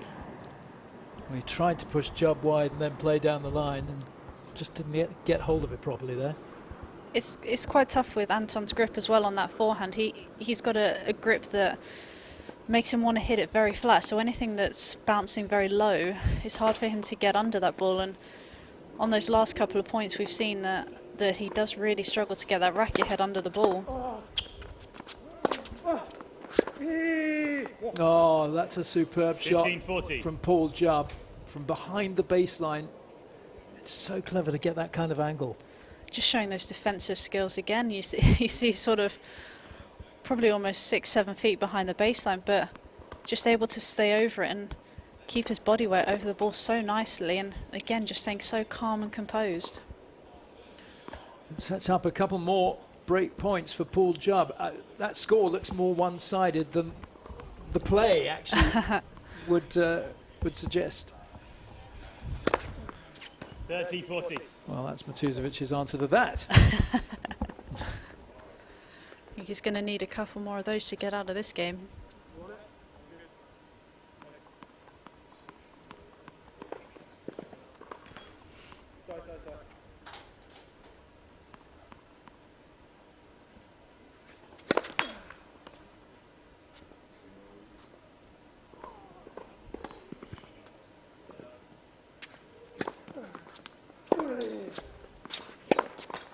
Oh, that could prove costly for Matuzovic. It's a second break for Paul Jubb, and gives him a very nice little lead, a little bit of breathing space in this opening set, Anna.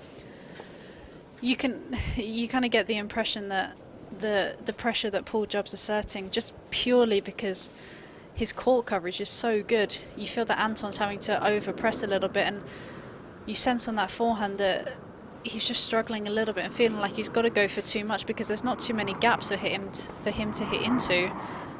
So it'd be interesting to see if he's going to rein it in and try and be a little bit more solid like he was at the start, but Paul's executing his tactics perfectly.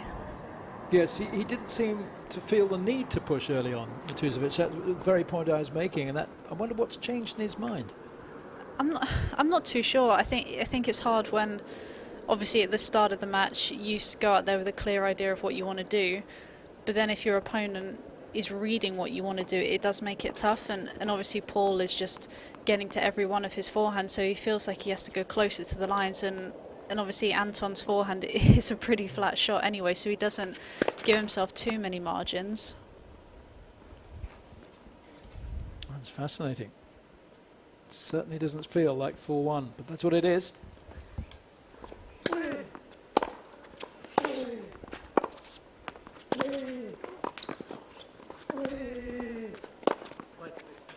Back pedaling, Love 15. playing that smash really well, Matusovic. Just felt that backhand was too deep, but maybe that's how he got himself out of jail here. Great athleticism there, you can see, getting up to that smash.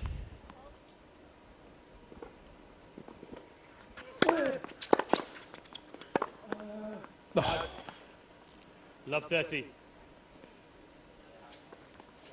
thought Jubb had just made it, actually.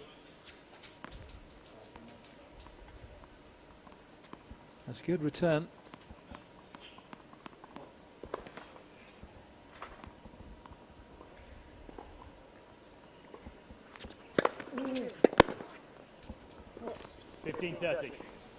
Lovely service down the tee. He's mixing them up nicely, those first serves. It's always important to not get too predictable on that first serve. You're obviously going to have a favourite, whether that be tee, wide or body, but always good to keep the opponent guessing.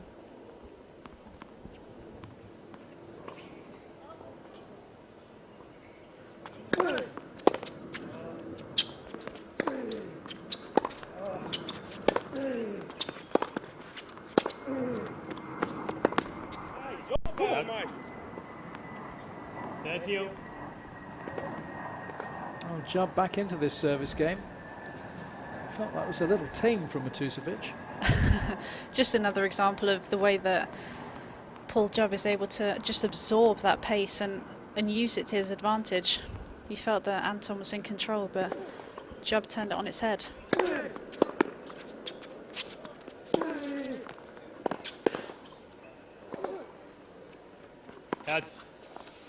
He's playing with great aggression now, Paul Jubb. You feel he's beginning to really dictate play here? He's managed to find that perfect balance of being able to absorb the pace when Anton is hitting out, but also taking control of the point when he needs to. That's game, Jubb. Well, that's a turnaround in that service game. Jubb leads 5 games to 1, first set. Keeps going. I think we just saw Cam Norrie departing with Facundo Gomez, his coach. But back here, Paul Jubb is running away with this first set, not how it looked at all in the early stages.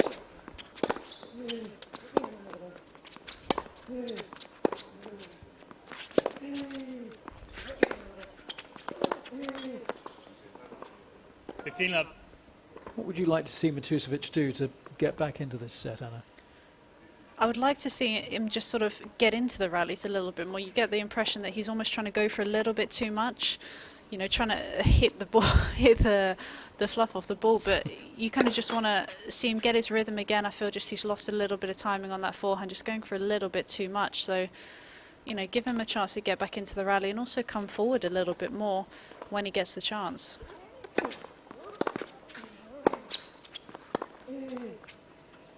Love. Yes, because he's going to be quite a dominating presence at the net, isn't he? Absolutely. You know, we've seen in previous points that when he comes forward, he has that athleticism to cover a lot of the court and also cover that smash. So just rein in that forehand just a touch and have a little bit more controlled aggression. Well caught by the net. He's done that a few times this week.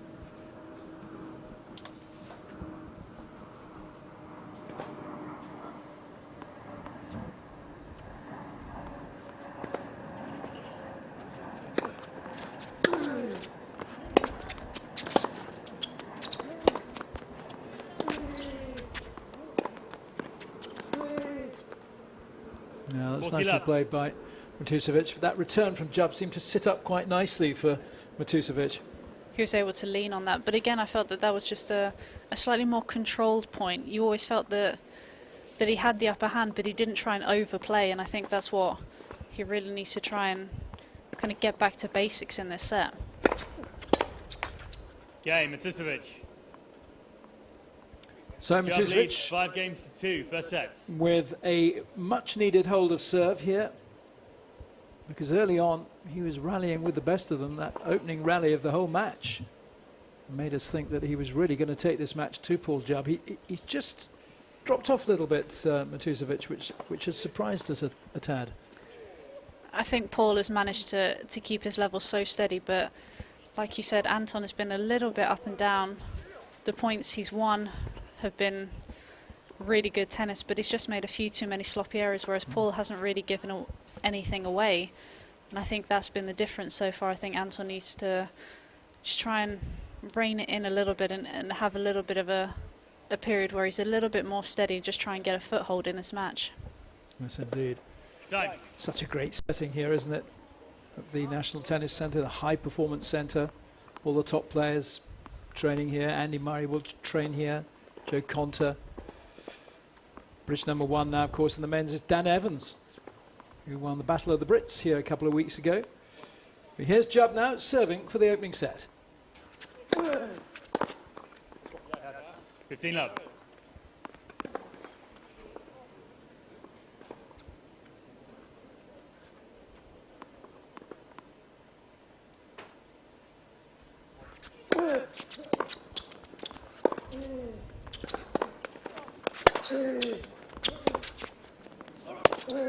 Out. 15-all. Cam Norrie was talking in the interview just now about preparing, hopefully, for the American swing. I was talking to Kyle Edmund yesterday. He's preparing to go out to Washington. Hopefully international tennis starts to get going again in August. I think we've got a WTA event scheduled in Palermo as well, coming up soon. Bolt. 15-30. All these events, though, will be behind closed doors, as is this. You were talking with with Abigail a little earlier on about no sort of crowd buzz here. But I mean, these players would be fairly used to that anyway, playing on the Challengers and ITF circuits, of course. Exactly. Normally you sort of have one man and his dog watching you when you play in these lower level tournaments, so these guys won't have any issues.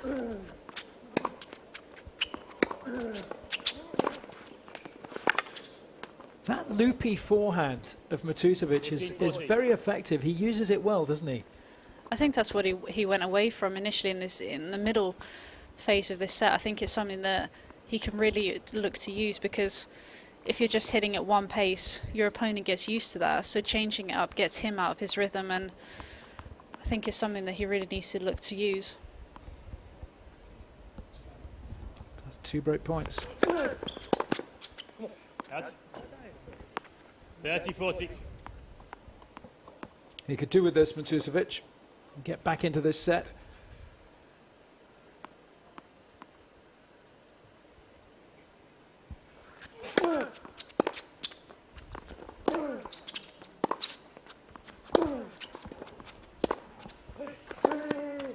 Game Matutovic. Well, that's good play Jubb leads 5-3, first set. from Matutovic. A really good time to break Paul Jubb. Jubb had that set on his racket, serving for it there. But can Matutovic now hold? And take it to Jubb to try and close the gap a little bit. He's certainly got the game for it, if he can just work out his tactics. Serving now 3-5.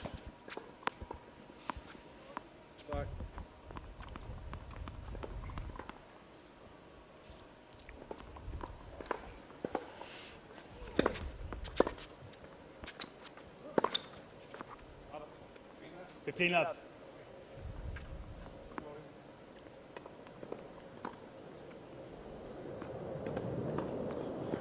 Let's see if he can consolidate the break here, Anna. We might have a slightly different complexion on our hands in terms of this first set. There will be a little bit of a different outlook. I think Paul would have wanted to get it wrapped up at 5-2 when he served for it, but like you said, if Anton can get it back to 5-4, the pressure's going to be all on Paul to serve it out.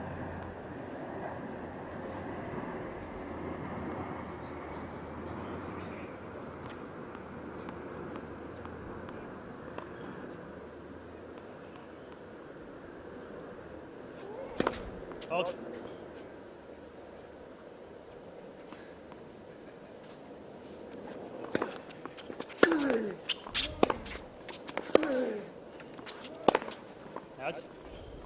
just wide. 15-30.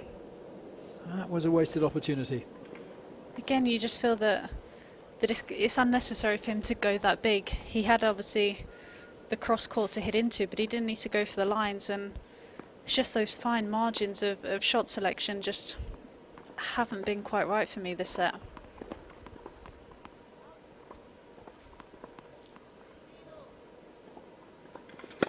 Fast.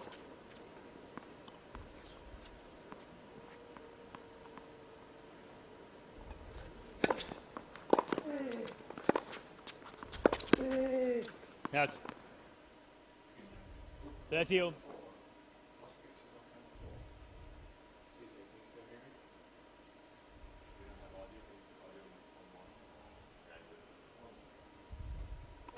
Out.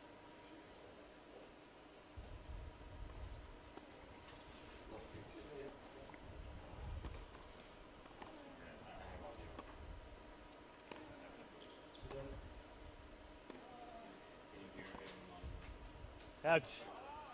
Oh, just a little long again from Matusovic. 30-40.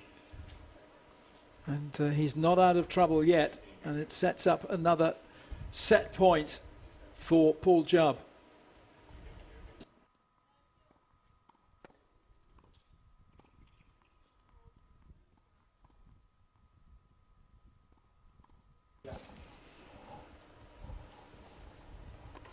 Out.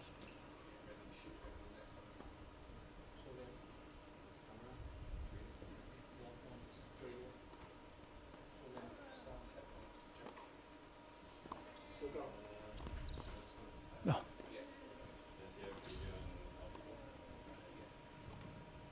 Out. Game and first set. Jubb. Well, that's a great first set for Paul Jubb. 6 games to 3. Matusovic did well there. You need so much strength to play that shot back from way behind the baseline. He did so well, but not enough to save the set. Thought he'd done well to get himself back into that point. Like you said, he was so wide of those tram lines and almost hit one of those great squash shots to get him back into the rally, but just went for a little bit too much on that backhand down the line, and Paul will be really happy to break to take that first set. He's going to have the serve at the start of the second set, try and keep that momentum going. Yeah, it's impressive. As I said, certainly early on, it just didn't look like that's the way the match scoring was going to go. But Jubb getting inside Matusovic's head a little bit, I think, as we just look back at the National Tennis Centre and that wonderful tree that dominates. I mean, I've been asking the question, and eventually I found the answer from tournament referee and Andy Fife. It is a London plane tree. A London... They're everywhere in London. Oh, really? Yeah. I can honestly say I've never heard of those. Do you know, neither had I until about 20 years ago. But, yeah, they are from London. I think the very first one ever discovered was in Vauxhall in southwest London. So this is a lovely example of a London plane tree. But let's get back to the tennis. Second set underway. Paul Jubb to serve.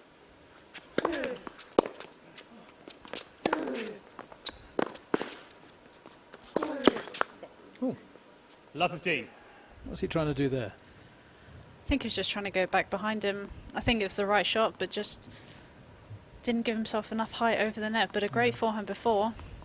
Yes. Yeah, just pulled off it a little, perhaps.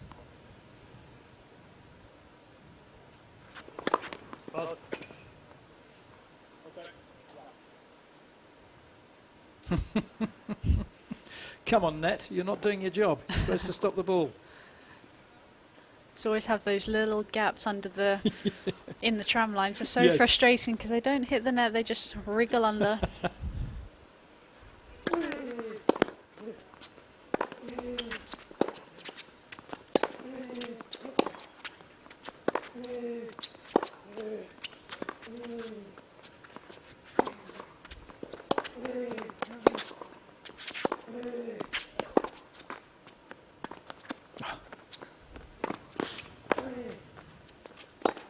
Well, it was clever from Jubb, but perhaps cleverer from Matusovic. But just asking, was the shot long? It did look like a little bit of a miss-hit, in fact.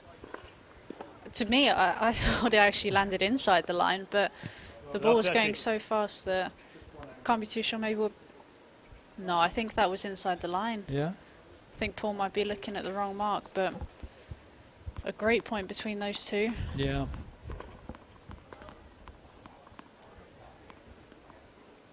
So, love 30.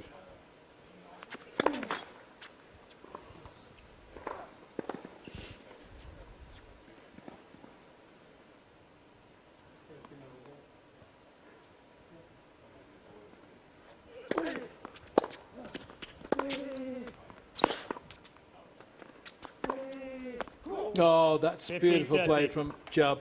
He plays that shot so well, low down, and just guides it up the line. Just stays over the ball so well. Doesn't matter how low it is, just keeps down and is able to use that left hand to get that topspin to let it drop in just inside the baseline.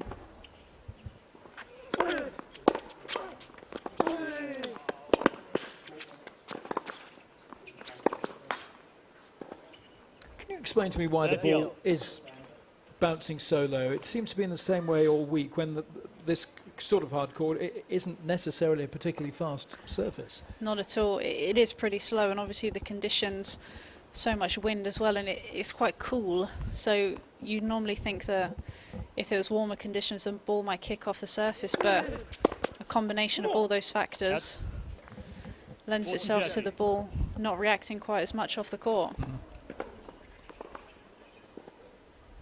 But we are seeing the players mix it up really nicely here this week.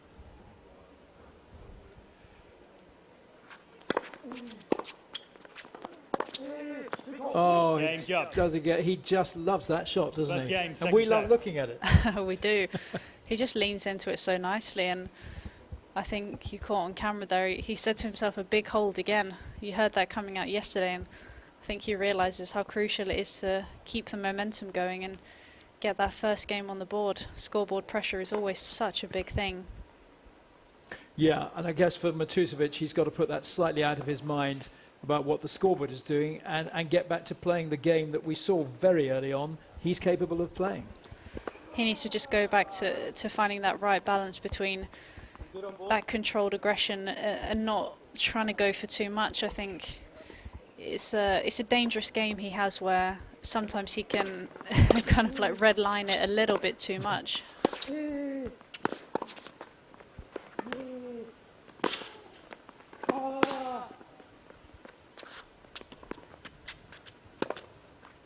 That's a tough shot.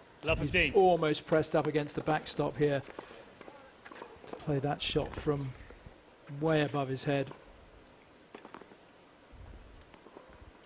It's got to be so frustrating though when you've done everything right in that point.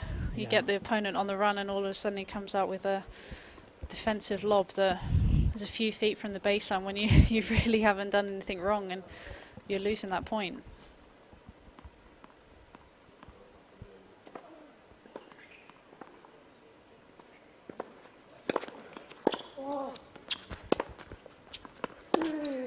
That's 15-0.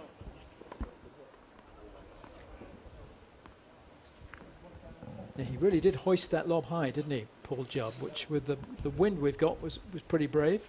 He judged it right there. Out.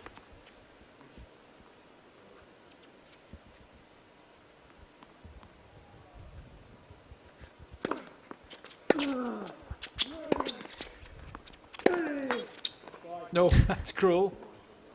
15-30. Always works in favour of the player who's on top, doesn't it? Absolutely. Fortune favours the brave, and as we've seen numerous times over the last few days, that any time you get a ball that hits the top of that tape, it's so loose, it just dribbles over. The opponent doesn't stand a chance.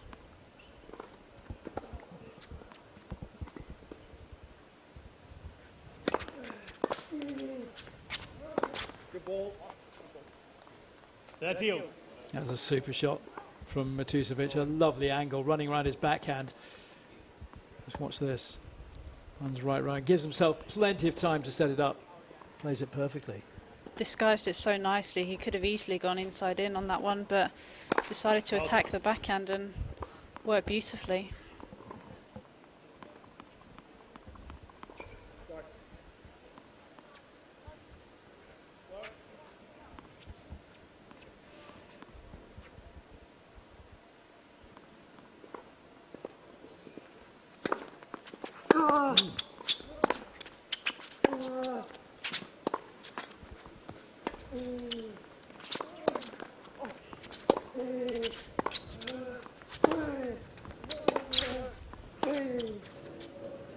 Out. 40-30. Matusovic cheering himself up. Things just beginning to go his way a little bit now. That's what he needs. Definitely, I think he needs a little bit of fire to get him going. Whether it takes just one good point or a bludgeon forehand, I'm not sure, but once you get that fist pump out, get that adrenaline going, it's exactly what he needs.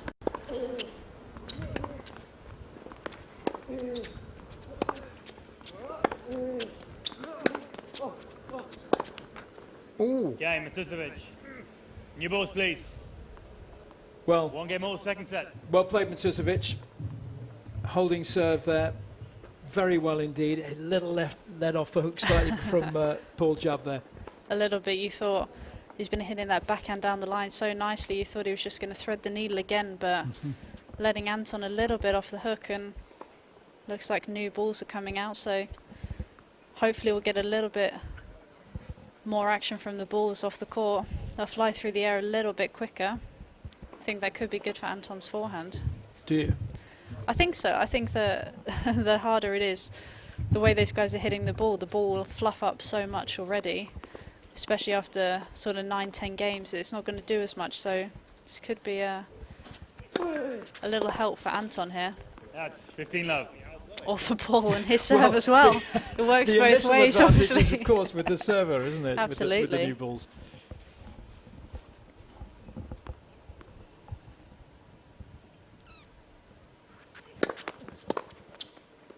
Out. 30 love.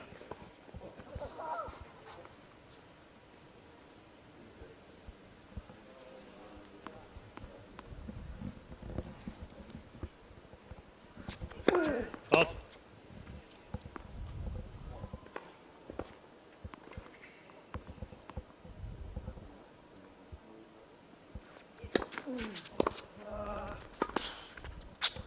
Out. 30-15.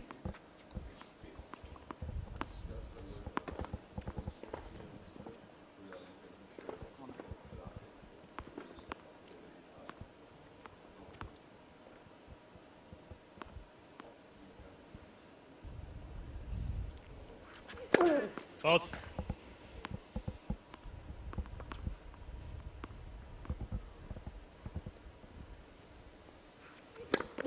Out. Ooh. 30-0. He goes for it on his second serve, doesn't he, Jubb, quite often. Usually with a good deal of success. I think it was millimetres wide there. So another good call from the umpire.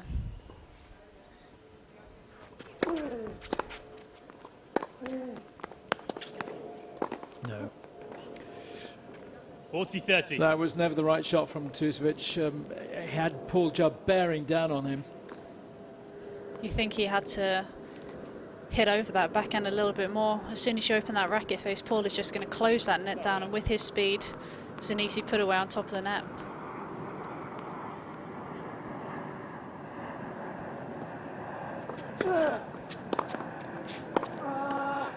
Game, Jubb.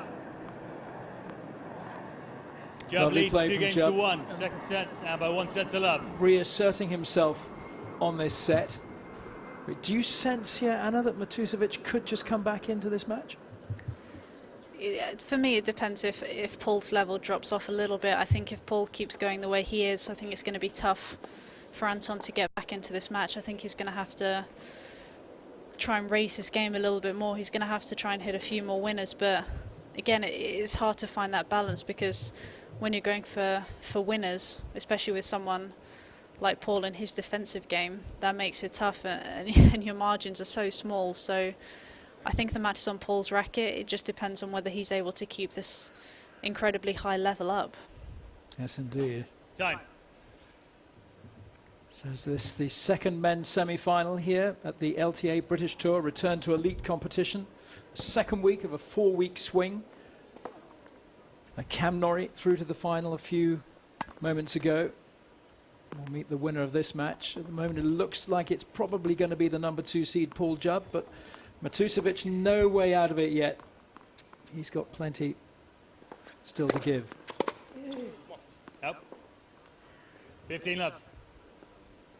The women's competition as well. The men's started a day before the women, so the women have been playing quarters and semis today.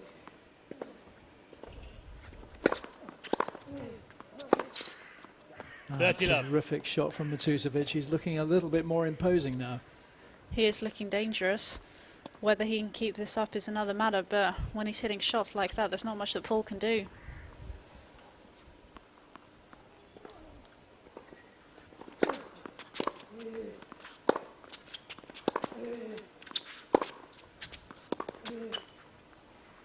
Love. Well, it's interesting from Jubb. He would normally wouldn't have too many problems with that. But Matusovic now with 3 points for a hold to draw level in this second set. Lads, first up.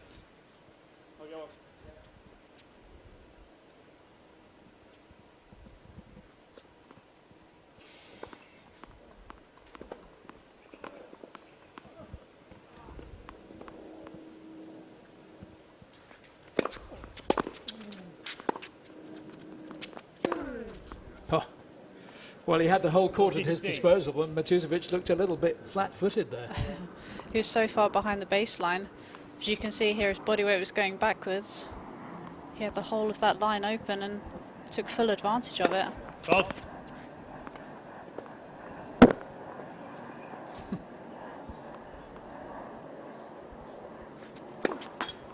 Lads, second serve. Yeah, just clipped the line.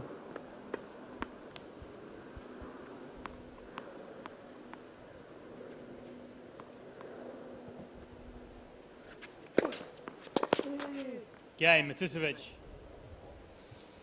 2 games all, second set. So Matusovic levels things up nicely. He'll be happy with that. And could still change things around here.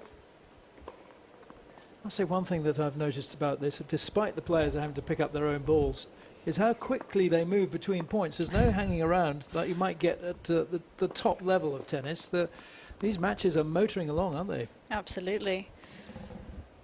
It's obviously not something that they mind doing it, and they just motoring. 15 love. I suppose certainly, you know, in the lower levels they're used to doing that anyway, and making their own line calls too.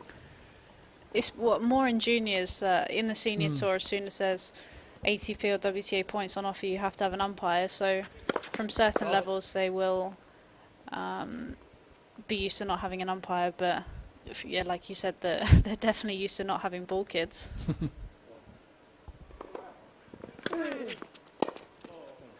Yep. 30 love.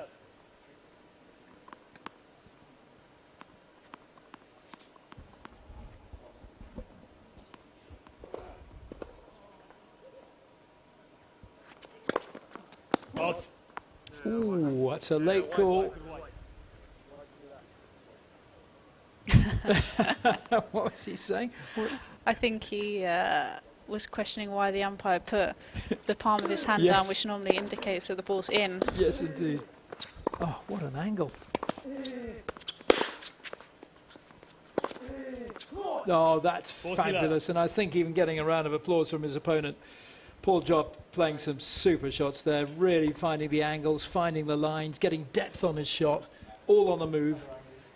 Incredible court coverage from both of the guys here, showing how physically strong and quick they are around that court, but Paul using that forehand to finish that point nicely.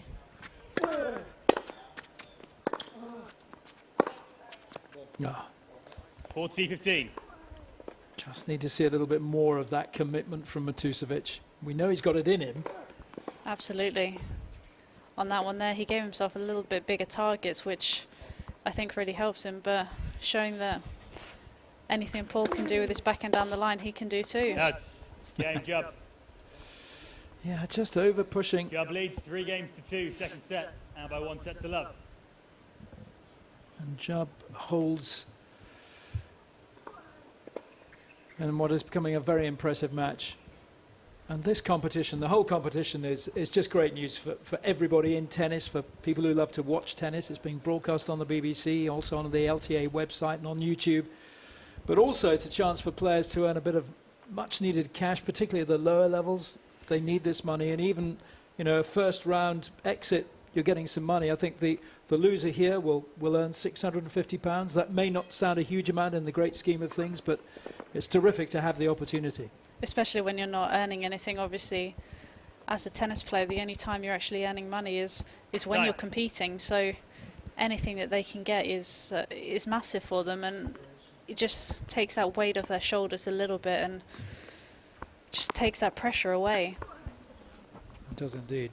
In fact, Wimbledon announced yesterday that they will be distributing prize money, £10 million worth of prize money, to everyone who would have been playing at Wimbledon this year, which is a terrific fillip. Again, more I would assume for the lower ranked players, £25,000 coming the way of all the singles players who would have taken part. So it's a very, very generous gift from the All England Club. Absolutely, it's an incredible gesture, and it's going to mean so much to the players and going to mean that they're not going to have to worry so much financially like they would have been. Indeed. Doubles players will also get a certain amount of money, as will the wheelchair competitors. I believe the umpires are getting some as well. Is that right? Yeah. Well, so I think they deserve it. Absolutely. I think they're covering everyone who has possibly missed out on earnings. So, like I said, an incredible gesture from Wimbledon, and probably why it's one of the most favoured tournaments among the players. Well, it will be now. Absolutely.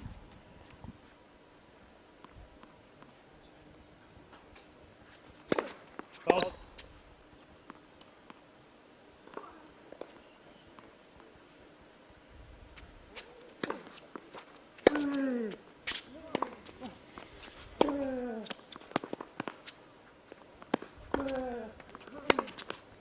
Oh. I mean, that is such a good shot, such a difficult shot to be really effective with. Look at that, behind the baseline and just dipping over that net. Didn't give Jubb a chance. He was lucky. I thought Paul didn't quite lean on that backhand down the line as much as he could have.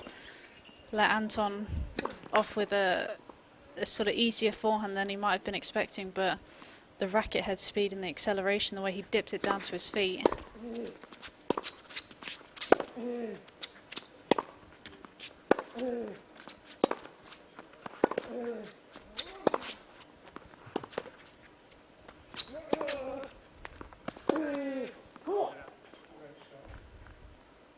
That's you. Well, Jubb was being pushed all the way through that point, and he's the one who saw it through. That's a great angle again, isn't it? Just the way he was able to turn defence into attack. You can see on the previous point he was pushed out wide but managed to hit such a good slice backhand, and then was able to get on top of that baseline and lean on that backhand. That's 40-30.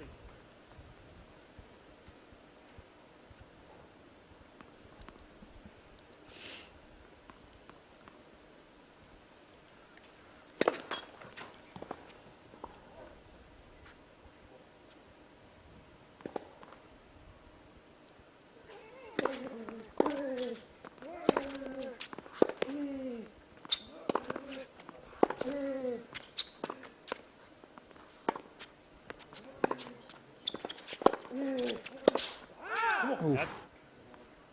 Juice. Trying a little too hard? A little bit. You can see that Paul stepped into that backhand and maybe the added pace just was too much for Anton to handle, but I think he was almost trying to do too much with that forehand. The better play would have been get it back cross court and get himself back into the point.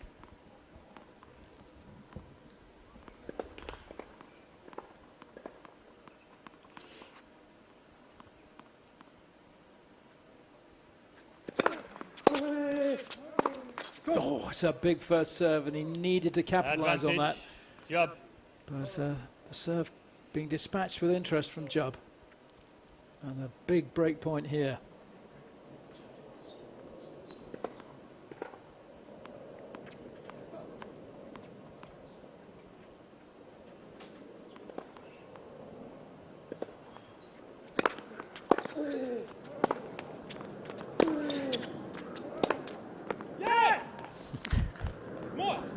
is good ball, good ball. Why aren't we seeing more of that, I wonder, from Anton? I'm not sure. I don't think he's had quite as many of those forehands in recent times as maybe he'd like, but you can see how big that was and let out such a big roar. Pass.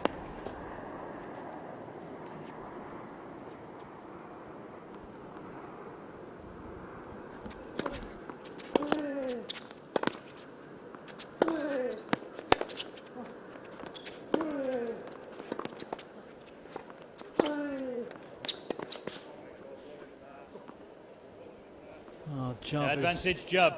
Making it look a little bit easy at times here, isn't he? He's forcing his opponent further and further back against the back netting and making life very, very difficult for him. Absolutely. You don't feel like Jub is out of his comfort zone at all here. No. He's just playing very much within himself, and Anton's struggling to hang with him here. Sets up a second break point for Jub.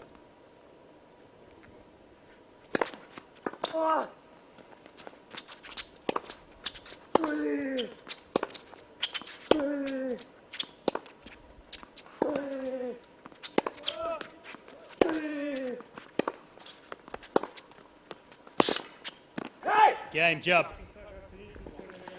Well, it's a really well executed rally from Paul Jub leads Jub, 4 games to 2, second set. making life so difficult for Matusovic. And he gives himself a little bit of breathing space, a little bit of clear air between him and his opponent in this second set for a 4-2 lead.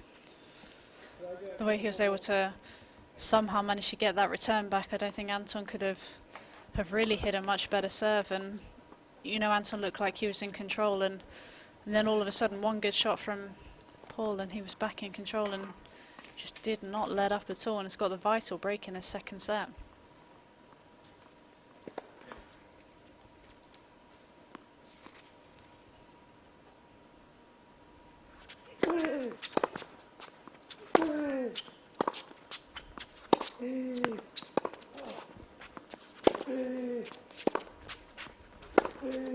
That's love 15.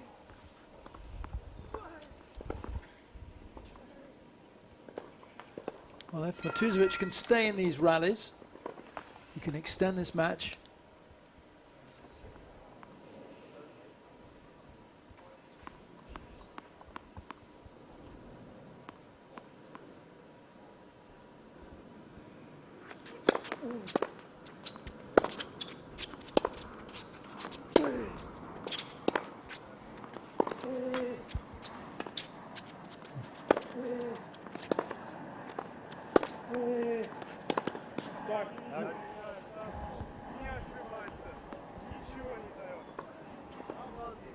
$15 He's so good at placing that ball in every part of the court that his opponent just doesn't want to see it go. Just the way he's able to get that width and break the tram line, I think it's something that Anton has struggled with a little bit this match. It's been very sort of through the court, whereas Paul has been able to get him out on those tram lines on a regular basis and then hit into the open court. 15-30. Well, that's an unusual double from Jub.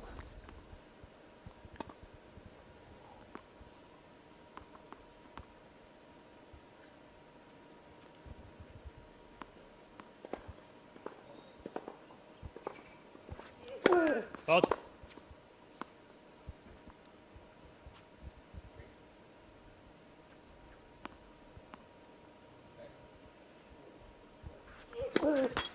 Odds. 15-40. What's happened here? 2 double faults in a row from Paul Jub. You don't see that too often. No, you definitely don't. Probably just a little bit of a dip in concentration. Important he was to get this first serve in the court. Let's give Matusovic 2 valuable break points. If he can pounce on here and just get back into this set. Yep. 30-40.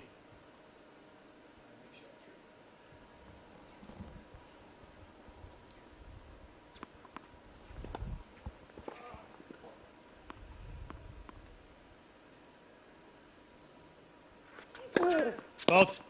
Oh, not by much.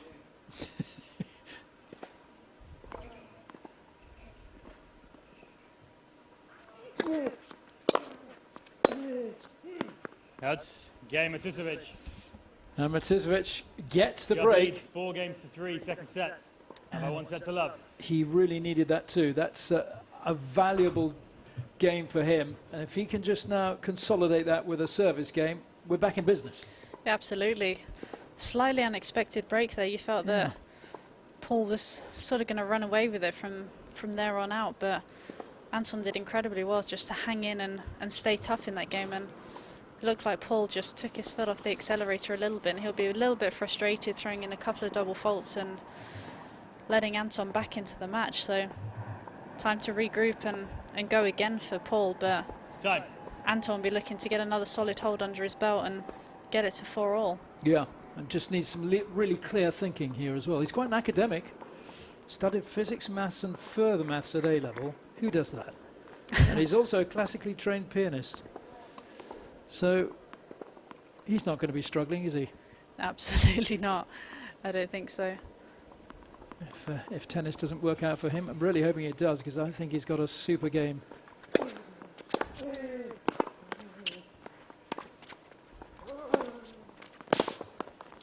Or the potential for a super game. And,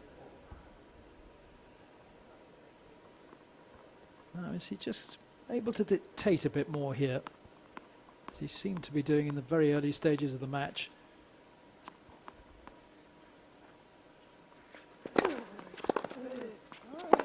Oh. 30 love. Well, he is thinking quite hard about what he's doing here, isn't he? He's being a little more, playing with a little more nous, perhaps. Definitely. It just looks a little bit like he's more on the front foot in these last couple of points.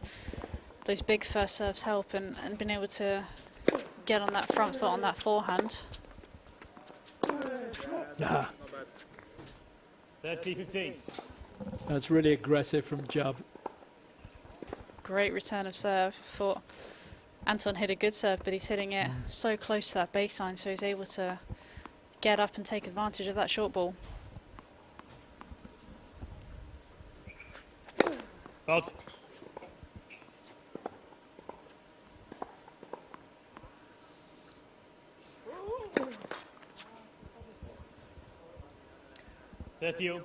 I mean, it's a shake of the head, isn't it? Because it's such a waste of an opportunity.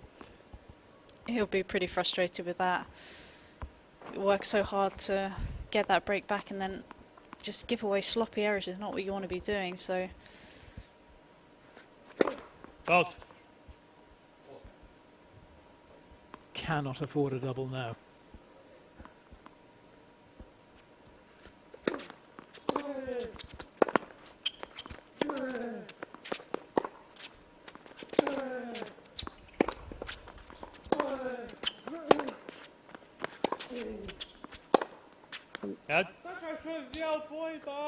Yep. 30-40. Well, I wonder if that was Russian. He's born to Russian parents. That was most definitely Russian, because I definitely couldn't understand that. So I think he's taken advantage of the fact that no one can understand it to have a little go to himself there. Yeah, I don't blame him either. Frustration gives Jab another break point. Fault. It's a break point that Matusovic can ill afford, and he really needs to get this serve on now.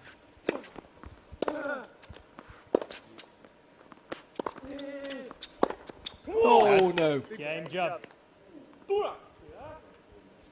Jub leads 5 games to 3, second set. We're hearing a little bit more Russian too from Matusovic. He let Jub off the hook there, and he really could ill afford to do so, as he seemed to be coming a little bit back into that set, I thought, Matusovic, but he gives Jub the opportunity to now serve out the match for a place in the final. You could see how frustrated he was after that game. It started off so well and then just gave some sloppy errors away. Sloppy double fault, and then that backhand just was over pressing, and now Paul is serving for a place in the final.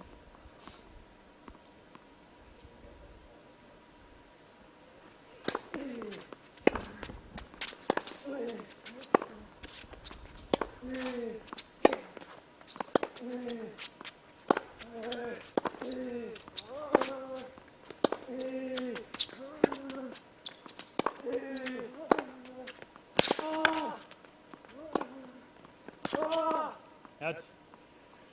Well done for Another sticking to team. his guns, Matusovic, because Jubb's retrieval skills are quite something. He's like a terrier. There doesn't seem to be any holes in his game from that defensive aspect. He just can defend on both the forehand and the backhand side. It's hard for Anton to hit through him. He's having to sort of hit 5, 6, 7 amazing shots to win the point.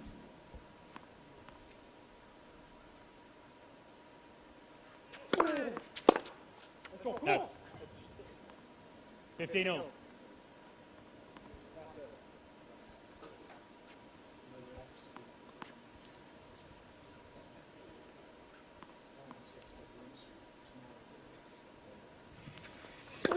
Out.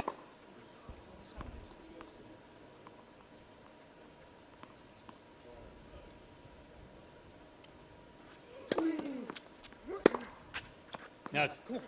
Well, he hit that very late. 30-15. He did wait quite a lot for that, and then tried to generate a lot of pace. And you know, maybe he would have been better taking it on, because it wasn't the best second serve you've ever seen. Out.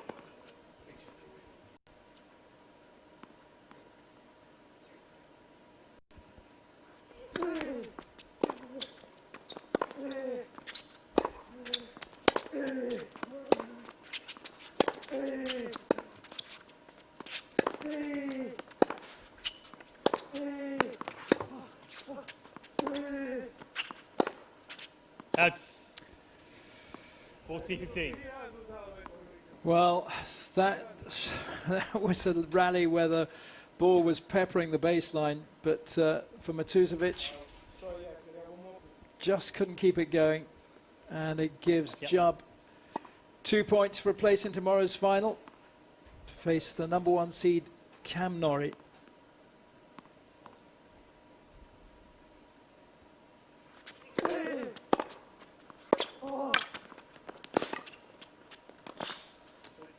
And what a lovely way to win it. 2 sets to love. 6-3, 6-3. Paul Jubb comes through in straight sets. It was a super match from him. His opponent couldn't quite keep the standard going that he set early on. So Matusovic certainly one to watch. He's got plenty of talent, but couldn't get past Paul Jubb on this occasion. Jubb is through to tomorrow's final, where he'll face the #1 seed, Cam Norrie. Another highly impressive performance from Paul Jubb. After yesterday's impressive victory as well, he'll be so happy to come through it. The level he played again was extremely high, showing his all-court prowess, incredible defence and really good attack, and finishing the match nicely there with a very acute drop volley. I'm sure he'll be very happy with his performance again today, and looking forward to putting his wits against Cameron Norrie tomorrow in the final. They will be first up at 9:30.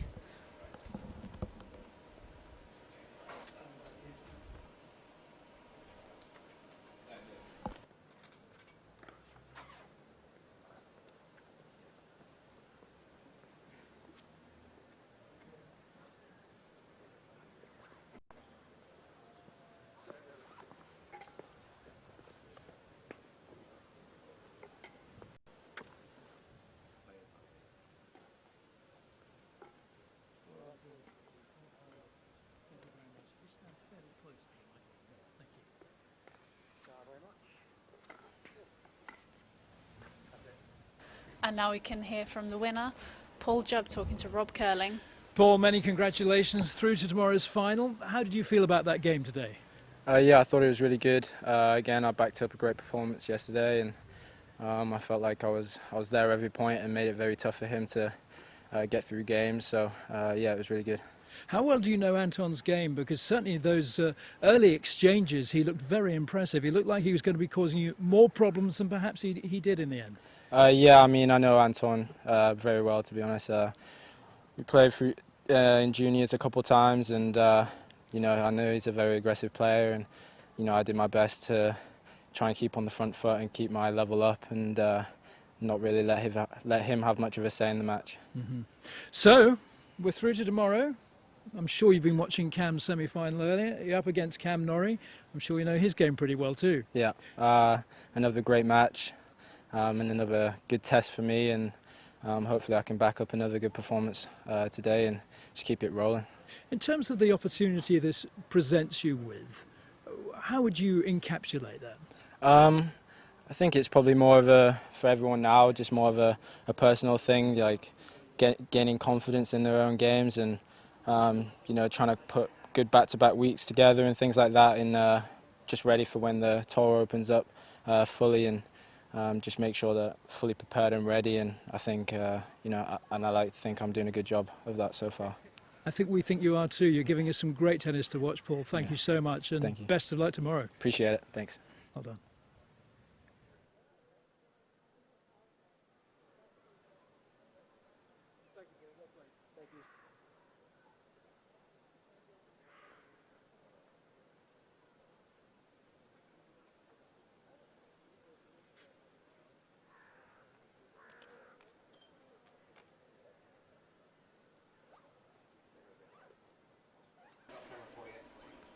Unfortunately, we won't be able to bring you the women's singles semi-final. Marnie Banks had to unfortunately withdraw with a stomach issue, so we will be back tomorrow at 9:30, starting with the final. Cameron Norrie, our top seed, against Paul Jubb, the number 2 seed, followed by the women's singles final. And we also have some doubles action, so hopefully you can join us tomorrow. We look forward to it.